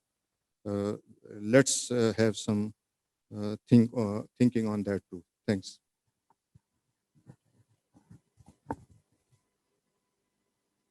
That's a साहब ने कोई जो इन्होंने point raise किया ना, उसके ऊपर थोड़ा डिस्कशन स्टार्ट करते हैं, ठीक है ना? इट्स वेरी इंपॉर्टेंट, और just I wanted to keep you busy all until unless our chief guest is arrived. So we'll keep on. Yeah. So जो आपने बात की है इनकी ना, दो चीज़ों के ऊपर would like to flash on. एक है कि डैम के ऊपर there is a one school of thought, we don't need more dam, rather we should just quote the example from the world. They have started dismantling some of the dams to provide the water for the system. Okay. Second is a hill torrent. You have mentioned, और तीसरी बात आपने की है particularly desert के हवाले से ना, इसके ऊपर just I would like, बल्कि मैं आपको एक आप लोगों से आर्टिकल शेयर करूंगा जो पिछले साल जो हलाल मैगजीन है ISPR का, उसमें ये छपा था, जिसमें हमने basically try to build the case for the large dam. जो आपने बात की है ना, वो एग्जैक्टली सही है. अगर किसी मुल्क के अंदर उनकी बारिशें यूनिफॉर्म हों और फ्लो यूनिफॉर्म हों, तो आपको बिल्कुल you don't need to build any dam. ठीक है, पानी आपको जब आपको ज़रूरत होती है पानी होता है. हर साल आपके पूरे सिस्टम के अंदर बारिशें होती हैं. जैसे we have been studying in UK, वहाँ पे फेल यूनिफॉर्म किस्म की रेनफॉल होती है, और आपके रिवर जो है ना वो तकरीबन एक ही लेवल के ऊपर पूरा साल बहते हैं. और इसी वजह से अगर आप देखें तो उनकी जो नेविगेशन है that is mainly because of उनका जो कांस्टेंट रिवर फ्लो है उसकी वजह से है. हमारे यहाँ अनफॉर्चुनेटली ये है कि 84% जो हमारा फ्लो है रिवर्स के अंदर, 84% वो 3 महीनों में आता है मॉनसून. अच्छा, उसके बाद उस वक्त फ्लड लाइक सिचुएशन होती है, और 3 महीने के बाकी जो 16% है वो रिमेनिंग 8 to 9 मंथ में आता है. तो इस सूरत हाल में आपके पास कोई और ऑप्शन नहीं रह जाती कि आप उस पानी को स्टोर करें, और स्टोर करके जो आपका ड्राई पीरियड है आप ड्राई पीरियड में लेके जाएं. इसी तरह से वेट से ड्राई पीरियड में लेके जाएं, और इसी तरह से वेट ईयर से उसको ड्राई ईयर में लेके जाएं. क्योंकि जैसे हमारा 2010, 11 और 14 का आपने देखा है कि फ्लड बहुत बड़े आए, और मुझे एग्जैक्टली याद है कि 2010 का जो फ्लड था इंतहाई डेंजरस था, आपको पता है. और उसके बाद गलबन सितंबर की कुछ डेट मुझे एग्जैक्टली 10 या 11 थी, और उस वक्त हमने न्यूज़पेपर में पढ़ा कि तरबेला डैम जो है ना वो अपने डेड लेवल पे आ गया. ठीक है, تو ہمیں بیسیکلی اس پانی کو کنزرو کرنے کے لیے ڈیم کنزرو نہیں بلکہ اس کو ریگولیٹ کرنا ہے. Because we have to provide water as a mention wet air سے ڈرائی ایئر میں, ویٹ سیزن سے ڈرائی سیزن میں, and most importantly from the western river to the eastern river. چونکہ آپ کو معلوم ہے کہ انڈس واٹر ٹریٹی کی وجہ سے ہمارا جو فلو ہے جو آلموسٹ اس وقت مور دین 90% وہ انڈیا نے کنٹرول کر لی. اس وقت کو جو 10% آتا ہے وہ بھی زیادہ تر مونسون میں یا اسپل اوور واٹر ہوتا ہے. We need to transport water from western river to the eastern river. تو اس کے لیے بھی آپ کے پاس اسٹوریج ہوگی تو دین وی ہیو. دوسری آپ نے بات کی ہے وہ بڑی امپورٹنٹ ہے ہل ٹورنٹ کی. ہل ٹورنٹ میں اصل میں جو ڈونرز ہیں نا وہ زیادہ تر ہارڈ ویئر کے اوپر فوکس کرتے ہیں. سافٹ ویئر سولوشن کے اوپر آپ نے دیکھا ہوگا کہ ہارڈلی آپ جیسے ہمارے جیسے ریسرچ آرگنائزیشن تو یہ کام کرتی ہیں, لیکن ڈونر جو ہے نا وہ یہ سافٹ سولوشن کی طرف ریلیٹیولی کام جاتے ہیں چونکہ اس میں پیسہ بہت زیادہ خرچ نہیں ہوتا. ہل torrent one of the colleagues نے مینشن بھی کیا تھا کہ تقریباً 9 ملین ایکڑ فٹ پانی ہل ٹورنٹ کا سسٹم سے چلا جاتا ہے. اس کو ہارنس کرنے کی ضرورت ہے. اس لیے بھی ضرورت ہے کہ جب وہ آپ کے ڈی آئی خان سے اور اسی طرح سے اس سسٹم کے اندر جب انہی دنوں میں آپ کا مین فلڈ سے آ رہا ہوتا ہے, اسی دنوں میں آپ کا ادھر سے فلیش فلڈ ہو رہا ہے. تو جب یہ ایک جگہ پہ آپ کا کنفلوئنس ہوتا ہے تو وہ then it has a devastating impact on your river کے اوپر اور نیچے ڈاؤن اسٹریم یوزر کے اوپر اس کا بہت زیادہ امپیکٹ ہوتا ہے. اور دوسری بات جو ہے وہ یہاں پہ اگر آپ دیکھیں تو جس کو آپ رودگوہی سسٹم آپ کے کہتے ہیں, وہاں پہ ایک ان کا سینچریز اولڈ پرانا سسٹم ہے. Basically that is the main problem creator جو وہاں پہ انویسٹ نہیں ہونے دیتا, انویسٹمنٹ نہیں کرنے دیتے, کیونکہ لوگ وہاں پہ جو پانی آتا ہے وہ ڈائیورٹ ہوتا ہے. اس کے لیے ان کی ٹرمز ہیں کہ پانی آئے گا اوپر سے بارش کا تو وہ پہلے ایک ذمہ دار ہے اس کو اتنے گھنٹے تک ملے گا, اس کی زمینوں میں جائے گا, وہاں سے وہ سرپلس پانی جو ہے وہ دوسری میں جائے گا, دوسری سے تیسری میں جائے گا. وہ جو ریزیڈول ماسچر ہے اس کے اوپر دے گرو دی کراپ. تو بیسیکلی دے رزسٹ لاٹ کیونکہ ان کے رائٹس اسٹیبلش ہیں سینچریز اگو کے. تو وہاں پہ basically there is a huge potential جو آپ نے بھی کہا کہ وہ چھوٹے ڈیم بنا کے اس کو اسٹور کیا جائے تاکہ وہ پانی جو ون ٹائم کے لیے ان کو استعمال کرتے ہیں اس کو وہ لیٹر سٹیج کے اوپر بھی کر لیں. تیسری کام جو آپ نے بات کی ہے وہ ڈیزرٹ کے حوالے سے, اس میں یہ ہے کہ ہم نے ایز اے PCRWR آپ کو یاد ہوگا کہ میں نے منسٹر صاحب کو دعوت دی ہوئی ہے ڈیزرٹ میں جانے کی. تو جب منسٹر صاحب جائیں گے تو آپ زبردستی جائیں گے, ٹھیک ہے. تو سم ٹائم اکتوبر میں وی آر پلاننگ کہ موسم بہتر ہو جائے آپ کو لے کے جائیں گے. تو وہ اسرائیل والا ماڈل تو نہیں ہم وہاں پہ ڈیولپ کر سکے کیونکہ اسرائیل کے پاس ریلیٹیولی زمین تھوڑی ہے اور اس نے اس کو ٹیکنالوجی یوز کر کے بیسیکلی انہوں نے آپ کہہ لیجیے گا کہ ورٹیکل ایکسپینشن کی ہے کہ پروڈکٹیوٹی بہت زیادہ انہانس کی ہے, زمین تھوڑی سے زیادہ لی ہے کیونکہ ہمارے پاس چولستان میں زمین بہت زیادہ ایگزیکٹلی وہاں سے اس کو جی بالکل اس کو کنڈینس کر کے تو اس کے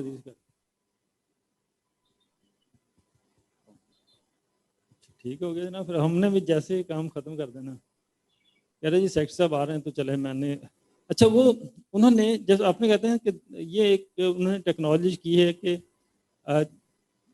زاہد صاحب کا جو سوال ہے میں دوسروں کو بھی بتا دیتا ہوں. They are using technology distillation والی, they just try to evaporate and then condense اور پھر اس کو یوز کرتے ہیں ڈرپ اریگیشن سسٹم. اور انیشیلی یہ جو ڈرپ اریگیشن سسٹم ہے اٹ ایمرجڈ فرام اسرائیل, اور بھی بہت ساری ٹیکنالوجی اسرائیل سے ہوئی ہے. ہر انسان کے پاس جس کو ضرورت زیادہ ہوتی ہے اور وہ اس کے اوپر محنت کرتا ہے. تو ہم نے سر ایک ماڈسٹ کا ماڈل جو ہے نا وہ چولستان میں ڈیولپ کیا ہے, آپ کو لے کے جائیں گے. We are trying to build the livelihood option of the people. جیسے ہم نے کہا تھا کہ ہم نے وہاں پہ چولستان میں 110 کے قریب پونڈز بنائے. ایچ پونڈ اس کی کیپیسٹی ہے 4 ملین گیلن, ٹھیک ہے. اور اس طرح سے 110 ہم نے بنائے ہیں اور اس کو ہمیں فالو کرتے ہوئے چولستان ڈیولپمنٹ اتھارٹی نے مور اور لیس اتنے بنائے ہیں اور اس کے ساتھ ساتھ کچھ NGO نے بنائے. تو اب جب آپ چولستان میں سفر کرتے ہیں تو آپ کو हर 10 से 15 किलोमीटर के बाद एक पौंड नज़र आता है। और इस वक्त चोलिस्तान की 1 लाख की आबादी है और 20 लाख वहाँ पे एनिमल हेड्स हैं।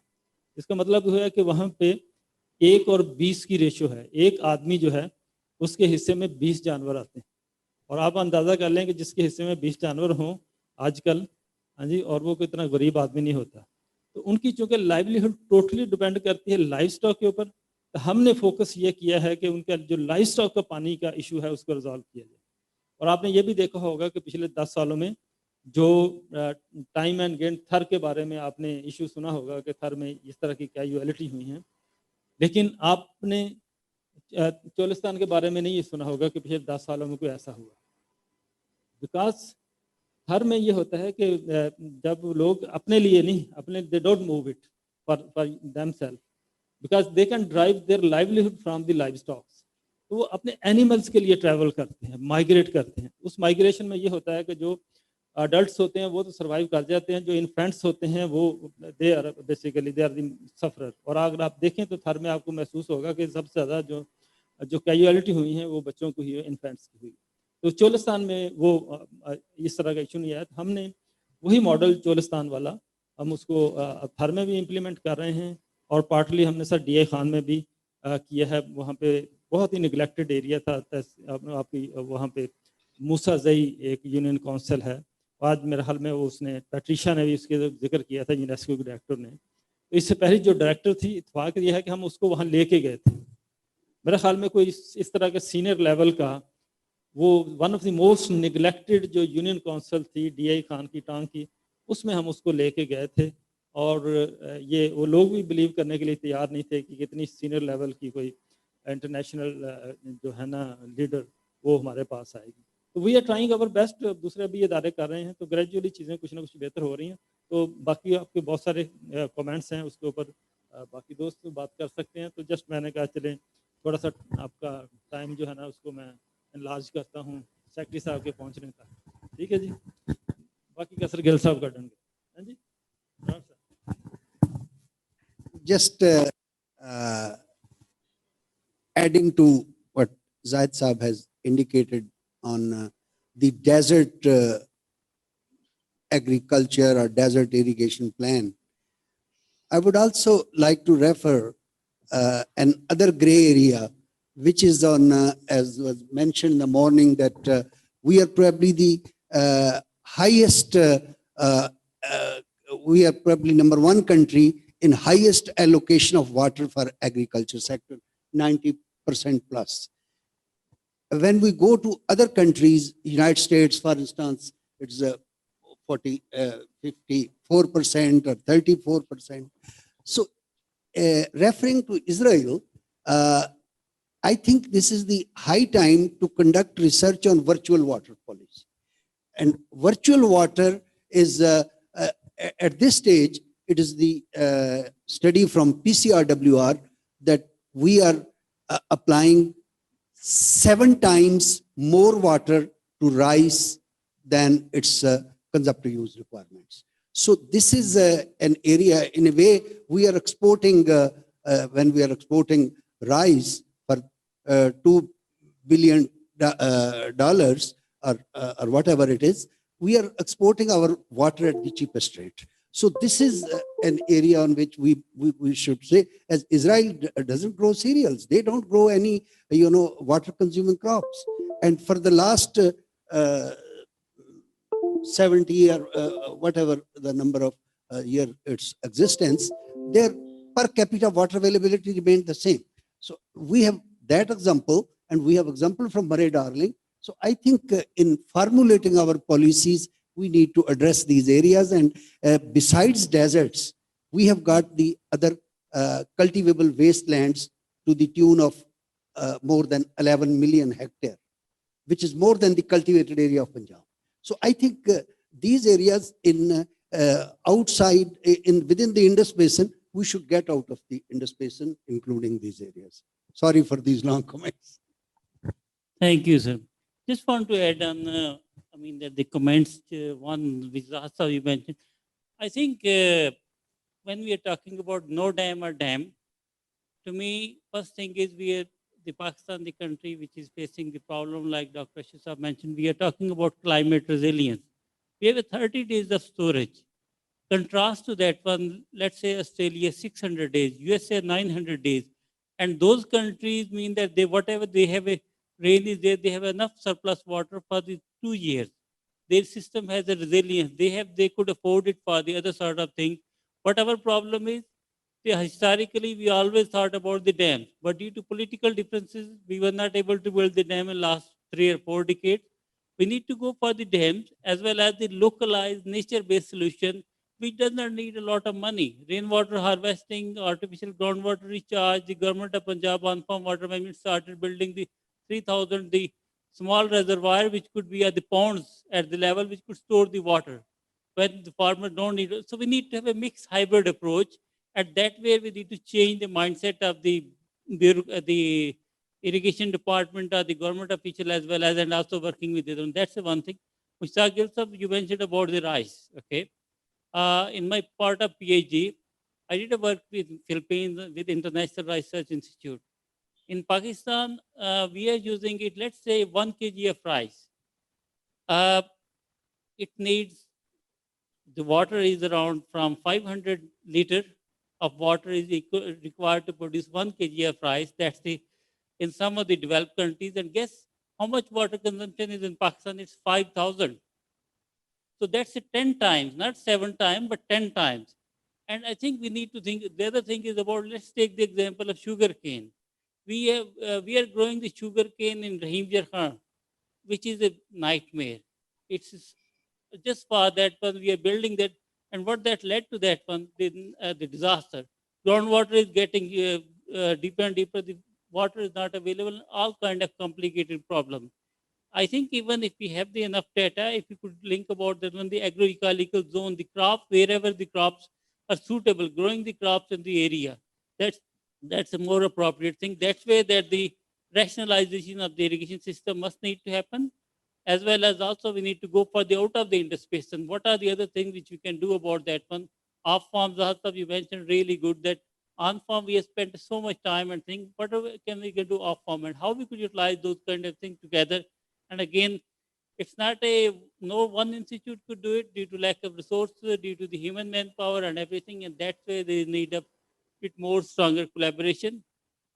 And the institute like IRSA, institute like Federal Flood Commission, and then the planning and development, they need to take a leadership. They are the ones who are involved in decision making, and civil society, the international organization and other institutes are happy to support wherever we could do based on the, but obviously when we are doing this thing, we need to make sure that whatever the solution which we are doing it, first thing is piloting those solutions at local scale level to adopt the things for the local things about based on the socio-economic thing, based on our culture, based on everything there. Ultimately the beneficiary are people. अगर हम उनके लिए उन्हें बताएं कि ये सारा irrigation system बनाया है, इसमें ये है कि दे उन्हें सर्विस प्रोवाइडर हैं, not the other way around. That needs to be improved, and it will only happen. It needs a long journey, but we start the journey and we'll be working together. Comments, not to time, but at least, again, I'm referring to the presentation from Punjab Irrigation Department, and in which it was again emphasized that they are going to double the Abhiana rates, and but going for the same system of Varabandi, which is just like a ration depot shop. So I think in that they should also need to change the parameters, and we need to go for non-traditional irrigation and non-traditional agriculture. As you rightly mentioned, we should try to come up with the reduction in areas of water guzzler crops like sugarcane and rice. But who will bell the cat? Because it is actually political scenario. You can who took the sugar factories to to Rahim Yar Khan and other areas. So these are living within our limitations, our constraints. I think we can take the initiative, at least take the command area of some of the small dams or new canal systems. We have 4 or 5 new canal systems which are coming up, started from Kachi Canal, Jalalpur irrigation canal. Then you have CRBC recently constructed Chashma Right Bank Canal, and then the GTC. In that, I think we should try to shift on demand-based supply systems. So these are the areas which we can. Mohsen, can I talk? Yes, sure. Lashari sir, go ahead. Thank you, Mohsen Saab, and thank you, Gil Saab, and all other colleagues. I have been listening from the morning till now. There are so many presentations and a lot of the information that was shared, and all are really very important. The question that Gilsa was saying that we should rethink on our this application of water, sugarcane we are using, and other traditional crops we are using. I think these all are the researchers time to time discuss and share with each other. But the main stakeholder is the landowners. Now, how we reach out to the landowners, how we reach out to the farmer community, how to reach out these the institutions where our research can be applicable and applied.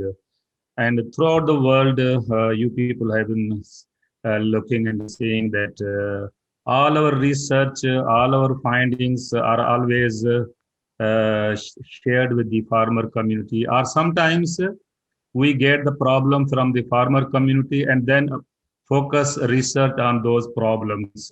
So that is the gap that our researchers and the farmer community still are facing. The second point, the data that we have been discussing from the morning. The data that is very important, but again, the policy level, the people, because who are the ultimate, I think chief guest has arrived.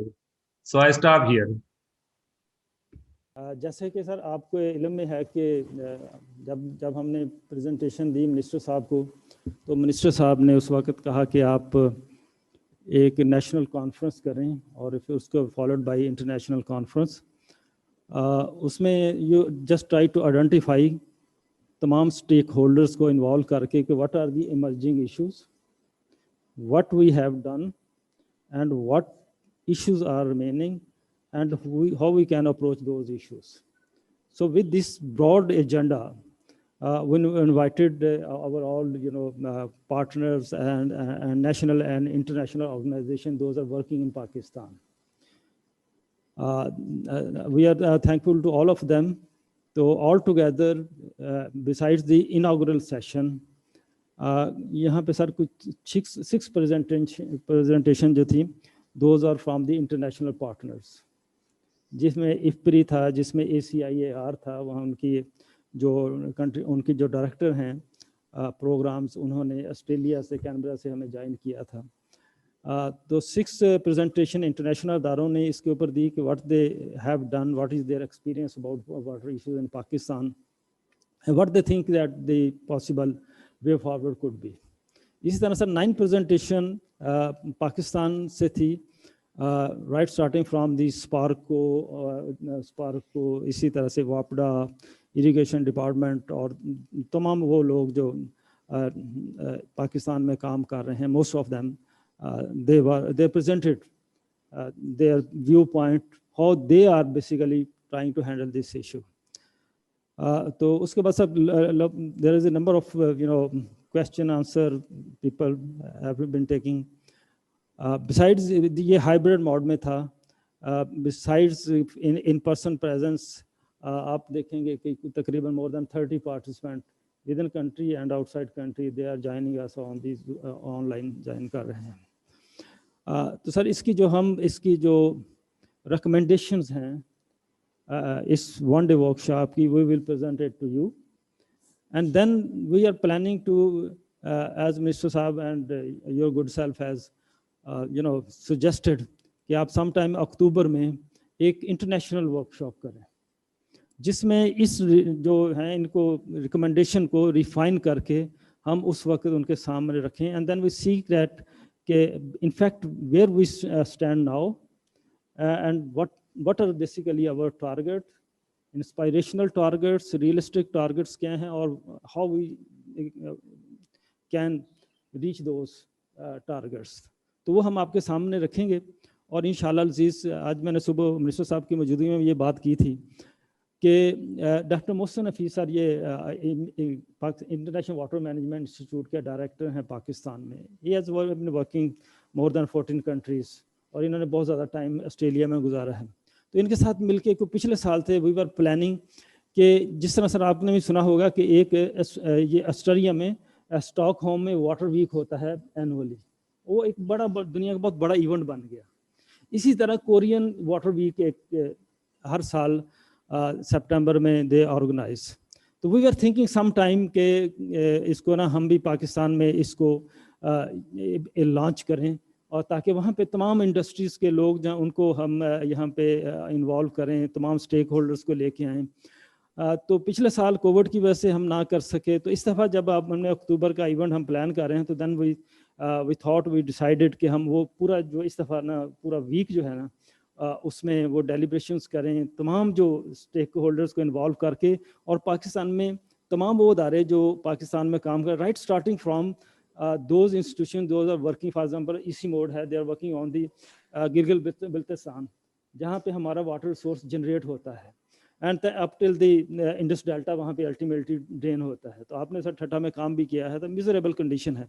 तो तमाम stakeholders को involve करके, तमाम industry को involve करके, तो वो week जो होगा वो एक बेसिकली एक तो हमें वे फॉरवर्ड देगा, और दूसरा ये होगा कि हमें एक अवेयरनेस जो है जी वो स्टेक होल्डर तक पहुंचाने में भी मदद मिलेगी. तो उसमें जैसे मैंने बात की, तो ऑस्ट्रेलियन ACAR के कोलीग्स कंट्री डायरेक्टर यहाँ पे बैठे हुए थे, तो उन्होंने कहा जी कि foreign we would love to be chip in our resources in this initiative. इसी तरह इसी मोड के कोलीग्स थे, उन्होंने मुझे कहा कि we would love to be. तो ये तमाम हमारे जो नेशनल इंटरनेशनल ऑर्गेनाइजेशन के साथ मिलके हम वो पूरा वीक आपके साथ मिलके उसको प्लान करेंगे, और अपने हिस्से का वो जो काम है ना कोशिश करेंगे कि ये जो इश्यूज तो बहुत बड़े हैं, लेकिन जहाँ तक हो सका वो हम अपने हिस्से का जो किरदार है वो ज़रूर निभाने की कोशिश करेंगे. ये भी सर आपके नोटिस में है कि जैसे अभी हमने आपकी मौजूदगी में CDA के साथ MOU साइन किया है, उसमें भी अभी जैसे ही हमने MOU साइन किया है उसको थोड़ा सा हाईलाइट हुआ है, तो बहुत सारे अदारे जो है ना उन्होंने हमें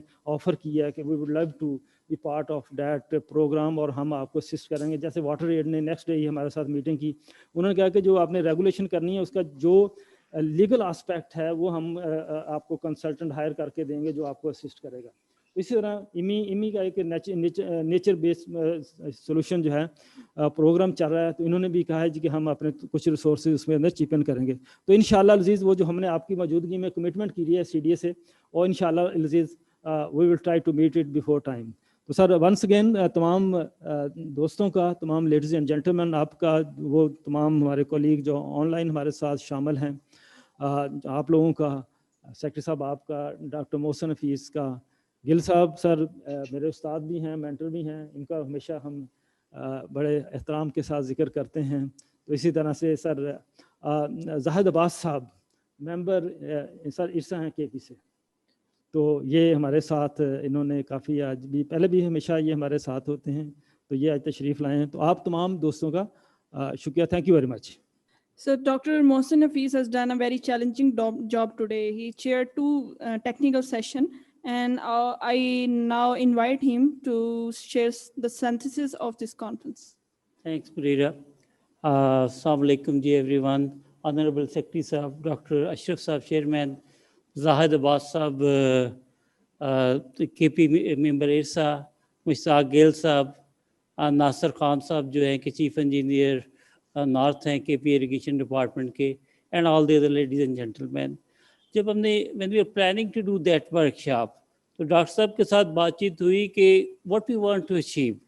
जो 2 मेन ऑब्जेक्टिव थे कि इस नेशनल कॉन्फ्रेंस के, identifying gaps in the policy procedure and practices that would benefit from better scientific knowledge, understanding and evidence of proposed solution. That's first objective. Second was about carry out a research agenda that addresses the priorities of stakeholders in water sector that will guide investment in research and scholarship. Looking around that one, today we have it around 50 people on the, I mean, in the morning, if we just aggregate everyone, it was here on around 40 to 50 people in person and 30 to 35 people joining virtually.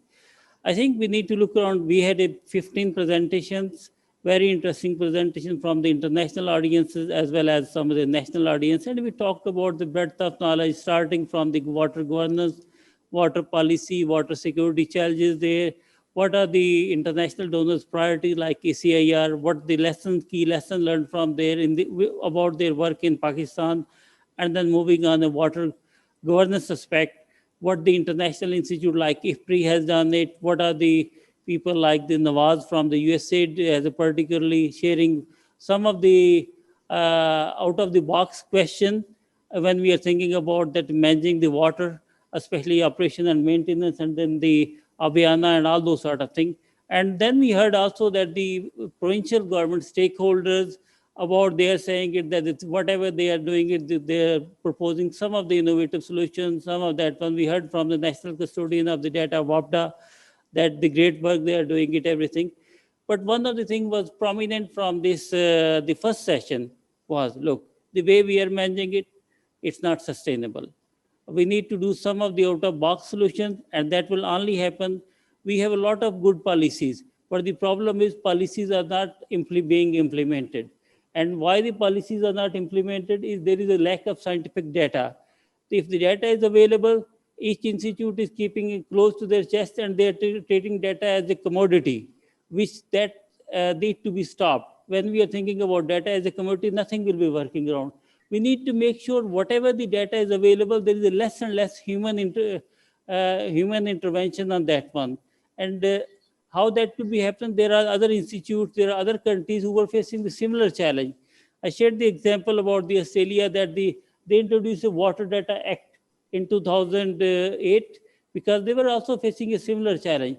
The problem, Federal Flood Commission people was raising it, okay, look, when we are getting the data through third party, maybe the data has all the things are not properly done and there is some intervention.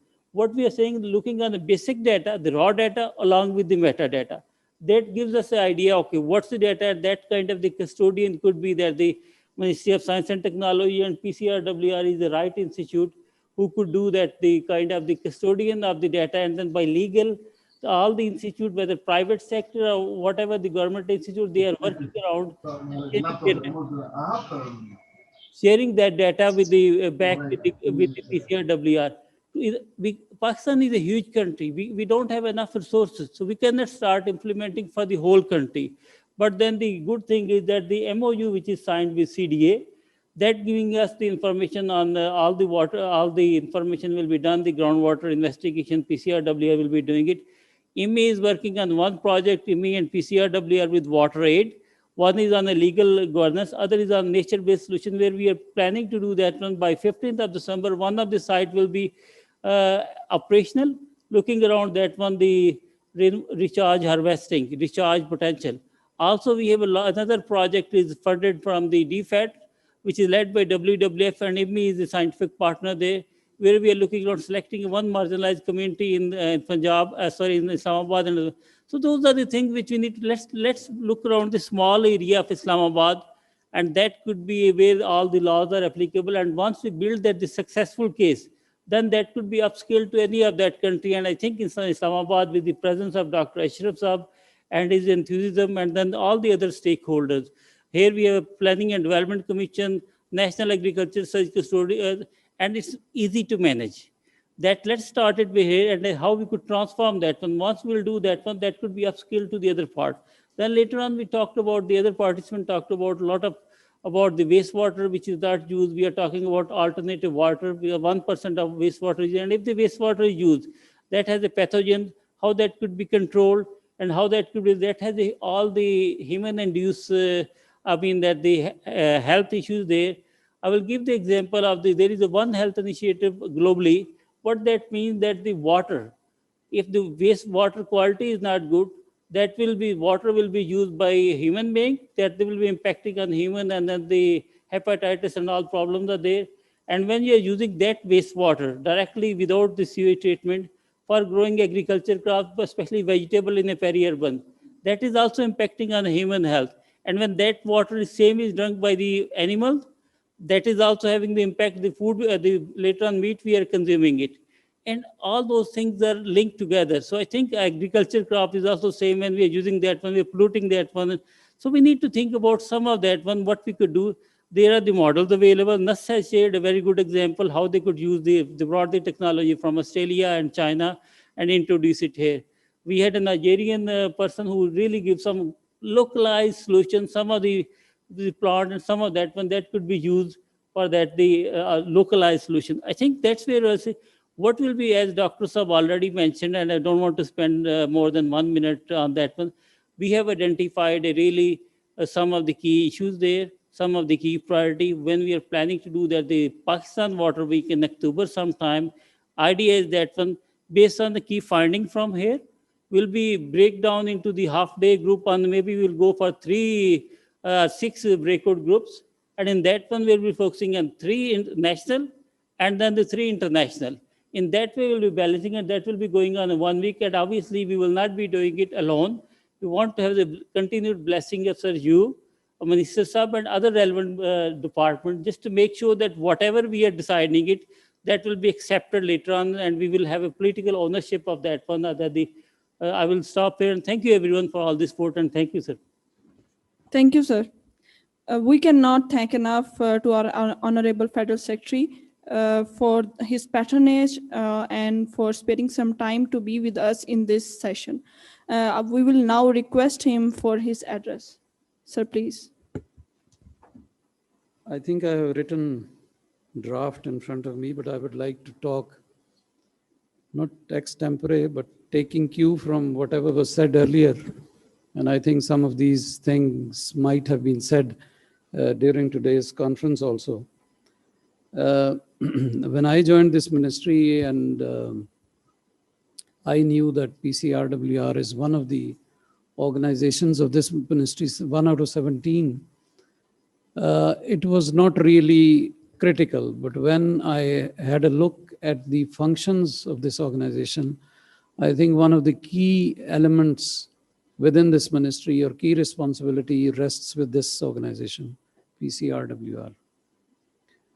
During my professional life, Mushtaq Gill Saab and courtesy experts like him, we have been in touch with water issues, water management in this case. And I remember a very relevant example emphasizing water governance was when we tried to introduce water metering in Kasur, city of Punjab. I was working for a company, Punjab Municipal Development Fund company, and I was their head of institutional development. So we went for 1 day to Kasur, talked to ordinary people, the elected representatives, municipal bodies, and then I remember we went to Burewala and Duniyapur, a very illuminating experience. Even I have been district officer and sub-divisional officer, but that visit was just like an ordinary person with the team. We went, we stayed, we interacted. And what I learned from there was that to manage our resources better, we need to have a very robust governance structure. Not only water metering, but as Dr. Saab said, water laws, water conservation strategies, and I think a plethora of institutional elements, including laws and whatnot. Dr. Mohsen mentioned another very important thing. That was that we have a lot of laws in our statute books, but those are not implemented really. So how to implement? So there should be a regime, there should be political acceptability, I agree. Then there should be some enforcement mechanism provided. But more importantly, developed countries have a mechanism to discuss things. We don't. Now in these forums also where we are currently standing, we do talk, but it's mostly monologue, one-way traffic, very seldom two-way traffic. So why not to have a forum, informal forum, because formal forum, certainly political economy of formal forums is that they give you support. But I think we cannot talk heart to heart. So I would propose one, won't take much of your time, but I would propose that there should be one informal water forum, water group, water council, whatever you call it. Don't make it an official thing. A forum where I can also sit among you, have a discussion, discourse, because water is such a crucial issue. I remember I have served in education, I have a passion for education. Now, why is education so close to my heart, like many others? It's not only because my children are studying, it's because education is something very basic. So, on the same analogy, water is also something very basic. It's close to all our heart, and I think people out there also have a grave concern. You talk politically, water is an issue worldwide. Dead Sea, Israel, Palestine, it's already aggravated. Maldives, already going down the ocean. So I think it's very important to not only emphasize, not only create institutions or laws, not only develop regimes to implement, but to be motivated and I think geared towards bringing a change in this sector. It's very difficult. Old habits don't die in few days. So we need to constantly push for this effort. Dr. Saab talked of Water Week. I totally agree. Awareness is a central linchpin of any effort. You can make efforts, you can make laws, you can implement them, but unless people are involved, they are taken along, no effort will succeed. So I think we should hold Water Week.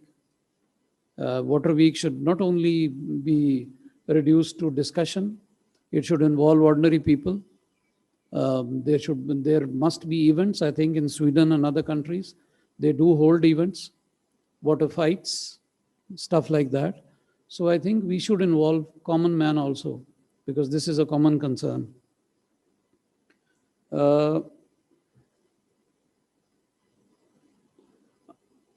Secondly, I think Dr. Saab did mention about research. And I think as a ministry, science and technology, the bottom line is that we are involved in research on water issues. So we should do research. But the issue is that that research is not deciphered by ordinary people. Common man cannot decipher that research. And we are, I think we have not been successful historically to make that research palatable for an ordinary person. So we need to translate our research, make it easier to understand. मेरा ख्याल है कि आज के ज़माने में social media, doctor साहब और डॉक्टर मोहसिन भी, and Gil Saab and other experts, social media is a very important tool. We can utilize that. We have youngsters in our organization. They can work on that. We can employ more people. And we can raise awareness in schools, across media, across different strata of society on this issue, because this is going to be the top political, economic, from any angle, if you analyze, this would be the top issue in coming times. I'm very happy that this seminar/conference took place. And I would like that we should hold an international conference also. And we should somehow, Dr. Saab, create, like I remember the campaign for making dams had a lot of, it was questioned on one side, but the awareness raising. So we need to have media clips, movies or whatever, I think methodology we can employ, we need to create awareness. I remember when in Kasur we did go for one day, and when we followed that up later on, there was great understanding among ordinary people that One, it was difficult. We had to pay. हम मजदूर हैं, हमारे पास पैसे नहीं थे, हमें bill देना पड़ा है. लेकिन वो जो बिजली, वो जो पानी की टूटी खुली होती थी और किसी को परवाह नहीं होती थी, वो चीज़ खत्म हो गई. जब आपको पैसे देने पड़े, इवन ऑन एक्विटी बेसिस, कुछ पोर्शन भी देना पड़े, तो देयर वाज ग्रोइंग अवेयरनेस कि जी हमने पानी ज़ाया नहीं करना. And water conservation to a country like us is key.